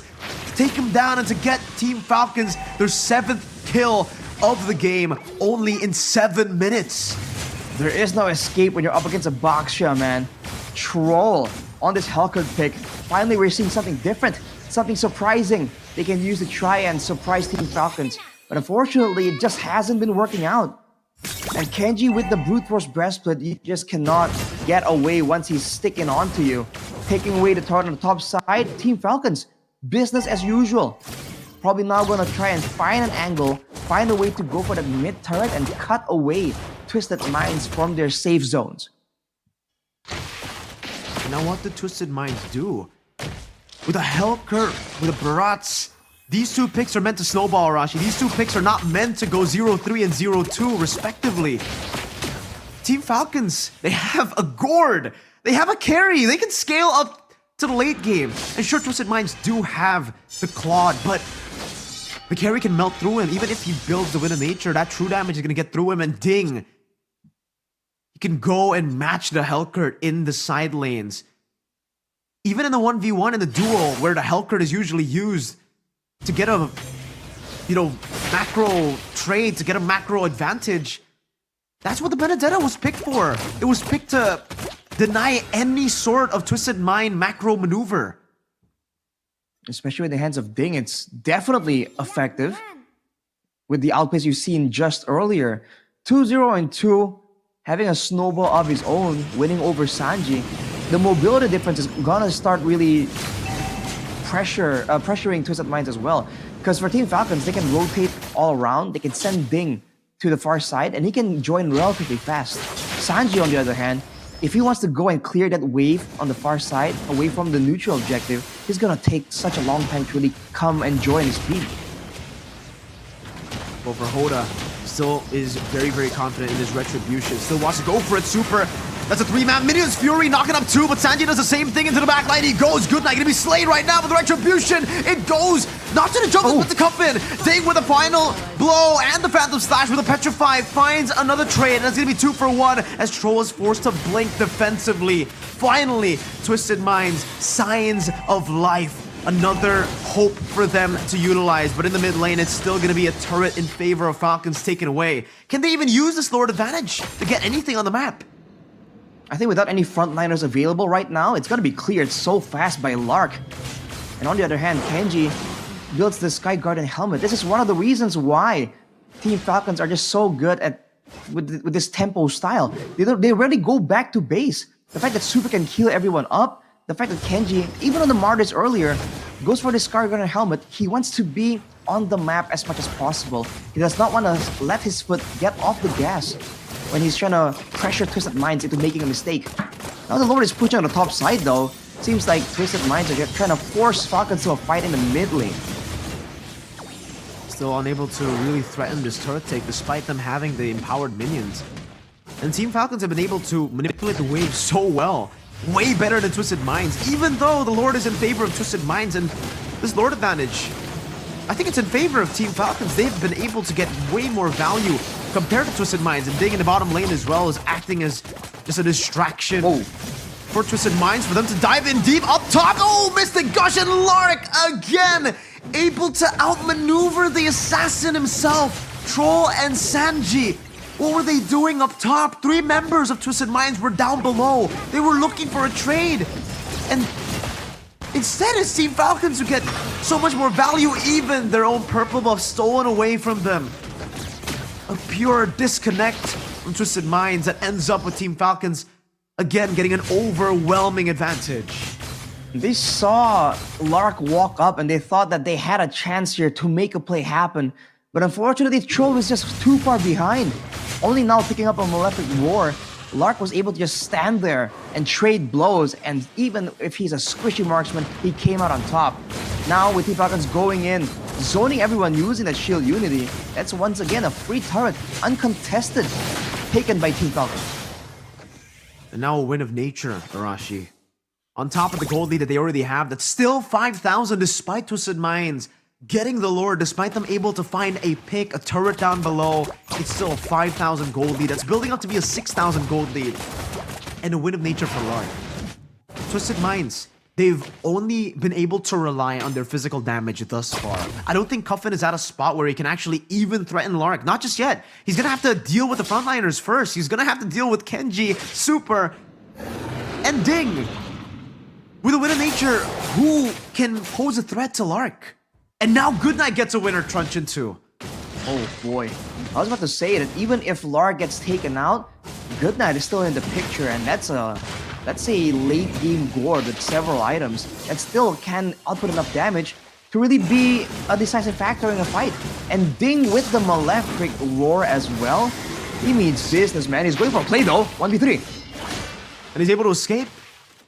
Doesn't bait out any big abilities. He does use the final blow to escape, to retreat, but he does get valuable information. He knows now where Twisted Minds are located, where that hell curve was last spotted, and he goes into the bush again, finding Troll, but not able to do anything about it. But at this point, I don't even think Troll can really assassinate anyone. He's 0-4-1, Arashi. Does he have enough damage to even threaten Good Knight, even if he doesn't pop the Winter Truncheon? Let's say, best case scenario, Good Knight just stays there. Can Troll one-shot him? I don't think he can one-shot. Eventually, he can maybe take Good Knight out, but one-shotting, I don't think is in the picture at all. On the bottom side, though, you saw that there was attempts from Ding to really try and set up the waves, but now he's the one making the play. Whew. Good stuff by Ding. He's going in with the Phantom Slash, dashing back and forth, using the eye for an eye, and good job by Falcons as well. He's on this Lord. Sanji taken very low. That's a knockup from Super. Final blow. No Petrify used done just yet, and he does use it at the end with the Phantom Slash as well. Ding! With eye for an eye, getting out, and it just baits everyone in. Good Knight gets a good Mystic Gush. And 2 members have been traded in just for Ding. The man was just a distraction, and now he's the main factor as to why they are able to get this Lord.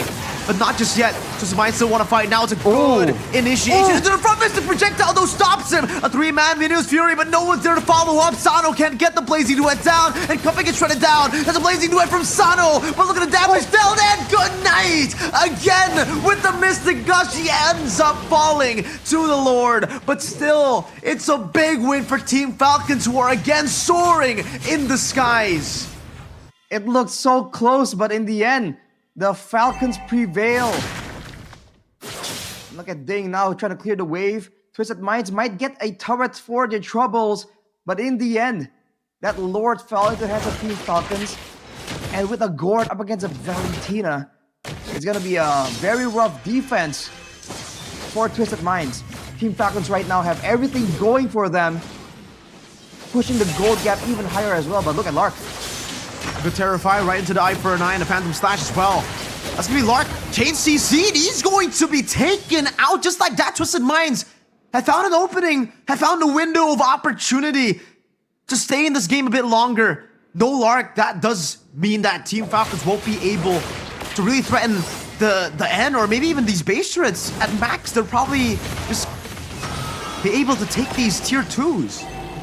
It's a very unfortunate situation to be in. The fact that Hoda was randomly just in that bush, Lark just got a bit too, a bit too complacent. But look at Ding now, 1v3 potentially, gets out though. It's the healing as well from Super. Good final blowout. He did commit the Petrify in though.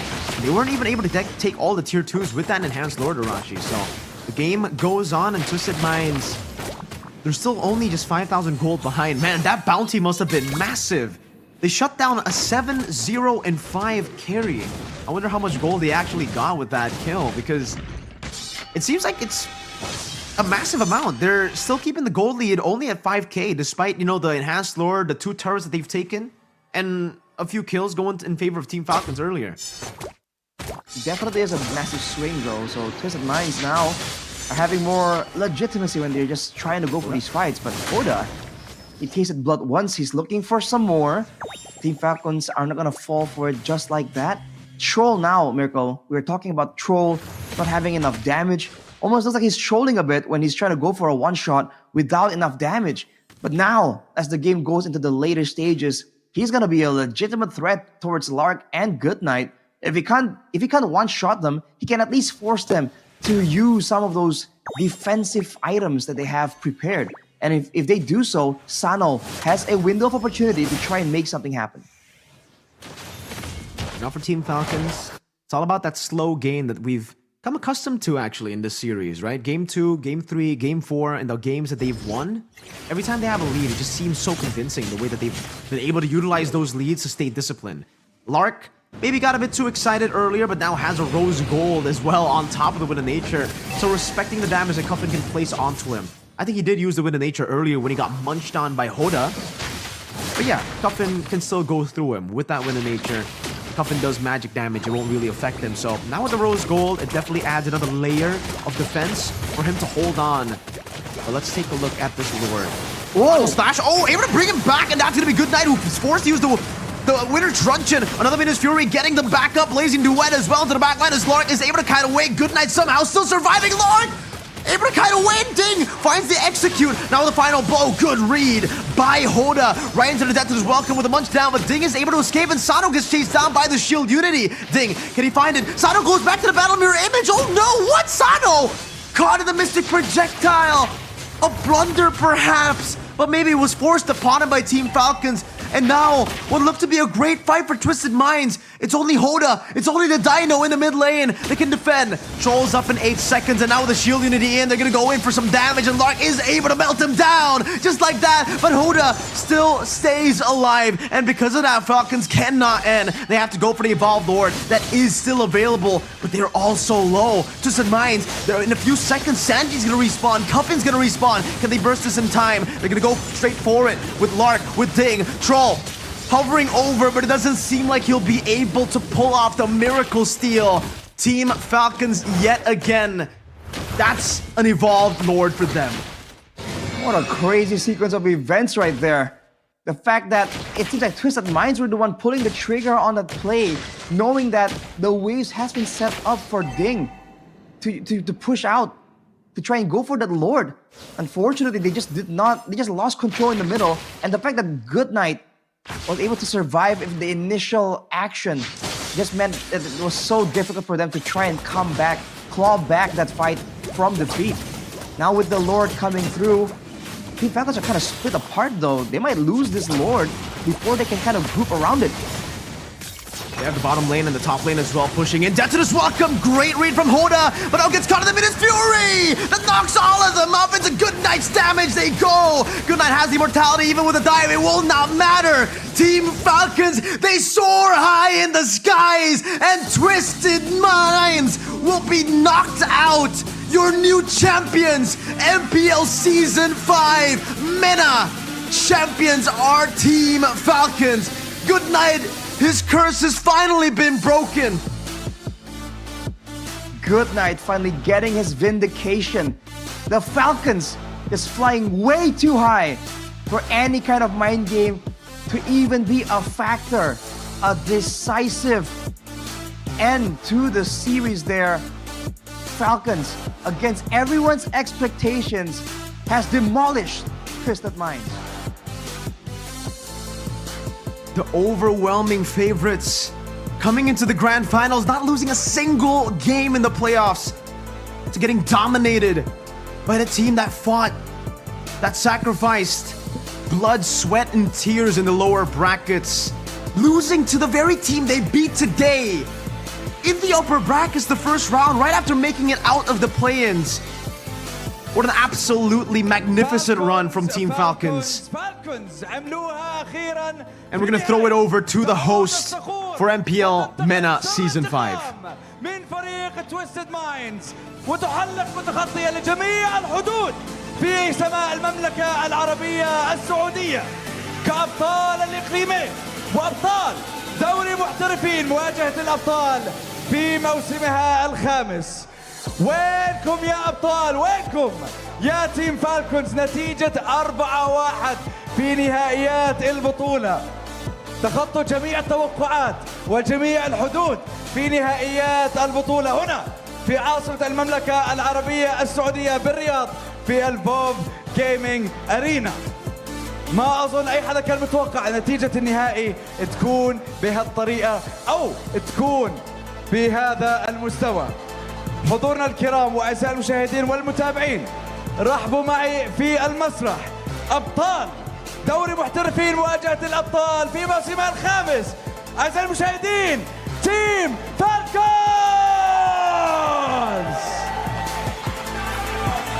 حققتوها يا جماعة، الكأس لكم، البطولة باسمكم. كنجي، سوبر، لارك، جود نايت، دينج، وكوتش والتيم مانجر ألفو. الكأس لكم يا جماعة، الأبطال تيم فالكونز.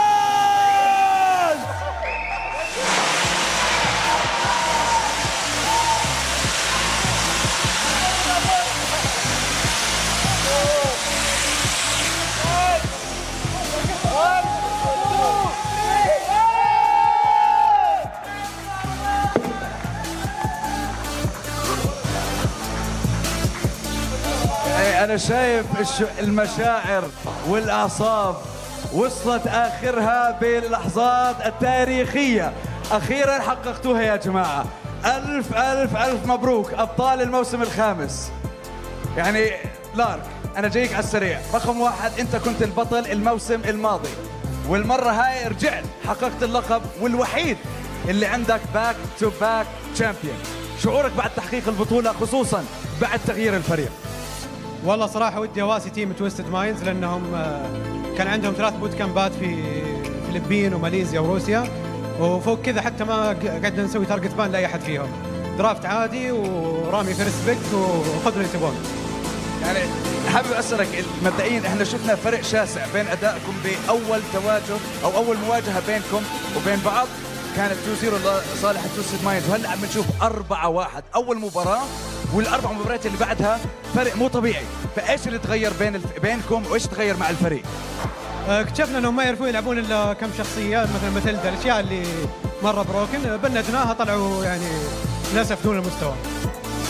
صراحه يعني انتوا اللي عملتوه لحظه تاريخيه، اخيرا حققتوا الحلم انت والفريق. سوبر، انا بدي اجيك برضه هلا بسؤال. اخيرا حققتوا اللقب المره هاي، المره الماضيه كنتوا الوصيف للنهائي. شعورك بعد تحقيق اللقب وتتويجك انت والفالكونز كابطال الموسم الخامس؟ طبعا شعور جدا حلو، والفوز كان متوقع زي ما قال ألفو، يعني 4-1 وصارت 4-1.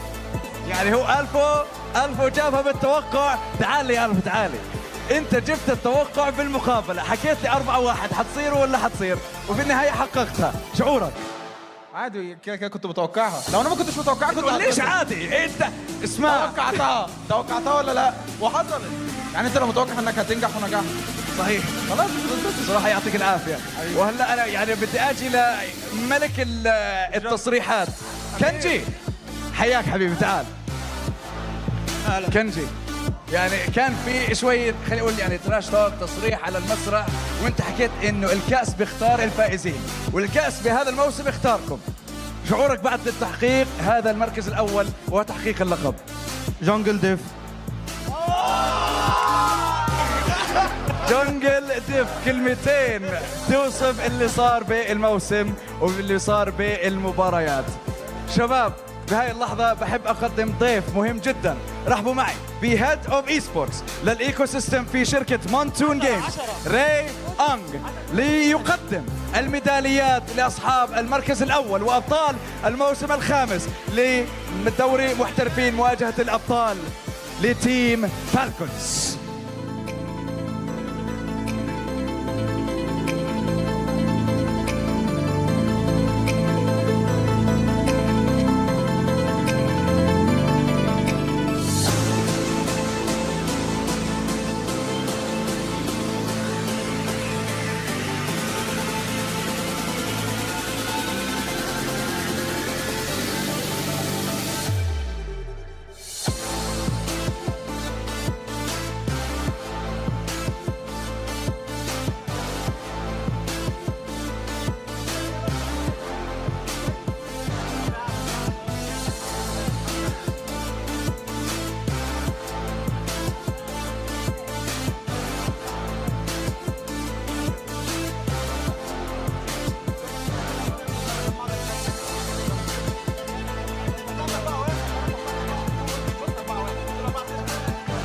حضورنا الكرام مرة ثانية، أعطونا تصفيق لأبطال الموسم الخامس تيم فالكونز.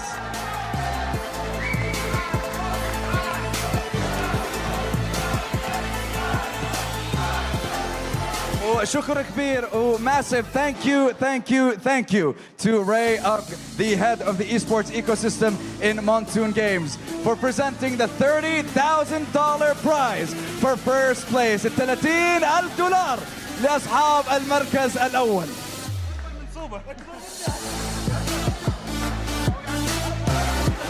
وهلا حضورنا الكرام وأعزائي المشاهدين والمتابعين، الفاينلز MVP. رحبوا معي بجود نايت.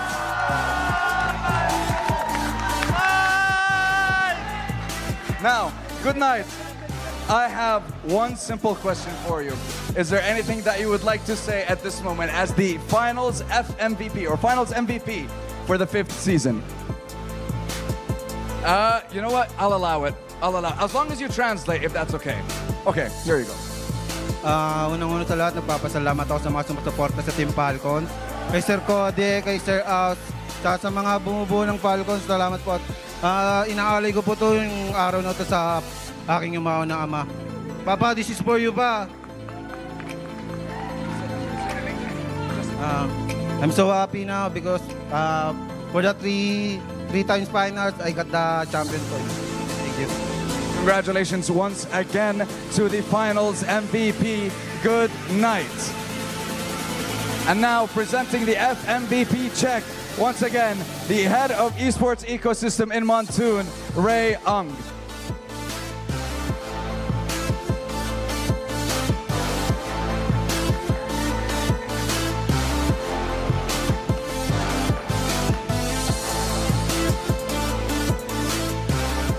Okay, and a massive thank you once again to the head of the esports ecosystem of Montoon Games, Ray Ung. Thank you. وهلا حضورنا الكرام واعزائي المشاهدين والمتابعين. شباب يعني غير هيك انتم حققتوا المركز الاول ومتواجدين في MSC في بطولة كأس العالم. كنجي سؤال صريح وسهل. ايش يمكن نشوف منكم او ايش الوعد من تيم فالكونز في النهائيات او في البطولة القادمة؟ هو انا اولا وعدت ووفيت، ودلوقتي فالكون MPL سيزون 5 شامبيون وقلتها ووعدت كل الشباب، فانا ان شاء الله في MSC اوعدهم ان احنا على الاقل هنشرفهم وهنقدم احسن ما عندنا، واحنا لسه عندنا كتير نبينه. عموما انا عايز اقول ان هي ما كانتش جانجل ديف بس، ده كان تيم ديف.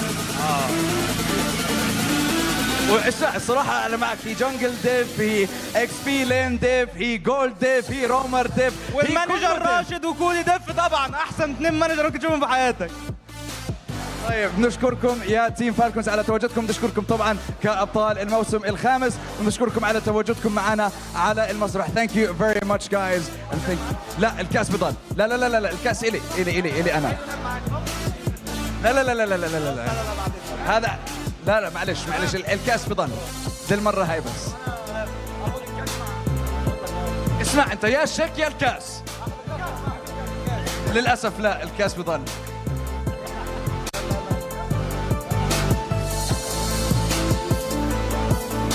وهلا حضورنا الكرام واعزائي المشاهدين والمتابعين، برحب على المسرح الفريق الثاني المتأهل إلى البطولة العالمية اللي بطولة MSC، وثاني ممثل للعالم العربي في البطولات العالمية.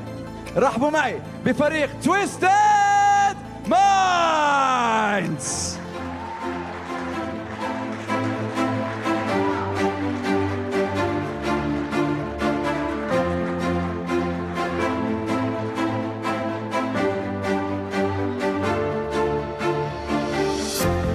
وبهاي اللحظة بحب أرحب بضيفنا الكريم هايمي كروز، Head of Esports in MENA for Montoon Games، ليعطي الفريق الثاني المتأهل معنا في البطولة العالمية الجاكيتات، ولا أروع من هيك جاكيتات ليمثلوا العالم العربي معنا في البطولة العالمية. رحبوا معي بهايمي كروز.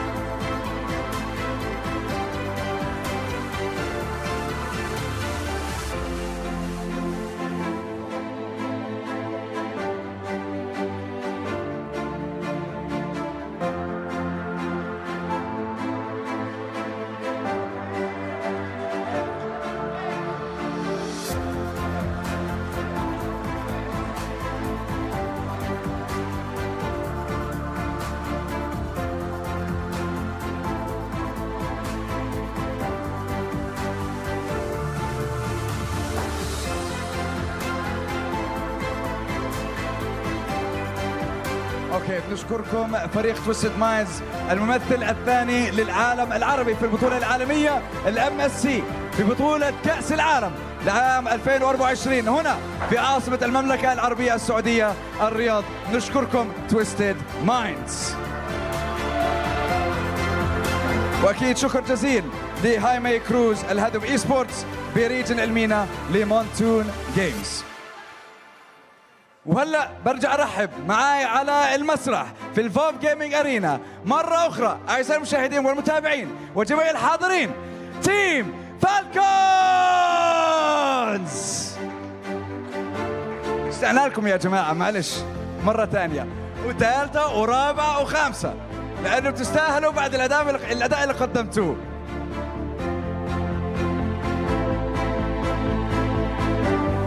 وبرضه بهاي اللحظة برجع أرحب مرة أخرى بالهيد أوف إي سبورتس للمينا في مونتون جيمز هاي ماي كروز ليقدم الجاكيتات لبطولة MSC لفريق الفالكونز.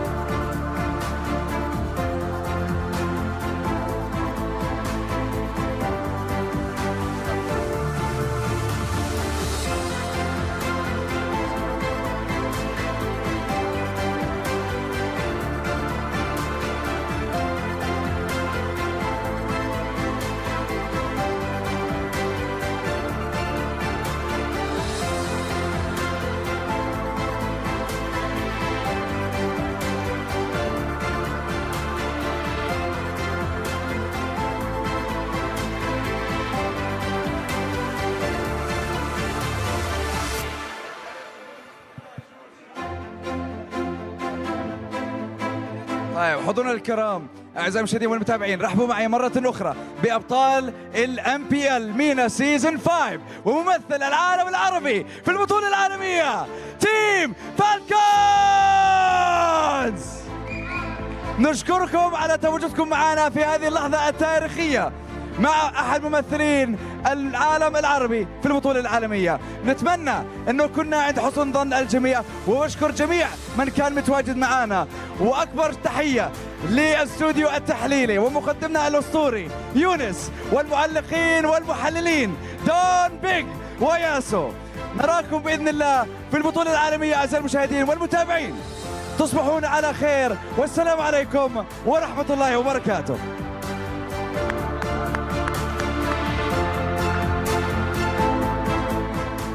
Soar beyond limits. That's the tagline of MPL MENA Season 5, and that truly was what happened tonight for us, Arashi. But my goodness, Team Falcons, all the way from play-ins, making it barely, and then getting knocked down to the lower brackets by the very team that they beat today 4-1. And they were beaten 2-0. They were not given a chance to play. They had to beat everybody. They had to go through the toughest of opponents in the lower brackets. They had to beat everyone, including the team that knocked them down to the lower brackets, Twisted Minds. Yeah. I mean, Arashi, again. I think you might be muted, Arashi, still. But it's all right. Yes. It's all right. What do you think? Yeah, I mean, that's exactly what they did, man. They just kept stacking the bodies up, making sure that everyone knows they mean business. And if there's a team that deserves to get that W. I think Falcon's storyline from the beginning up till now is just so good, man. I feel like there's very little argument to be made about like, oh well, they didn't really do that well and all that. They did spectacular things. They definitely soared beyond their limits. As Team Falcons lift that trophy, ladies and gentlemen, me and Arashi, we will have to say goodbye to the stream. Thank you guys so much for watching the English broadcast for MPL MENA Season 5. Hope to see more of the English broadcast maybe next seasons, but MPL MENA Season 5 has been amazing. Arashi, any last words before we end the show? I think MPL MENA is looking really cool, really good. We talked about how, oh, we want to see more of this, more of that, and they've delivered every single time. Every game, they just get better and better. So I'm looking forward to the development of MPL MENA, and I hope we get to see you guys soon. Here's to soaring beyond the limits. Ladies and gentlemen, thank you for watching. It's been Mirko and Arashi, and we'll see you next time.